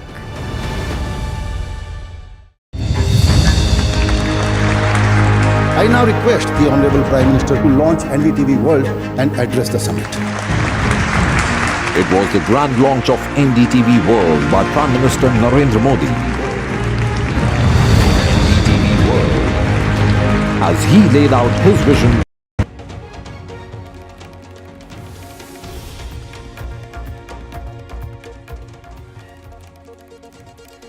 Good afternoon, everyone. The Mahayuti seems all poised for a comfortable victory. In fact, a sweep in the state of Maharashtra, a state that's known for being so restive. It's a state that has seen 3 chief ministers in the last 5 years and also 4 deputy chief ministers, multiple wards for symbols and name. But of course, there's some sense of clarity that's coming in now. The BJP out there putting on its best performance. Remember, Devendra Fadnavis, the first BJP chief minister of Maharashtra, is at the center of all of this celebration. Also because in Vidarbha, 62 seats, the BJP has put on a remarkable performance. Also in direct contest with the Congress has failed to make a mark. Also with regard to Sharad Pawar-led NCP versus NCP led by Ajit Pawar. It's the Ajit Pawar faction that has managed to get 80% of the seats. And in Shiv Sena, that's led by UBT versus Shiv Sena led by Eknath Shinde, it's the Shinde faction that has surged ahead. That's right, and the celebrations, of course, have erupted in the NDA camp. You can see on your screens right now, Eknath Shinde there holding up the victory sign. We've also seen Devendra Fadnavis there, being congratulated. Of course, congratulatory messages have also gone from the BJP High Command to all the 3 top leaders in the NDA in Maharashtra. Their celebrations have already begun. Of course, there is this tough question about whether or not Eknath Shinde will be retained as the Chief Minister of Maharashtra or not. These are some of the aspects that we'll discuss along with our panel of experts, as well as go across to our ground reporters there. But first, let's take a look at the top headlines. Celebrations erupt as NDA is all set to sweep elections in Maharashtra. BJP wave stuns Mahavikas Aghadi.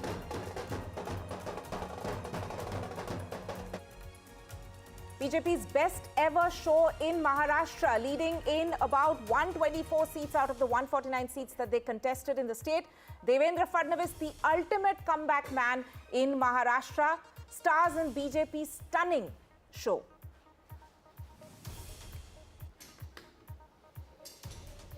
Home Minister Amit Shah congratulates Mahayuti leaders. The Home Minister has spoken on the phone to Eknath Shinde and also Devendra Fadnavis. He has also spoken to Ajit Pawar. Big win for India bloc in Jharkhand as voters reject NDA's infiltrators campaign. Hemant Soren defies anti-incumbency, set to win another term in the state.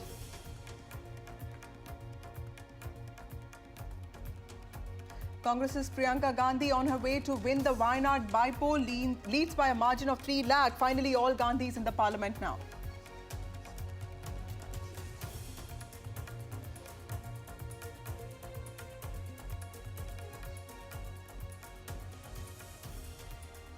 Right, and we are, of course, looking at at the battleground state of Maharashtra first, as we have in fact seen BJP scoring their biggest ever victory win in a way in the state, but it's the NDA camp which is of course celebrating over there. All the three parties over there of Shiv Sena as well as the NCP doing remarkably well in order to get this stunning victory by the NDA. At the moment, there's of course, we are looking at a landslide victory of the NDA in Maharashtra. Vasudha. Absolutely. And Tanima, you know, if you look at the different issues that played out in this election, there were slogans like "Ek hai to safe hai."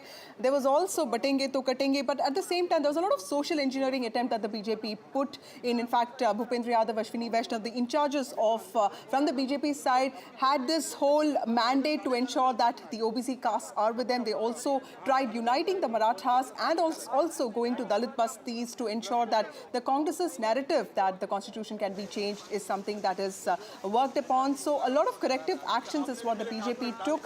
This is after the BJP faced its worst setback in the 2024 Lok Sabha elections, winning just Mahayuti winning just 17 of the 48 seats. But major takeaways there. For that, we have with us Aarti Jairat, senior analyst and senior journalist, and we have Mayank Mishra, who's also with the NDTV. Hey. Thank you, both of you, for being here. To you, Mayank Mishra, first, the Congress clearly is the weakest link, because if you look at Vidarbha, it looks like the BJP has put in a lot of effort there. It's winning more than 70% seats there. Tell us, what are your big takeaways from the election outcomes as far as what we see right now?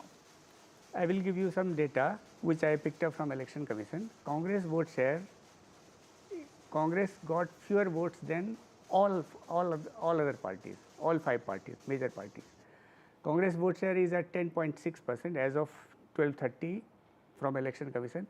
NCP, both the factions of NCP got more votes than Congress. UBT faction got more votes than Congress, and Shinde faction also got. Right. So undivided, Okay, Shiv Sena had. Mayank, I'm really sorry to interrupt you there, but we will, of course, finish that point. But let's go across to my colleague Radhika, who is standing on the ground there. Radhika, what's the latest on the ground where you are reporting from?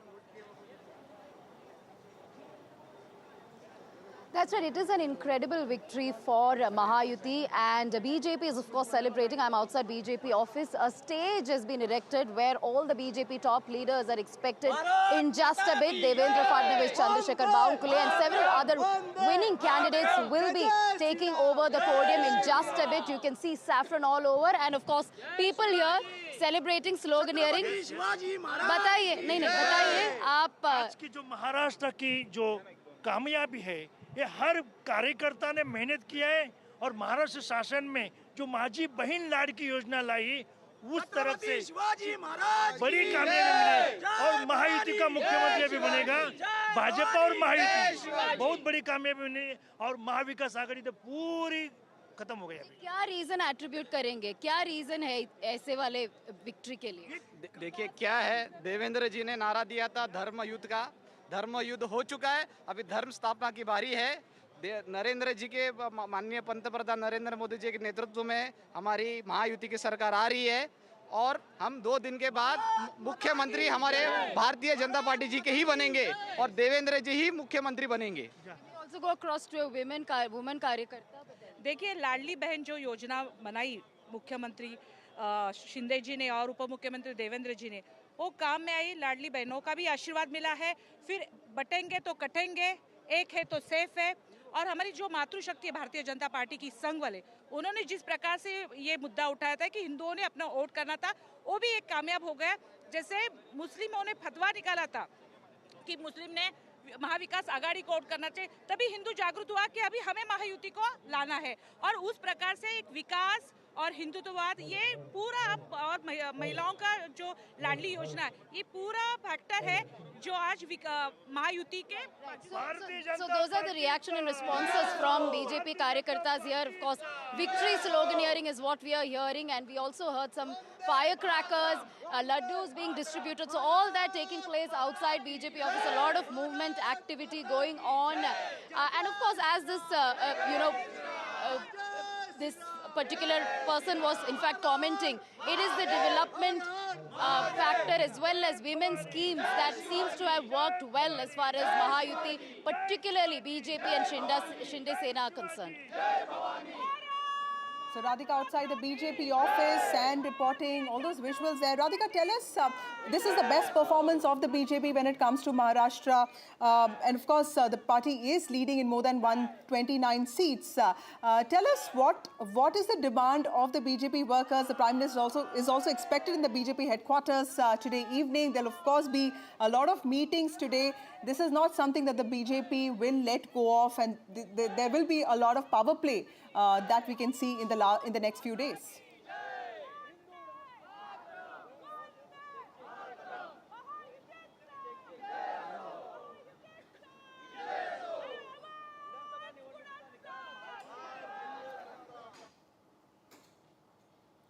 But as I was saying before, 2019 and 2024 are starkly different, and we couldn't really predict the results this time. We thought it would be a hung assembly. Some of them did predict Mahayuti win and some did predict MVA win, but did not predict a landslide victory of this kind. That is something that was unexpected even for leaders within Mahayuti. They did say a number of 170, 180.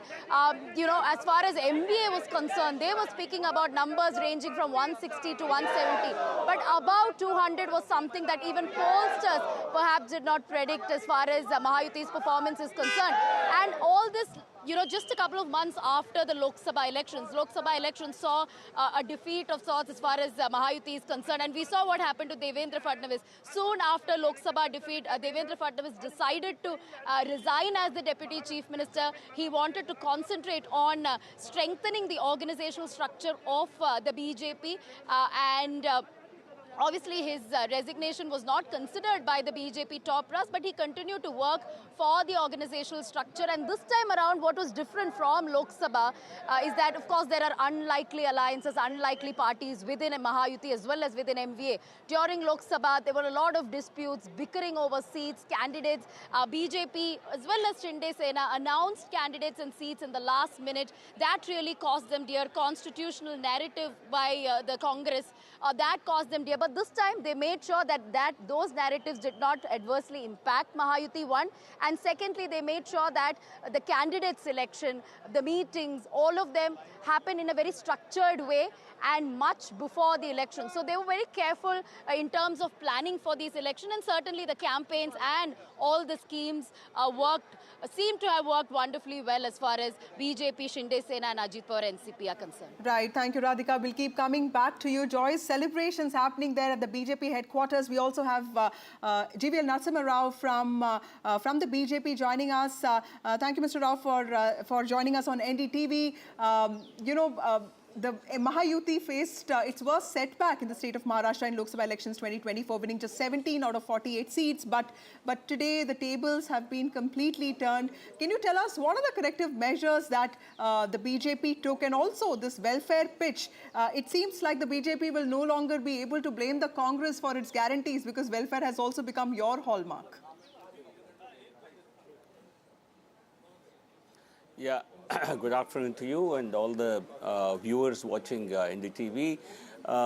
First of all, we'd like to thank people of Maharashtra for giving us such a massive mandate.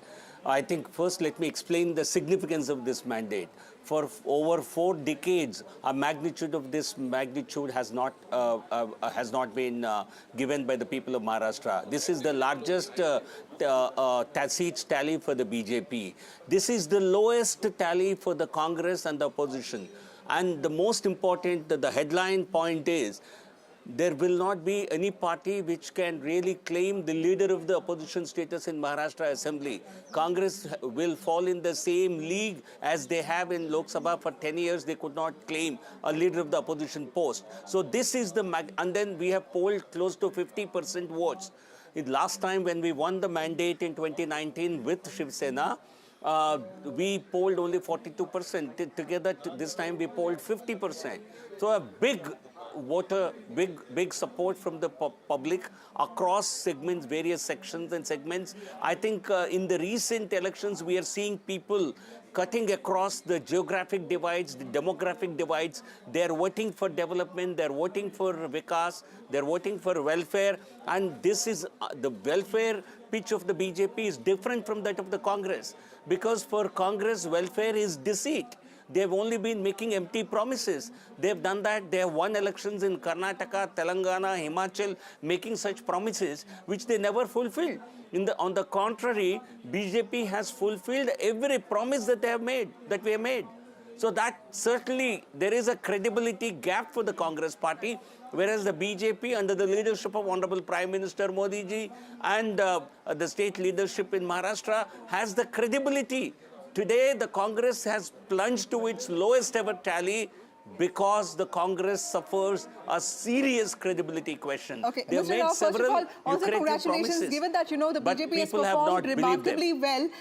You know, can we also expect the party to, you know, to really align with the alliance dharma? But, you know, this is politics, and given that the party may not really need two of the allies who have also not really performed that badly, what can you tell us about what is in store for the future? Because this is politics, and I'm sure BJP, I mean, this is also BJP's chance of making Maharashtra BJP Yukt, you know, something that the state has not been in the last many years.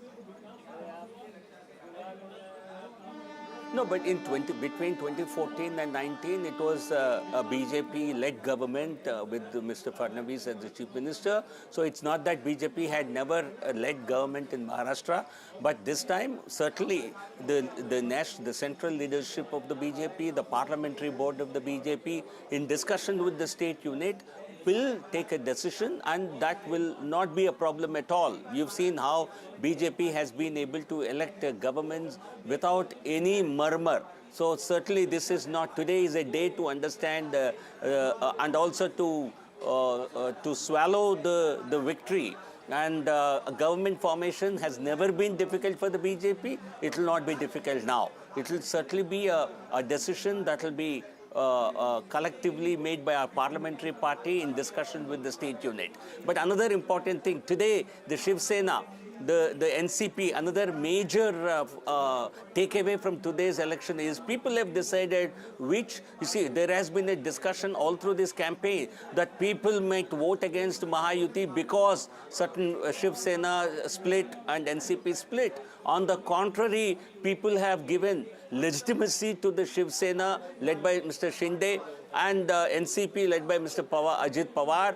They have given legitimacy to them. They have clearly given their verdict that they consider them to be the real parties. And they have punished these parties, Shiv Sena particularly, for betraying the mandate of the people in 2019 and siding with the Congress party, which was defeated in 2019 polls. So this is a result against Shiv Sena, Uddhav Thackeray's betrayal of the mandate of 2019, and it's certainly some sort of legitimizing.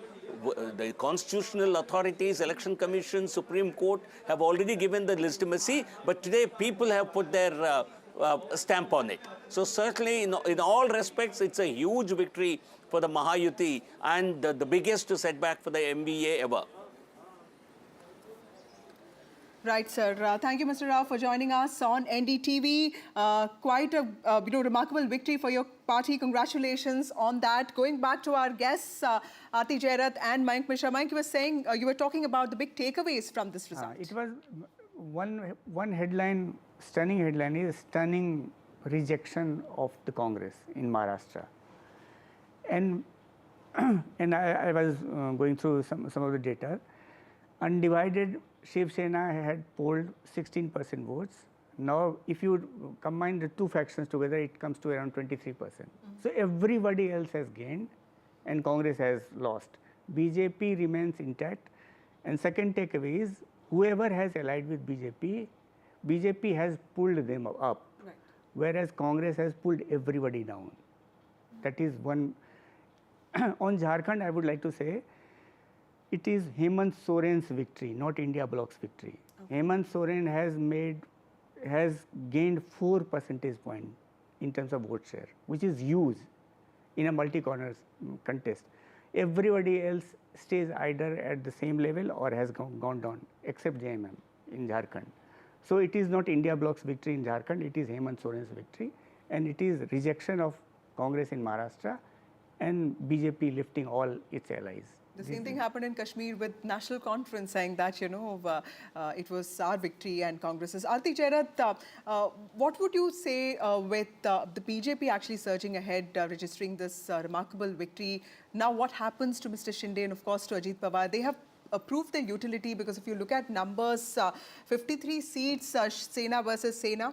UBT-led faction is leading in 14, and Shiv Sena, led by Shinde, is leading on 38, which means that Shinde has actually performed very well. He's the face of the welfare. He's the Maratha face of the Mahayuti. What do you think is going to happen in the next few days? So I think, well, there's really not very much time. The new government has to be in place by the 26th of November. So swearing in ceremony by 25th, I think. So they've got just 2 days in which to take the decision. Now, it depends on how the BJP decides to play this. Are they going to sort of settle for continuity, which was the mantra after the Lok Sabha elections, and coalition dharma, in which case, maybe Shinde will be the chief minister. Alternatively, they have several bargaining chips in their hands, actually. If you look at the numbers, they can form a government without Eknath Shinde, just, Ajit Pawar's faction and the BJP together. That's a bargaining chip, as far as Shinde is concerned. Secondly, they can also accommodate Shinde at the center.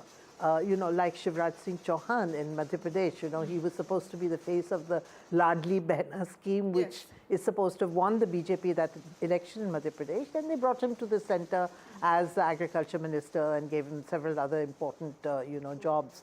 So they could accommodate Shinde here and make Devendra Fadnavis, the chief minister, because the BJP's tally is no question. It is the highest. Their strike rate is the best. And while the allies played their part, I think he's right. It is the BJP that pulled the allies, up. Yes. So, that has to be acknowledged in some way. So, I think the decision really will rest partially on what Amit Shah and Narendra Modi decide. Amit Shah particularly, because he's been so deeply involved in the Maharashtra elections. And I think also on inputs from the RSS, which behind the scenes has played a fairly crucial role on the ground, to help the BJP, with this Samvidhan Yojana that they started, which was basically to counter the Lok Sabha campaign of the MVA, that these people were against the constitution and they'll take away your reservation and so on.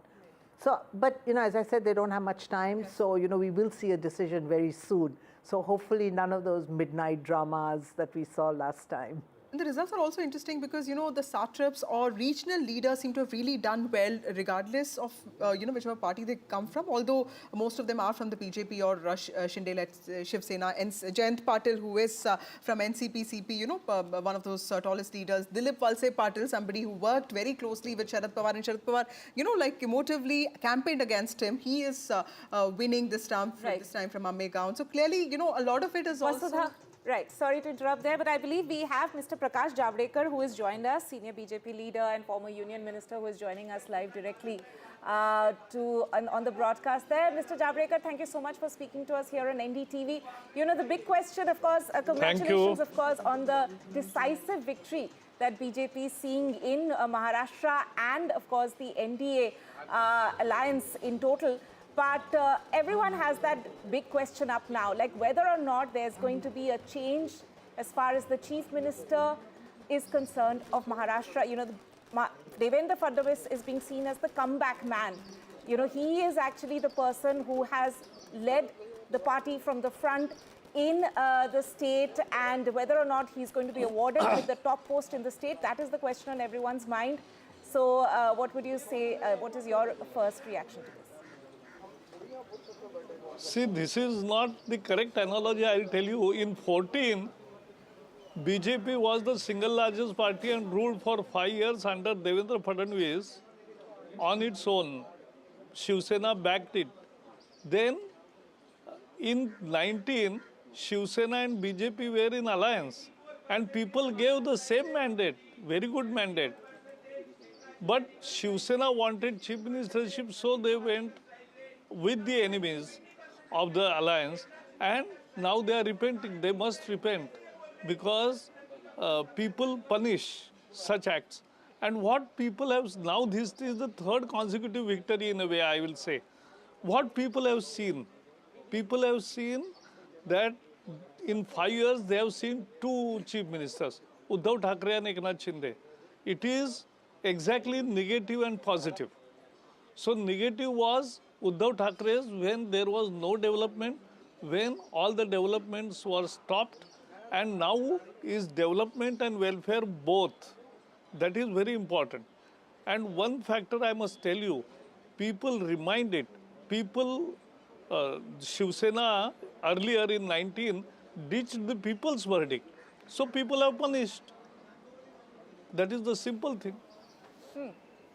Right. I mean, of course, that is, we have heard Mr. GVL Narasimha Rao also before you talk about the fact that this is, of course, the entire alliance which has come together to deliver this sort of a win in the state. But there's, of course, a lot of curiosity around the question of the top post in the state, Vasudha, as we have in fact seen, that it is the best ever show that BJP has put up in Maharashtra by far. Right. Mr. Javadekar, also one question for you, sir. There was a lot of emphasis on Karyakarta ka josh ya morale, you know, because there was a belief, there was an understanding that in 2024 Lok Sabha elections, a lot of Karyakartas, a lot of workers, in fact, also those with the RSS did not really come out. That also led to the kind of results that we saw. What did you change with respect to working with party? Because this time, all BJP leaders were very clear that though Eknath Shinde was being projected as the leader of the alliance, it was very clear that that's something that will be decided later. Was that also a strategy to ensure that every party brings out its supporters and workers in huge strength? Strategy apart, but fact is that BJP is a 24/7 party. I have come to Delhi just to attend yesterday's meeting, which is about organizational elections. We don't stop. And therefore, after Lok Sabha, from the very next day, Maharashtra Karyakartas, leaders and everybody started working hard, understanding what has gone wrong somewhere, and we found out many things, and many things were corrected also, and that is how things happen. People who are ready to think and learn always make progress, and people like Sanjay Raut who are never are ready to think again, introspect, or accept the mandate, will always be on the wrong side of the things. Thank you for joining us on this very important day. Also, congratulations on your party's victory. Also, apart from Maharashtra and Jharkhand, there were 42 bypolls that were held across the country. We will take you to one of them. Gurpreet joins us. Gurpreet, important bypolls that took place in Punjab, specifically the prestige seat of Gidarbaha, which saw the battle between Amita Waring, the wife of Raja Waring, the state president of the Congress party, versus Manpreet Badal, the former finance minister of Punjab. He had actually taken a break of sorts from politics, and this is a comeback of sorts. Tell us what is happening there and also the significance of these bypolls. Well, we have seen in 4 bypolls, three bypolls result have already been out, and what we have seen from the Congress stronghold, Dera Baba Nanak, Aam Aadmi Party is able to win, and from Chabbewal, Aam Aadmi Party has managed to win that 2 seats from there. But stronghold of Aam Aadmi Party from Barnala, where they have lost that seat to Congress Party, and Congress Party was able to win. We are reporting from Gidarbaha at this point of time, and we are showing all all the statistics and calculation how these rounds are happening here. So total 13 rounds are required, and 9 rounds have already been done, where we can see Amarta Vring, who is wife of Congress chief, she is able to get 36,561 votes, whereas Dimpy Dhillon, Hardeep Singh Dimpy Dhillon, who is the Aam Aadmi Party candidate, he has got 49,772 votes as of now. If we can talk about Manpreet till the time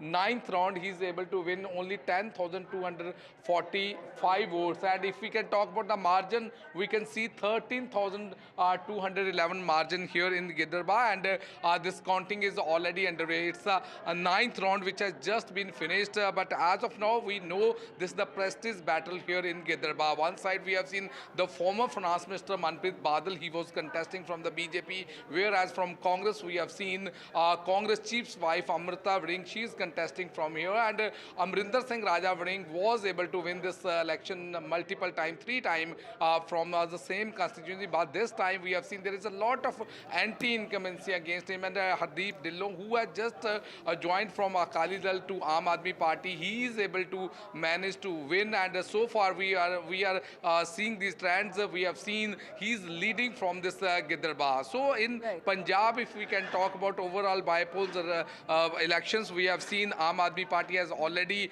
won from 2 constituencies, it's Chabbewal and Dera Baba Nanak, and from Barnala the Congress candidate is able to win election from here, and from Giderba the counting is still underway. So let's see, because these elections, Bypoll elections, are very important for Aam Aadmi Party ruling government. It seems the way they have already got mandate, it seems from the way Aam Aadmi Party is leading from here also Giderba, it seems Aam Aadmi Party is able to get mandate, and we have seen all the top leaders of Aam Aadmi Party, they are going to address their supporters and celebrating this victory of Punjab in national capital. So let's wait for more time to understand how this political calculation is going to happen in Giderba. Back to studio. So comeback of sorts for Aam Aadmi Party in Punjab there, yes. Very critical, I think, because Delhi elections are coming up in February.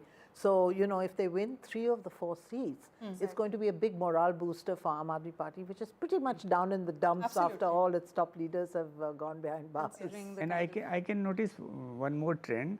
After 2019, BJP lost votes and seats in all assembly elections, most assembly elections. Now, this time there has been a trend reversal of sorts. In Haryana, we saw BJP making a comeback, in huge comeback in Maharashtra, and BJP did not do so badly in Jharkhand. And now Aam Aadmi Party reversing its Lok Sabha. So we used to think that BJP performs very well only in Lok Sabha elections, and that trend is getting reversed because they're performing better in assembly polls. Also, let's go across to Ratnadeep, my colleague. Ratnadeep, tell us about these important bypolls that took place in the state of Assam. 5 bypolls.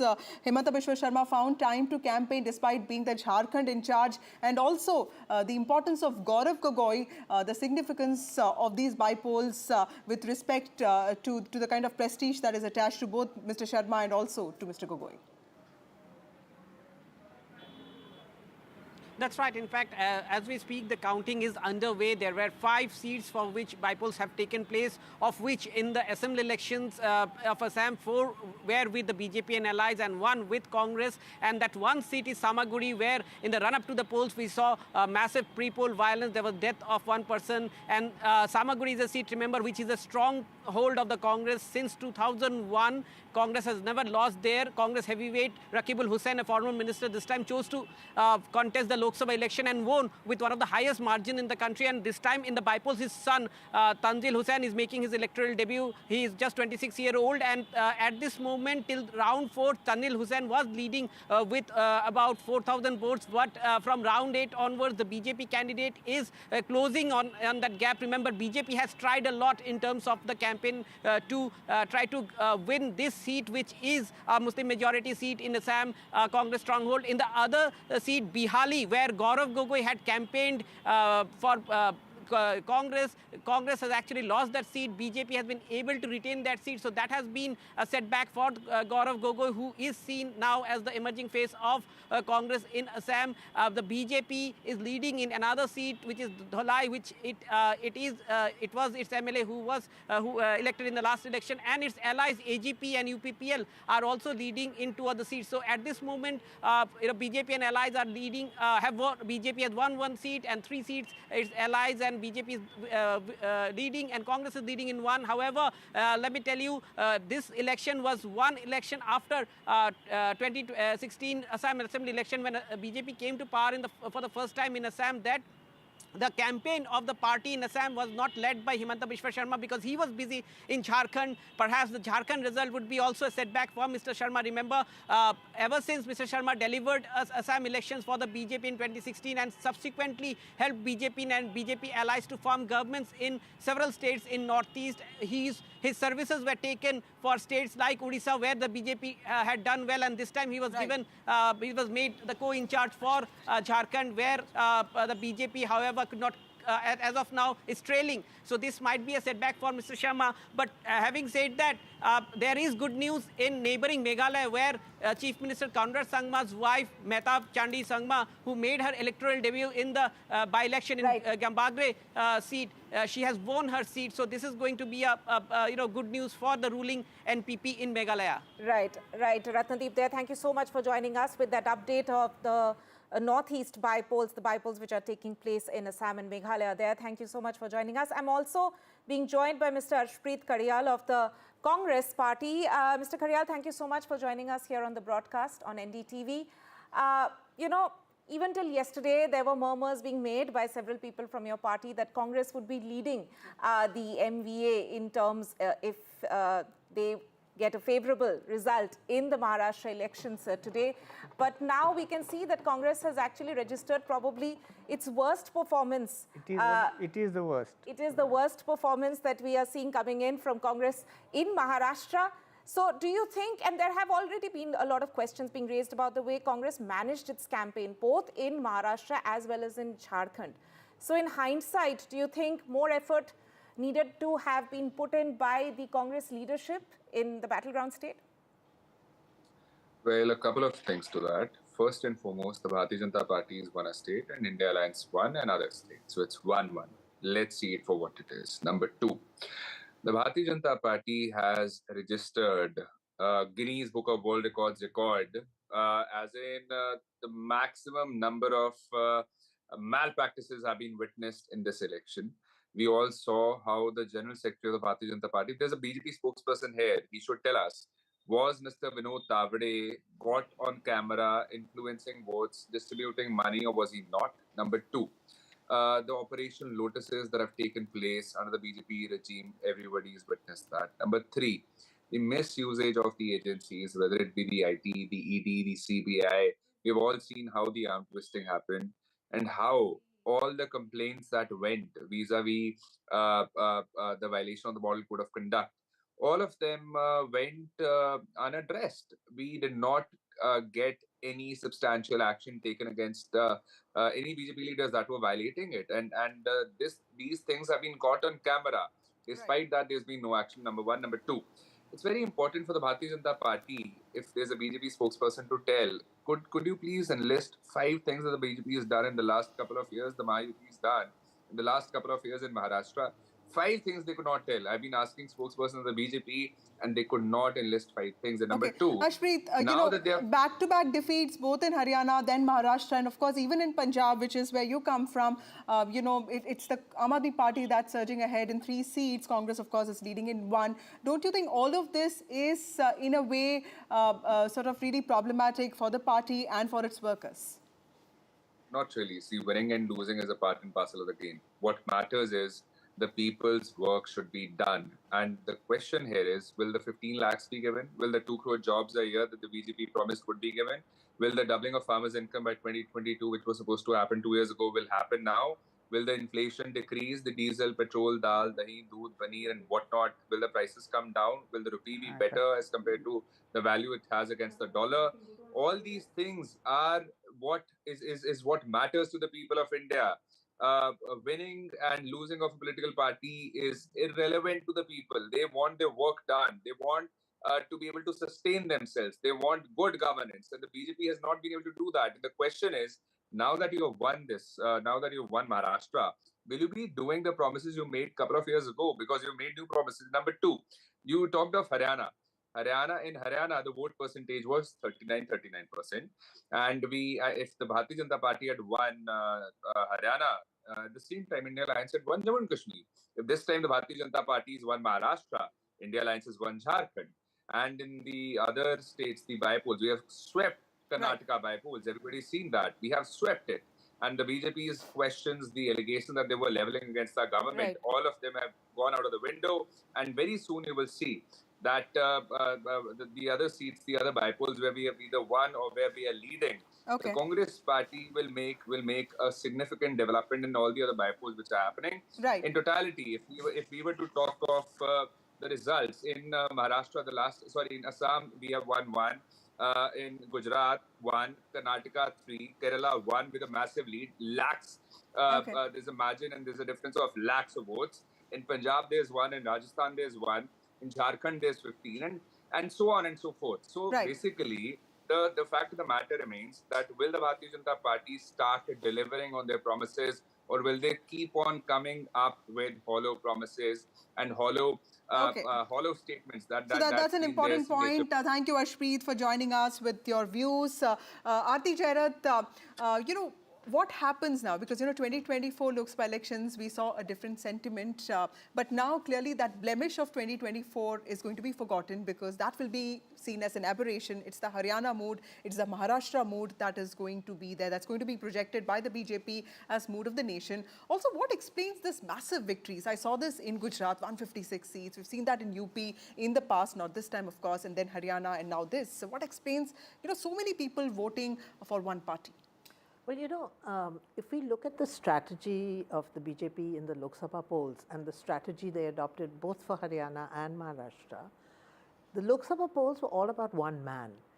He actually led the show and nobody else was given any kind of space. In fact, Yogi Adityanath's big complaint was that he was not given a say in the polls in UP, which is why the BJP did so badly in UP. This time, the BJP went back to its roots, which is letting local leaders, take front stage. This is what the BJP has always been about. The old Vajpayee-Advani BJP was about nurturing and letting local leaders flourish. All the people you see today, starting with Narendra Modi, whether it was Vasundhara Raje, Shivraj Singh Chauhan, Sushma Swaraj, Arun Jaitley, they just, they nurtured and developed younger leaders, local leaders, and that was the party's biggest strength. I think it kind of lost its way somehow during the Lok Sabha elections, and I think it is now going back to its roots. And, if you saw that in the Maharashtra elections, both Modi and Shah didn't address as many rallies as they used to. In Haryana also the same thing, so they forefronted their local leaders, and I think that really helped, which is probably why this time they're doing better in local elections rather than earlier when they used to win the national elections, but they didn't do so well in local elections. That is the beauty of BJP. Despite being the incumbent for 10 years, successful people are expected to be least flexible, but BJP is most flexible party we have known in years. They always change their strategy. Whereas in the case of Congress, and we heard the spokesperson, they blame everybody except themselves. Same agencies worked in Maharashtra, same agencies worked in Jharkhand and elsewhere, in Wayanad also, and we have different outcomes. Why can't they understand that people have rejected them in some places, they have accepted them because of different issues altogether. So brushing everything under one carpet and saying that agencies are to be blamed, this is... But again, to go back to this issue of local leaders, the only place where the Congress is doing well actually is Karnataka, where they're winning 2 of the 3 bypolls. And that's because that's one state where they still have strong local leaders. An organization. And an organization.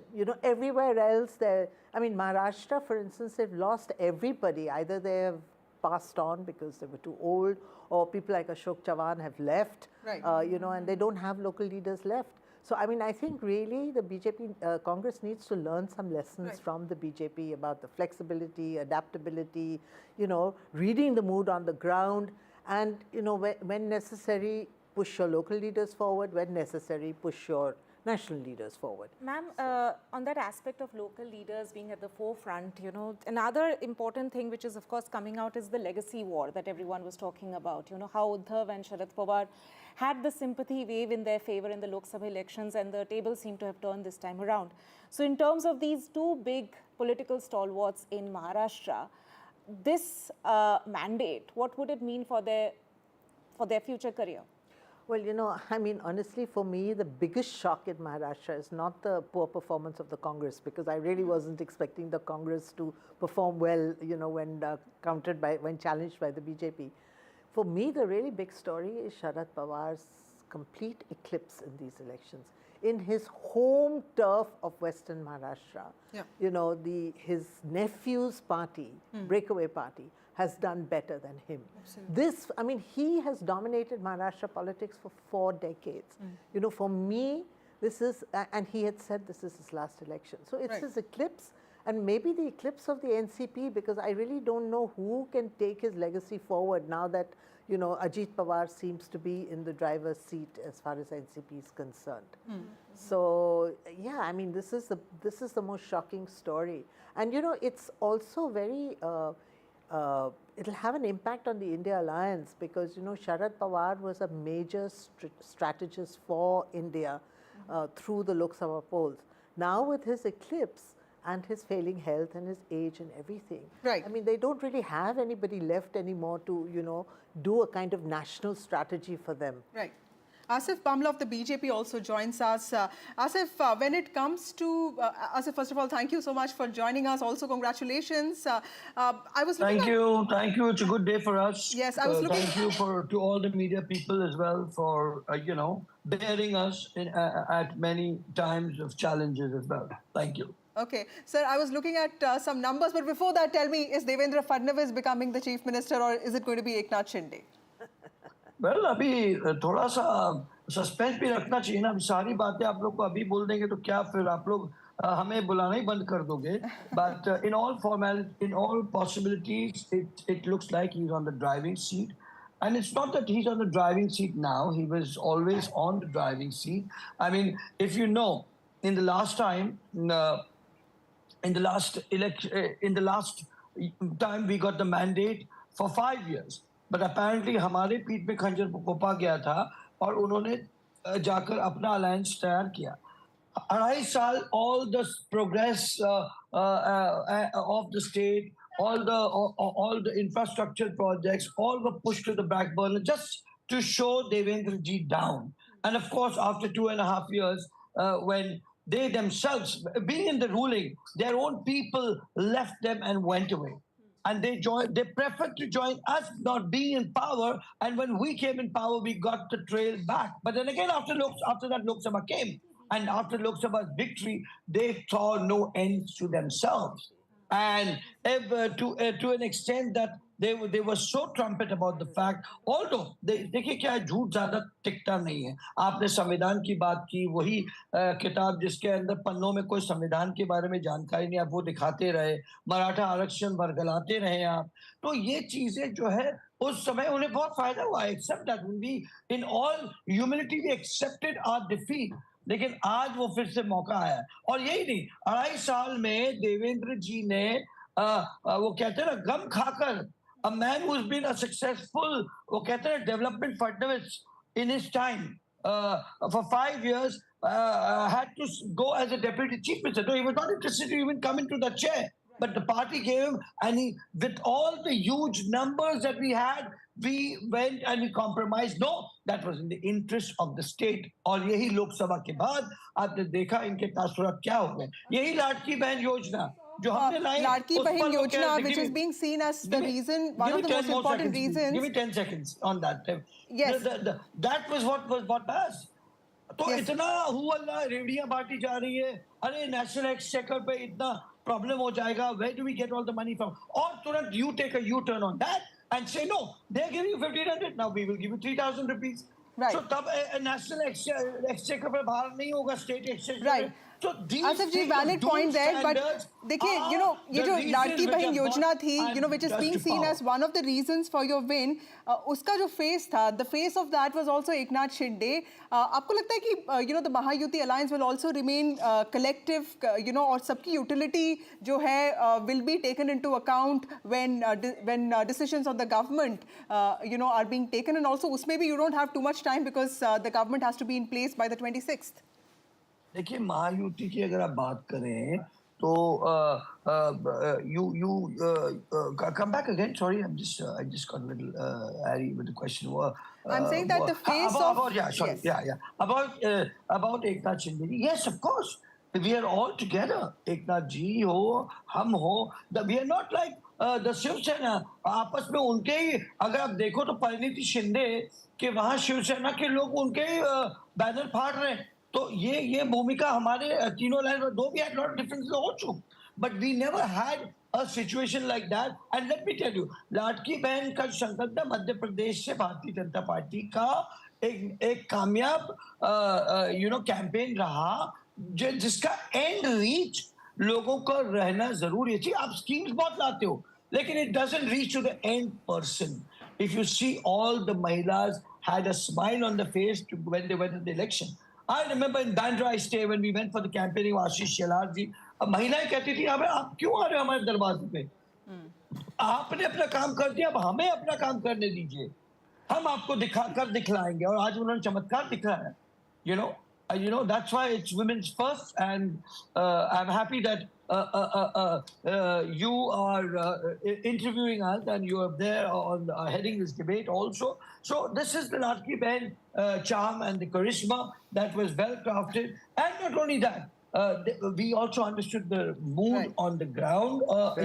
We didn't live in the denial, which of course Mahavikas Aghadi lived in, like a Sanjay Raut coming in the morning and blabbering, from all the worst thing. We said, हमें तो party से भी आदेश दिया गया था कि भाई as a spokes person आपने संयमता बरतनी चाहिए.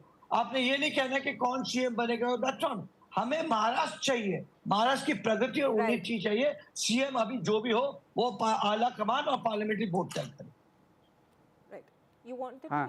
सर ये बताइए, चीफ मिनिस्टर के नाम पे सस्पेंस रखा जाए आपको जब होगा सुविधा, लेकिन ये अरेंजमेंट है कि एक चीफ मिनिस्टर और 2 डेप्यूटी चीफ मिनिस्टर, ये अरेंजमेंट रहेगा इस बार मैंडेट एकदम से इस मैंडेट के बाद?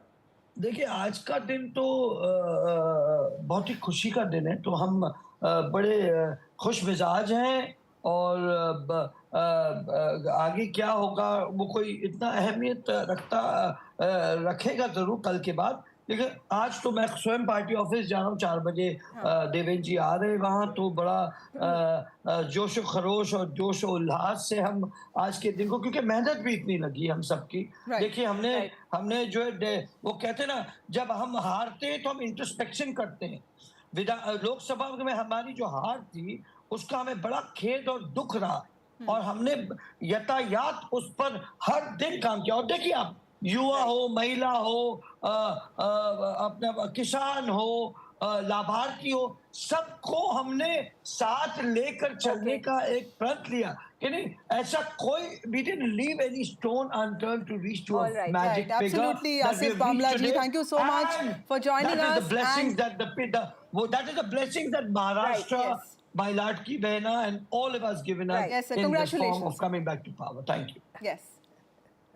Right, that was Asif Bamla there of the BJP, of course. Let's also turn our focus to one of the states which saw very crucial bypolls taking place, and that is, of course, the state of Uttar Pradesh, in which the BJP seems to have stolen a march ahead of the Samajwadi Party.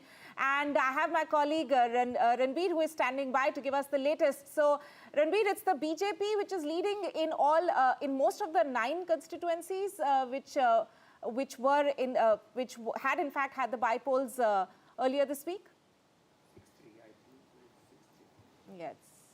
BJP is leading on 7 seats out of 9, and 2 Samajwadi Party is winning 2, Karhal and Sisamawa of Kanpur. So the ratio between BJP and Samajwadi Party is 7:2, and that ratio is expected because exit poll says that the situation is that BJP can win 6 to 7 seats, and today after the trends we can say that BJP is in condition to win at least 7 seats out of 9. So it's a setback for Samajwadi Party because in 2022 Samajwadi Party won 4 out of these 9 seats, and this time it shrinks to 2.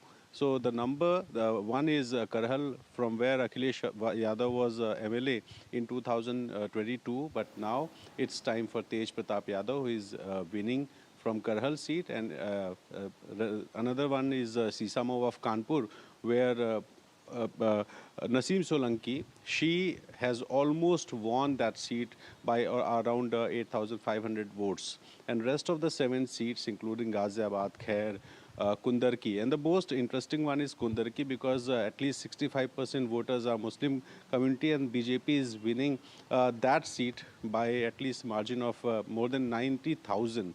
So that is very interesting seat.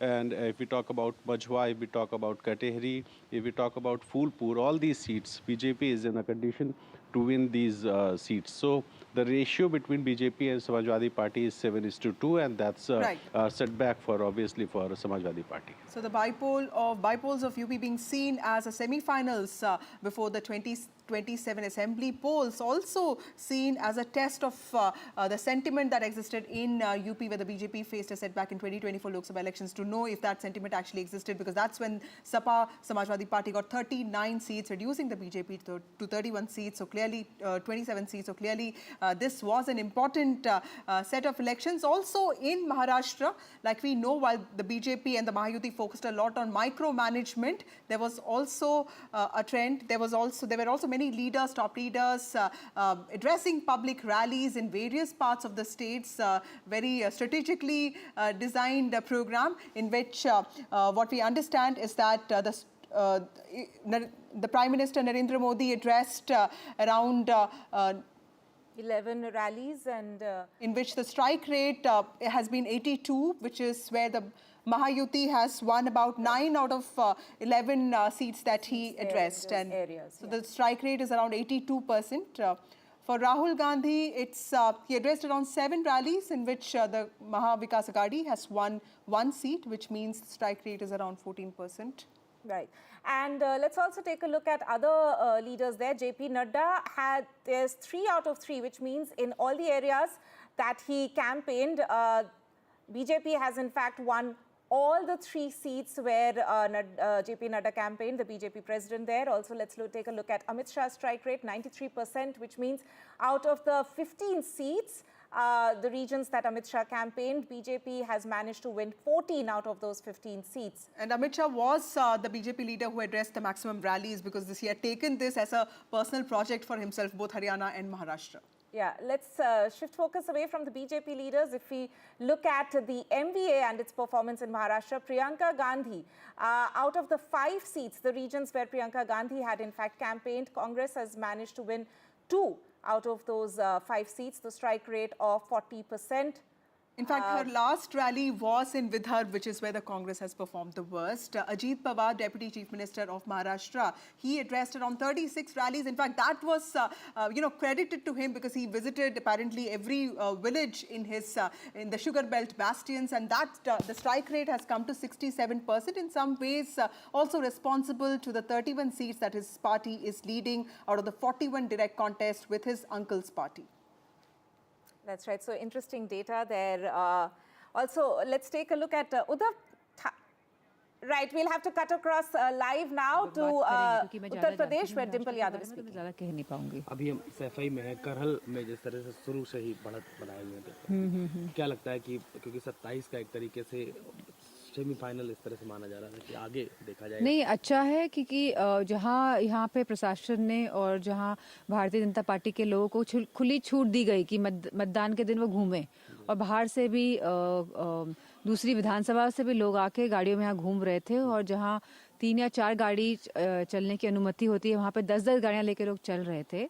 और जिस प्रकार से पूरा माहौल रहा, उसके बावजूद भी समाजवादी पार्टी का जो परफॉर्मेंस रहा है वो सही रहा है। लगता है अभी और सीटें आ सकती हैं, कई राउंड बाकी हैं। हाँ, मैं समझती हूँ कि हम लोग अनुमान लगा रहे हैं कि 4 सीटों पे हम लोग अभी भी जीत सकते हैं। Thank you so much.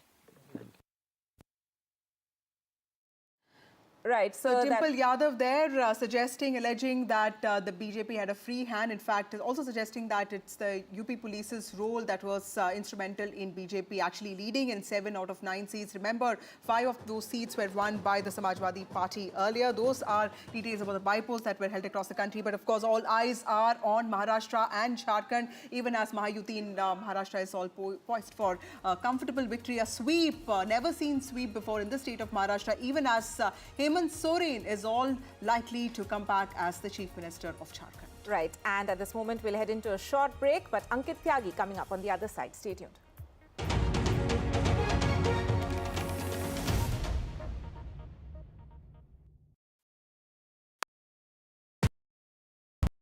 Stay informed and entertained with the new and updated NDTV News app. You can watch all our channels live, listen to podcasts, read breaking and exclusive news from around the world and more. Download the NDTV app today and get access to the best journalism and storytelling on your smartphone or tablet. The NDTV app. News that matters to you. NDTV proudly upholds its legacy of trust and credibility.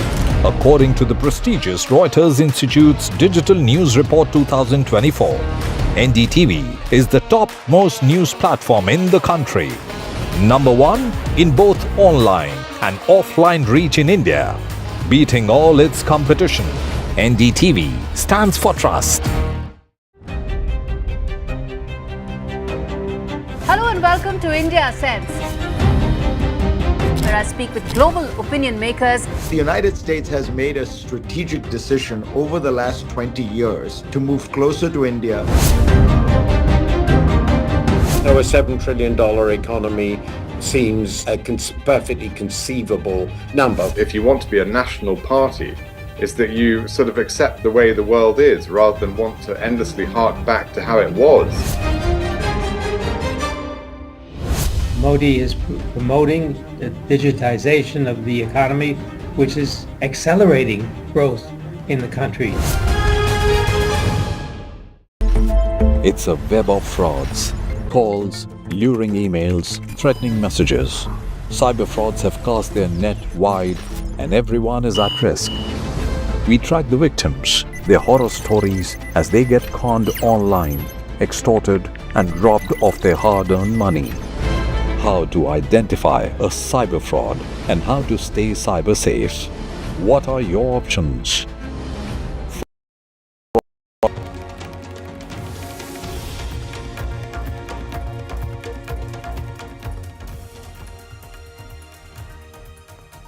Hello and welcome to NDTV, our continuous coverage of the last election result day of 2024. And how has this day turned out to be? A massive landslide, something that we have not seen in Maharashtra probably since 1995. The kind of victory that the BJP-led Mahayuti alliance is enjoying at this moment, and all those doles and the lovely dance moves that you are seeing on your screens are the BJP and Shiv Sena Shinde supporters celebrating the massive victory. It's not, in fact, ladies and gentlemen, something that you call a wave. It's an absolute tsunami that has hit Maharashtra in favor of the BJP and the Mahayuti at this moment. The MVA, the opposition alliance, relegated to just 55 seats. On the other hand, some good news coming in there for the India alliance from Jharkhand, where Hemant Soren is making a comeback in the state. We'll get you all the details. I'm Ankit Tyagi. Let's quickly take a look at the headlines. Mahayuti landslide in Maharashtra. Saffron surge drowns Mahavikas Aghadi. Celebrations erupt as the NDA camp is all set to sweep the elections in the significant state of Maharashtra. BJP's best ever show with a phenomenal strike rate. 124 leads out of 149. The BJP contested Devendra Fadnavis, the ultimate comeback man, now has his eyes all set to become the Chief Minister of Maharashtra for the third time. Big victory for the India bloc in Jharkhand as voters reject NDA's infiltrators campaign. Hemant Soren defies anti-incumbency, set to win another term in the state. It will be the third Gandhi in the parliament with the victory of Priyanka Gandhi Vadra at the Wayanad Bypoll. Stunning debut for Priyanka Gandhi, surpasses Rahul Gandhi's victory margin. TMC's massive sweep in first Bypolls after RG Kar case. TMC wins 3 seats and leads in the other 3 in the state of West Bengal. Yogi Adityanath firmly in lead in Uttar Pradesh, leads 6 seats out of 9 in Punjab. The ruling Aam Aadmi Party is leading on 3 and the Congress on 1.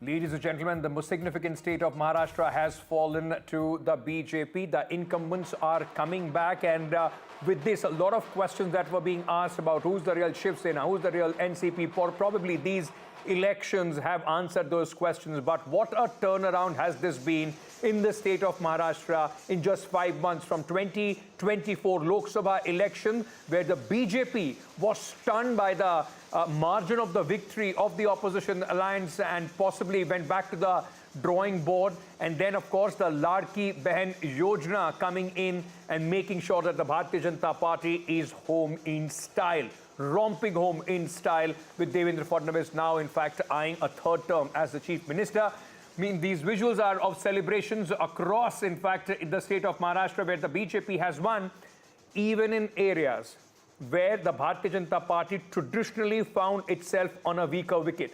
Marathwada, Vidarbha, the Bharatiya Janata Party, which was absolutely clean bowled in the 2024 elections of Lok Sabha, has made a stunning comeback. And one of the big winners is the man of the moment at this moment, the man that you see on your screens, Eknath Shinde, the, in fact, Chief Minister. He has won and possibly has answered a lot of questions about his legitimacy and his claim as far as the Shiv Sena is concerned. Let me very quickly go across to my colleague Radhika, who is joining us at this moment. There is, we'll also talk about the Bypolls and also the state of Jharkhand. The solace there coming in for the India Alliance in the state of Jharkhand, where Hemant Soren is making a comeback. Prabhakar is joining us from there.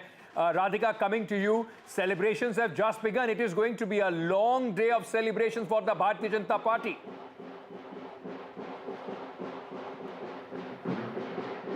Okay, I'm not able to hear your question, but I can show you the scenes around. It is very, very loud here, but certainly celebratory. In fact, celebrations are peaking outside BJP office. As you can see, doors and drums. People are dancing all around. There is saffron wave throughout outside the BJP office here. Top leaders have already started coming in. They are inside holding meetings. After some time, we'll see Devendra Fadnavis also holding a press conference. We know for a fact that at Varsha, there is going to be a joint press conference of Chief Minister Eknath Shinde as well as Devendra Fadnavis and Ajit Pawar, post which celebrations will turn to BJP office here, and multiple activities, celebrations, firecrackers, saffron flag, BJP flag all around. And we've been, speaking to several of the Karyakartas here. Of course, they are ecstatic. Several candidates, leaders have already started coming here. Winning candidates will also be felicitated in a bit. I have some women Karyakartas here. Ma'am, आप बताइए victory के बारे में. इतना expect किया था ऐसे margin victory? हम लोगों ने तो एक्सपेक्ट किया था. हमें पता था कि लाड़की बहन हमें साथ देगी और ज़रूर साथ देगी. लाड़की बहन योजना ने बहुत अच्छा काम किया है और हम आगे भी सपोर्ट करेंगे उनको, इसलिए उन्होंने सपोर्ट किया है इस पर. क्या factors, what factors work for BJP? बटेंगे तो कटेंगे मुद्दा और लाड़की बहन दोनों ने कमाल कर दिया है. बटेंगे तो कटेंगे campaign as well as लाड़की बहन, that's what has worked for the BJP, is what these karyakarta are telling us. But you know, a lot of factors did work. We know for a fact that post Lok Sabha defeat, BJP had been very careful in terms of projecting itself as a party, in terms of projecting itself as a coalition, alliance in itself. We saw all kinds of schemes being launched, not just Ladki Behan, but multiple other schemes for youth, farmers, senior citizens, and then of course the campaigns such as Ek Hai To Safe Hai and so on. Besides that, the development projects, we know for a fact that over the last 6 months especially, there have been multiple infrastructure development projects in Thane, Konkan, especially in Mumbai, be it the coastal road, be it metro. So all that has in a way contributed. Even when we spoke to voters, they just had to speak about the infrastructure development project that has made their lives easy. And of course, Ladki Behan, that has changed the lives of lakhs and lakhs of women, especially in rural parts of Maharashtra. I'm not able to at all. It's very, very loud here. But in a bit from now, all the top leaders of the BJP and, of course, leaders from Mahayuti will be descending to address the media, to celebrate along with winning candidates. And that will happen in just a bit. Of course, this is a landslide victory, no doubt, as far as Mahayuti is concerned. Unprecedented and something that even the BJP or even the Mahayuti did not expect. Absolutely, it's beyond expectations of many. The margin of this victory, 227 place, 56 of the Maha Vikas Aghadi for the Mahayuti. All the components of this alliance firing all cylinders with the BJP, of course, over 127 leads that they have at this moment. But for a moment, ladies and gentlemen, let's just take a breather from Maharashtra, and where of course overwhelming emotions for the winners and the losers. But let's just take a look at Jharkhand as well. That's the other big state, the last, as I said, of the 2024 election results. And Jharkhand also, the incumbent is making a comeback.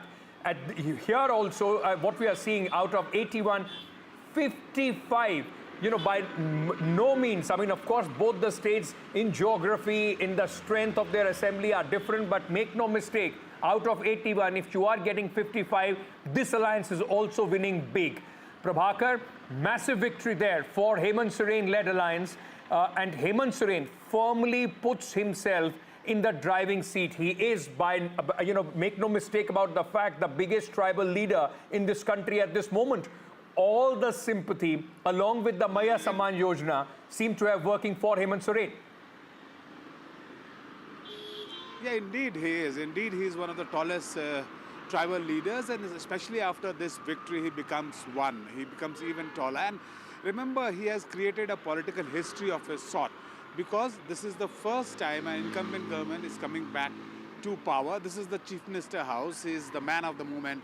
The man himself is parked there. He's parked with the family, and we are just waiting for him to walk out maybe a few hours from now. He's actually waiting for the scores to settle down, and then probably he will be coming face to face with the media. Now, the reasons what actually worked for him on the ground, because we were speculating for last 1 month regarding the Bangladeshi illegal immigration issue, which the BJP was raising time and again. Batoge to Katoge was the narrative by BJP on ground. But whether these things were working for BJP on the ground, we were speculating about it. Now it is clear that it did not work for BJP. BJP was not able to A, dent into the tribal vote bank, B, it was the woman factor which worked in favor of JMM, because they had floated a scheme called Maya Saman Yojana, where the women folks were given 1,000 rupees monthly stipend, and JMM has promised that stipend would be increased to 2,500 rupees if they are voted back to power, and now they are voted back to power. And most importantly, what the JMM cadres feel on the ground, and even BJP leaders used to concede, that sending Hemant Soren into prison on a corruption charge was a bad decision actually, because that backfired. He was a tribal leader, he was a chief minister, he was an elected chief minister, and BJP people believe, the message to the tribals were that this was BJP which was victimizing him and he was sent behind bars.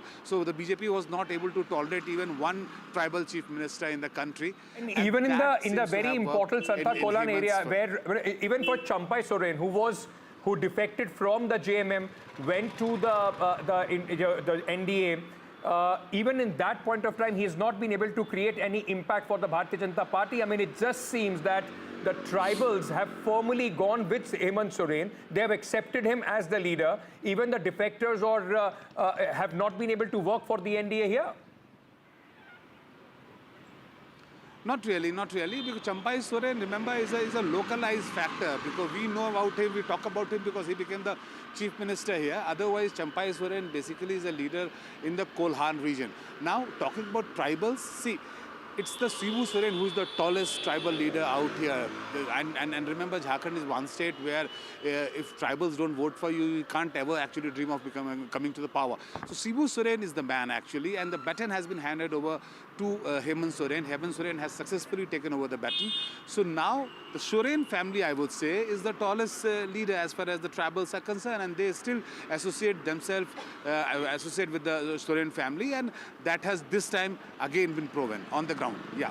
Thank you, Prabhakar, for joining us with all those details. What a day has this been. It seems for the opposition alliance, 55 is the magic number. Whether they are winning or losing in Maharashtra, they are at 55, and they are losing in Jharkhand, it's 55, where they are winning at this moment. So they are stuck with 55 on this election day. Prabhakar, thanks for joining us. Let me very quickly get a word in from Sam Daniel as well. Sam has been keeping a close eye on Wayanad. Wayanad, Sam, in many ways was a given result. I mean, it was expected that Priyanka Gandhi is going to win, but the margin was something that people were talking about. Massive victory for Priyanka Gandhi, and probably Wayanad is the only place where the Congress put in all their energies more than even Maharashtra or Jharkhand, and the result is there for us to see.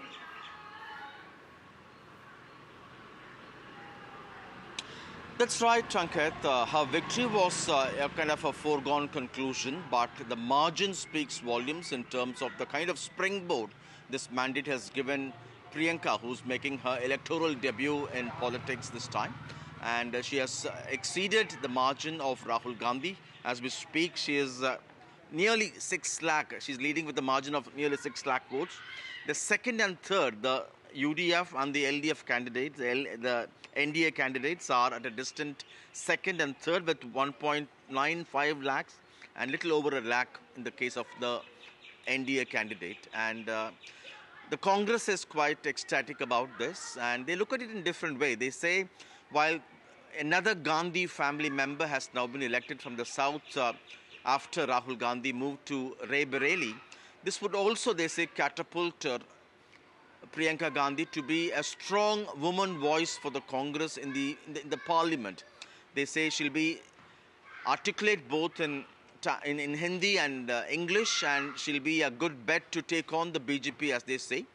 Many Congress leaders also look as a slice of Indira Gandhi in Priyanka Gandhi, and that way they say, besides her performance and tackling of the issues in the parliament, they hope she would also be able to spend considerable time working on the organizational challenges of the Congress. They look at Rahul Gandhi as a kind of a mass leader who likes traveling across the country and emerging as a people's leader, listening to people, understanding their problems. And they look at Priyanka with the strength to fix the organizational challenges of the Congress in a bid to strengthen the party and take on the BJP in a more effective way. And they hope she'll spend more time working with the AICC leaders and taking on the challenges. But as an MP of Wayanad, the larger challenge could be also to spend enough quality time as an MP in Wayanad, as the criticism against her during the campaign by both the BJP and the left was that she could be an outsider. She is an outsider, she could continue to be an outsider, and she could abandon the constitution. So she has to disprove that and live up to this mandate she has won. So that's a big challenge for her. But certainly for the Congress, which lost Maharashtra, here is something big to be happy about. Some solace for the Congress party, and more they are consolidating in South, whereas in North India and West India, now we are seeing a complete decimation of the Congress party. Gurpreet Cheena also joins us. We'll talk about Punjab in just a short while. Gurpreet, just give me a moment. Let me introduce my guest. Sajjan Kumar is joining us at this moment. He's a political analyst. Mr. Brijmohan Shrivastava, National General Secretary of the NCP Ajit Pawar faction, is also with us. Subhashini Yadav, spokesperson of the Congress party, is with us at this moment also. Thank you. Mayank ji is also with us at this moment, our in-house political expert. Mayank ji, the Congress party, like I said, more and more relegated just to the south of India. South or Wayanad? South. Also, like, right now, Telangana and Karnataka is with them. They've won all the 3 bypolls in Karnataka. But the fact remains, if you look at and analyze the numbers like you have been doing, even in terms of the vote percentage, this is warning bells for the Congress party after Hindi heartland states in Maharashtra as well. Maharashtra, though the Congress has not been able to perform like they used to at one point of time in their dominance of the 80s, but even then, the Congress party had pockets of massive influence. They have been decimated in those pockets as well. And we have discussed this before, and not in the studio and outside of it. Case of misplaced priority, and we have discussed this. Congress party gave everything in Wayanad and left everything else. See, in Jharkhand, all big leaders of Congress put together held 11 rallies. And I think they held very few rallies in Maharashtra also. Yes. And we had discussed this. See, what is Congress's priority? See, Maharashtra is one state where Congress has always been very strong.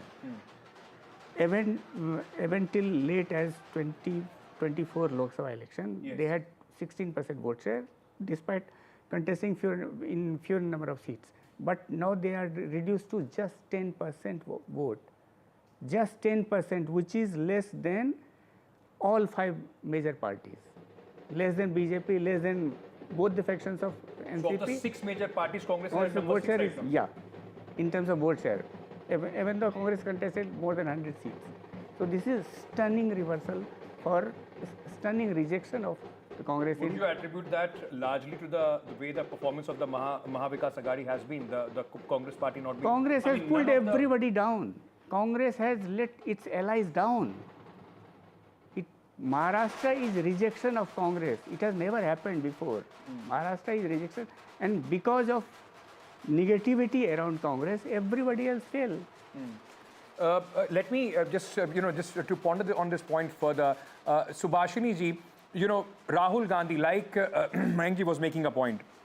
Rahul Gandhi held 8 rallies in the state of Maharashtra. Was an important state. After Haryana, people were thinking that there will be a renewed Congress which will try and pull its weight as far as Maharashtra is concerned. 8 rallies, 2 of them were closed-door Samvidhan Sabhas. Has the Congress party, in fact, relied too much upon the narrative that they had 5 months back in the Lok Sabha election, not been able to reinvent itself, and the BJP has learned from what happened in 2024 Lok Sabha and has completely decimated the Congress party? The situation is that none of the opposition would not even have a leader of opposition in the Assembly of Maharashtra.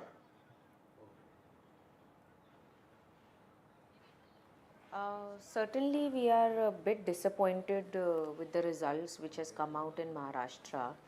This is not we were expecting. Why? Because as you just mentioned, there were a lot of rallies, programs, and I myself was there during the Samvidhan Sammelans. I am one of the organizers for them. We got the support of the people. And it was a narrative set by BJP that they will be changing the constitution. And their leaders used to say during the general election, and they themselves took this back and they took their Nara back, Ab ki baar 400 par. It was the reason why, because there was a threat to constitution. Our leader, Rahul Gandhi ji, is adamant to safeguard the constitution, and he has taken this promise that whether his life is there or not, but he will be protecting the constitution.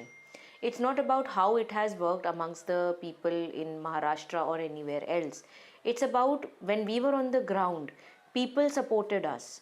They were organic people who attended our programs. We did not manage anything like how we saw a few days ago. The people of Maharashtra, BJP Maharashtra leaders were distributing money. So we were not managing things. We were fighting on the ground. Now, whatever the results have come, with due respect, we accept this and we are disappointed we will get back to the drawing board and we will check whether where we have not fulfilled the gaps, and we will again come back. Your own supporters, Definitely even this for is your own disappointing, supporters, your but, party cadre, not every... after Haryana, much more would have been expected from the Congress party. I mean, you are saying, all those factors, money and all. People have answered that. People have answered those questions. Is it time for the Congress party just not to go back to the drawing board, but also to think how they want to lead, the kind of issues they want to pick up? I would like to intercept in this, that it is not like that it has not worked. You never know what changed the tide. There was, your media channels were showing that we are winning Haryana. Till last minute, the media channels were showing till yesterday we were neck to neck. We also rely on the surveys, the same survey which you conduct amongst the people. The party also rely on those surveys. But whatever the elections are not fought in the television studios, they are fought on the ground. At this moment, it seems that on the ground, the people of Maharashtra has completely rejected you. I'm just going to come back to you. I gave my view on that. I agree with you. I gave my view on that. We fought the elections on the ground. We went to the people, and the people, wherever we went, people were supporting us. People said that we are going to change this government. If something has happened, of course we will sit and look into this. I am accepting the defeat. I am not saying that we are not accepting that Maharashtra has not seen in a very, very long time. Absolutely. Gurpreet, our colleague, is also joining us. Maria joins me at this moment as well. Gurpreet, very quickly, a word on Punjab. Aam Aadmi Party leading on 3, Congress on 1. There also the incumbent, and it was also a prestige battle for Bhagwant Mann. A lot of questions were asked about his leadership. For the Aam Aadmi Party, this will be, and especially for the Chief Minister, some sort of vindication, isn't it?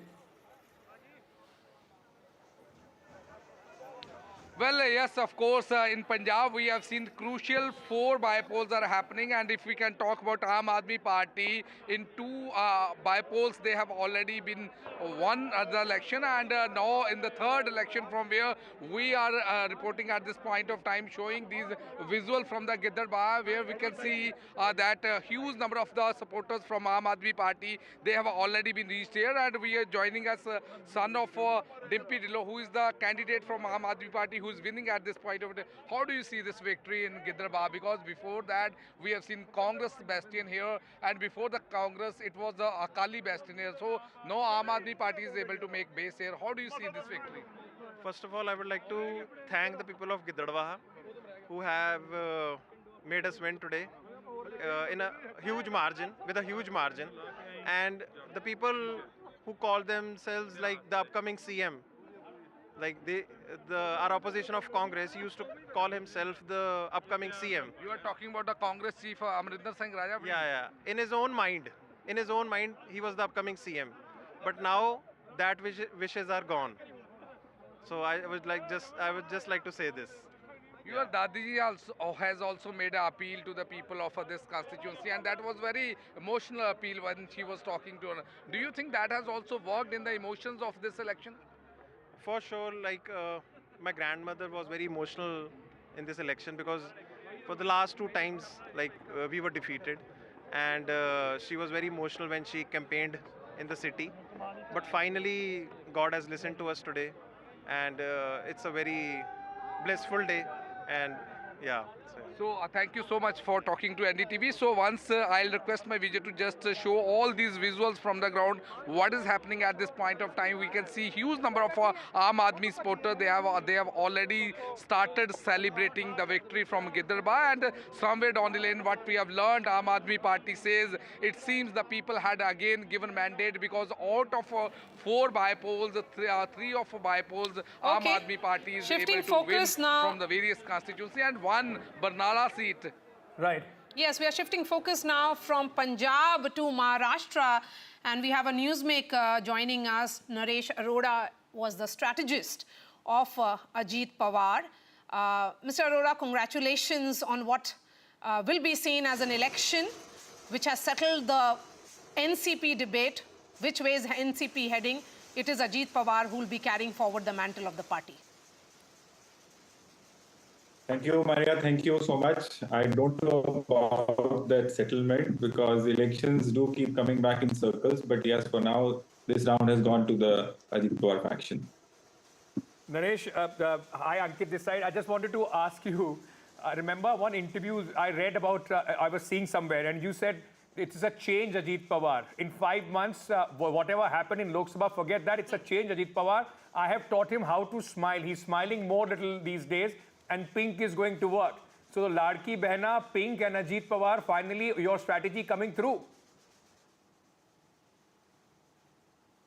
First of all, Ankit, thank you for noticing the interviews I have given, but I have never said that I have made him smile. It's just that he has not been visibly smiling. So this time round, he was visibly smiling. He could be seen around smiling.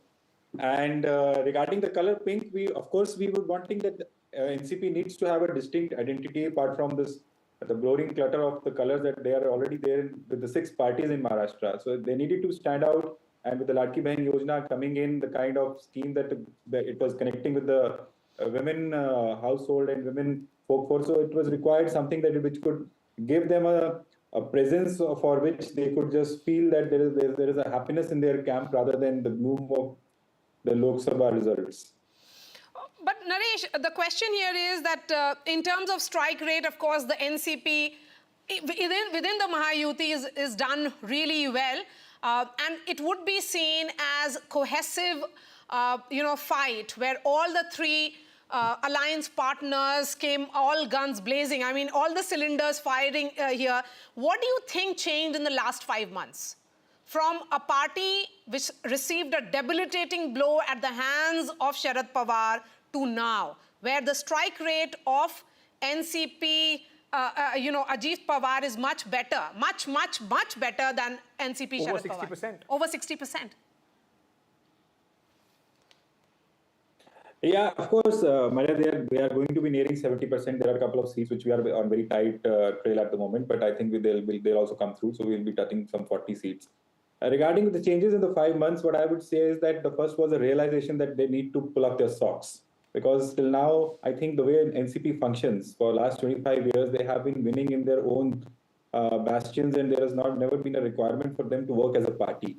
So another thing was that Mr. Sharad Pawar used to play the role of that vote getter. He was the one who used to be the public face, and Mr. Ajit Pawar was the one who was running the administration. And he runs the administration so efficiently that even his critics approve of his administrative skills. And if you talk to any bureaucratic setup, they will also have the same words for him. So Mr. Ajit Pawar was to realize that his role has changed now. He needs to function as a party president and not just as a deputy chief minister. He enjoys the role of being an administrator very much, but he had to come out of his comfort zone, which he did. And another thing which people have not been knowing about it, that Mr. Ajit Pawar is a very hardworking politician who gets up at 5 o'clock, starts meeting people at 6 o'clock, but has never been doing it in a way that people would be seeing it that, okay, fine, this is one mass leader. So once he realized that there is a change of role required, and he came into his own, the Jan Samman Yatra, the adoring of the pink color, and of course the big smile, which is now, again, I think the bigger one has been pasted on his face today after the results. But these all things work together, and then there was the concentrated approach towards the number of seats to contest, because generally the jostling and the tug of war among the alliance partners always that who will get more seats to contest. So my role here was the first thing that they should be contesting the seats which are in winning distance, where we have a winning shot, because the numbers today are going to matter, not the numbers on the day the tickets were announced. Once that was clear, then the candidates were worked upon, the right candidate selection happened. He did give in to, he had to give up, in fact, sorry, I should say that he gave up a couple of candidates with whom he had emotions attached, because he could see that they might not be able to make through. Right. So some tough decisions on the course, hard work which he showed on the ground, and it motivated his candidates as well, because when the Lok Sabha results were out, I remember my conversations with the MLAs that how were they feeling at that point in time. And 4 months down the line, once the elections were announced for Vidhan Sabha, the mood was completely different. And confidence is a big thing in politics, that how you think that how are you going to make it or you're not going to make it. There were certain candidates who were not even willing to contest at one point in time. And now today they are winning by 28 or 30,000 votes. So this is the kind of confidence that came back. The party worked unitedly. The presence was felt. The campaign was, by all accounts, I would say, on a positive note. More or less, And of course, when one you bring a major lot change of that factors came from Lok Sabha. coming together to Yes. make that kind of victory. But Naresh, very interestingly, like you were saying, how in 5 months, you've been able to bounce back, recreate the whole image and the way things were functioning. But can I ask you, because interestingly, you worked at some point of time with the Congress party as well. Where did the Congress party and the opposition fail? Were they not able to answer the narratives that you and the Mahayuti was able to create? And was it them holding on to an old narrative? I mean, Constitution khatre mein hai, may have worked in the Lok Sabha, but how does it work in a state election? That narrative of caste census, it may have worked in the Lok Sabha, it did not work this time around. Or do you think their strategy was wrong from the word go?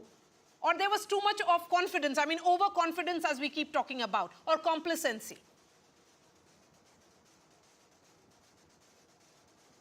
I should not be commenting on their strategy now that I'm not working with them, but because this question has been asked and I am on the opposite side, what I see is that they were complacent to start with.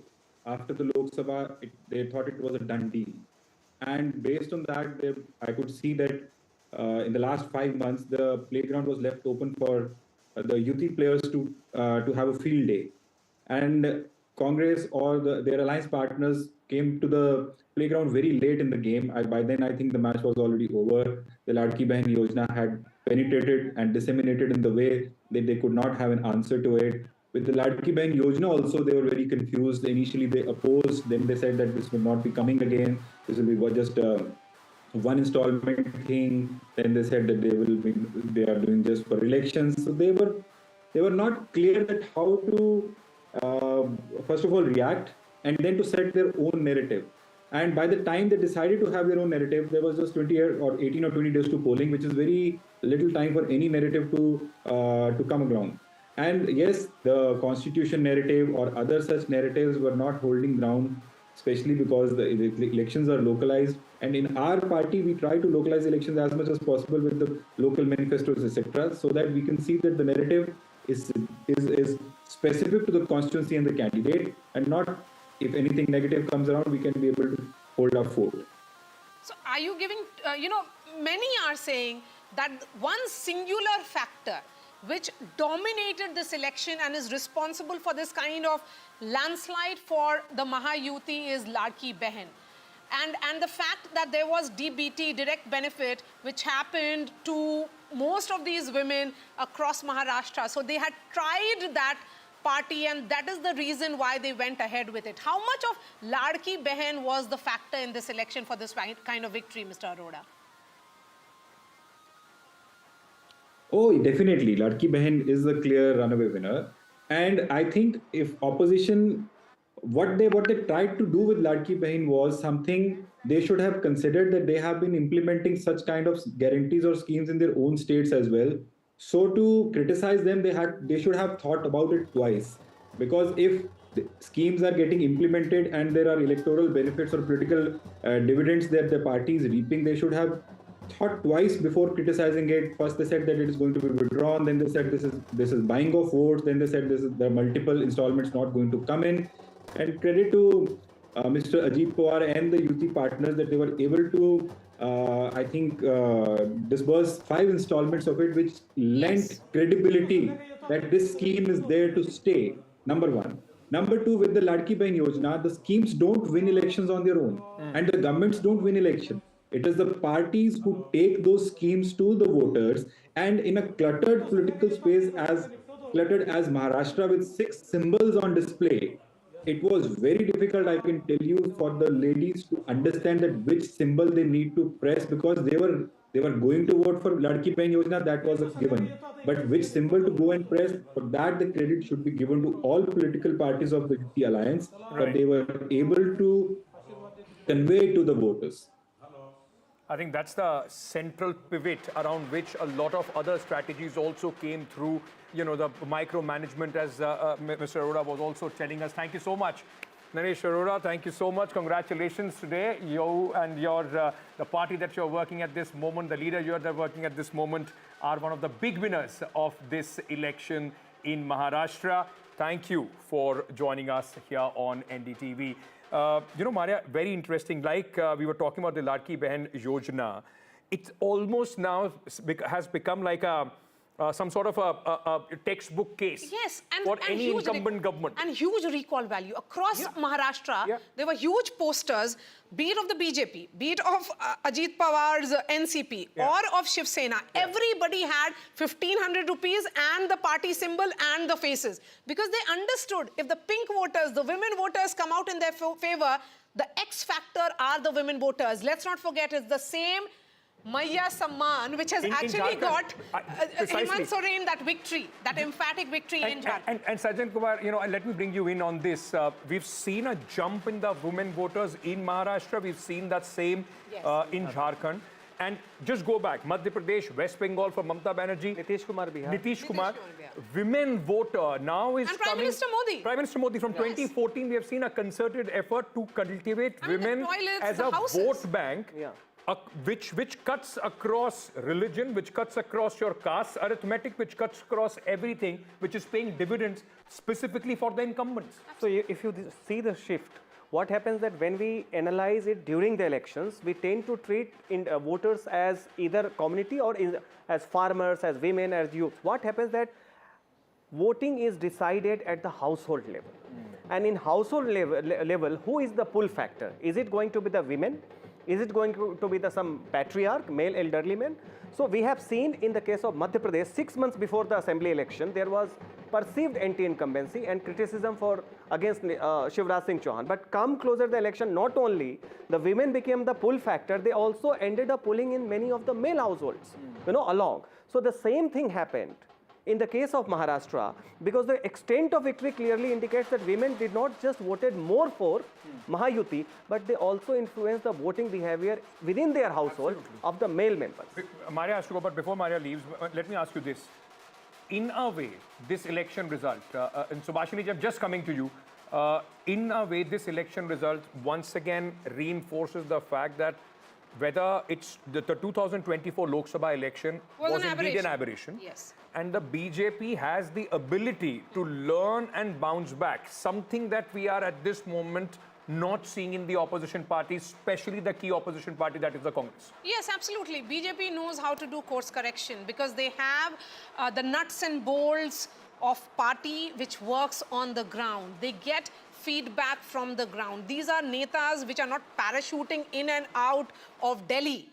They believe in issues which will resonate with the Janta. And I think welfareism, yes, but that faith that here is Prime Minister Modi at the center and a BJP plus government in Maharashtra, which can ensure double engine. So, across Maharashtra, what was palpable there was, Ankit, stability. Buzzword was stability, a government that will complete 5 years in office. They had this faith that Prime Minister Modi's governance model will ensure that there is infrastructure projects in urban centers and the concerns, be it of farmers, be it of women, and of various voting blocks are addressed. And what added was Eknath Shinde, almost like a pepper on this cherry on the cake, I would say, where he ensured that the Maratha constituency, because he himself was a Maratha, a Maratha addressed the concerns of the Maratha constituency and completely neutralized that entire talk of the Maratha agitation. The Marathi Manus that the Shiv Sena stood on, that pillar, has been completely taken off under the feet of Uddhav Thackeray, even in a Worli seat where there is a concentration of a large Marathi-speaking population. Aditya Thackeray is finding it very tough. I mean, last I checked, he was trailing by about 600 votes. I have to take a very quick break. Subhashini ji, I just need a moment from you. Once I come back from this break, okay, she's left. Tough day for the Congress party, but let me say, Jharkhand also, ladies and gentlemen. Don't forget, Maharashtra, of course, a victory of mammoth proportions. But in an 81-member assembly, Hemant Soren is making a comeback with 56 members at this moment. That's also a huge victory. But that is also because of Hemant Soren and JMM, not as much as the Congress party. Sure, but so it also tells you the bigger narrative of 2024 as we end the last result day of 2024. Don't count the regional satraps out yet. It's not all done and dusted. Like after 2024 election, people started saying it's once again going back to the bipolarity. Congress will need to pull up its socks much more before we can once again have that kind of bipolarity in elections of India. Quick break. We are coming back. Stay tuned. Our coverage continues.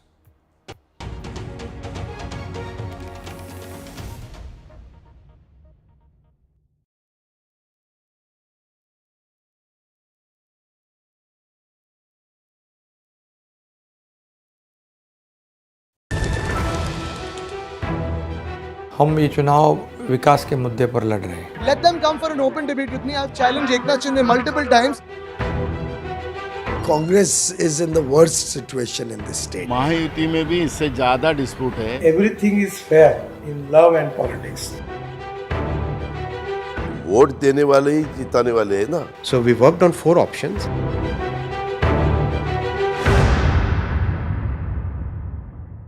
I've been reporting on all issues, big and small, from Andhra Pradesh, Telangana, rest of South India, bringing you all the action, all that you need to know, all that you want to know. The energy of Maximum City is infectious. I bring in that energy in our news coverage from financial capital Mumbai. India's IT capital is always buzz. It's literally a city that never sleeps. And I keep you ahead on all the Bengaluru buzz. Covering from the southernmost part of India over the last 23 years, I bring in-depth and 360-degree coverage from the Dravidian heartland. The land of Mishti is also known for its bitter politics. I have seen much water flow under the Howrah Bridge, covering Bengal in all its vivid colors. In today's interconnected world, India's voice is more crucial than ever. When India speaks, the world listens. At NDTV World, we are that voice, bringing you intelligent and insightful news from India and beyond.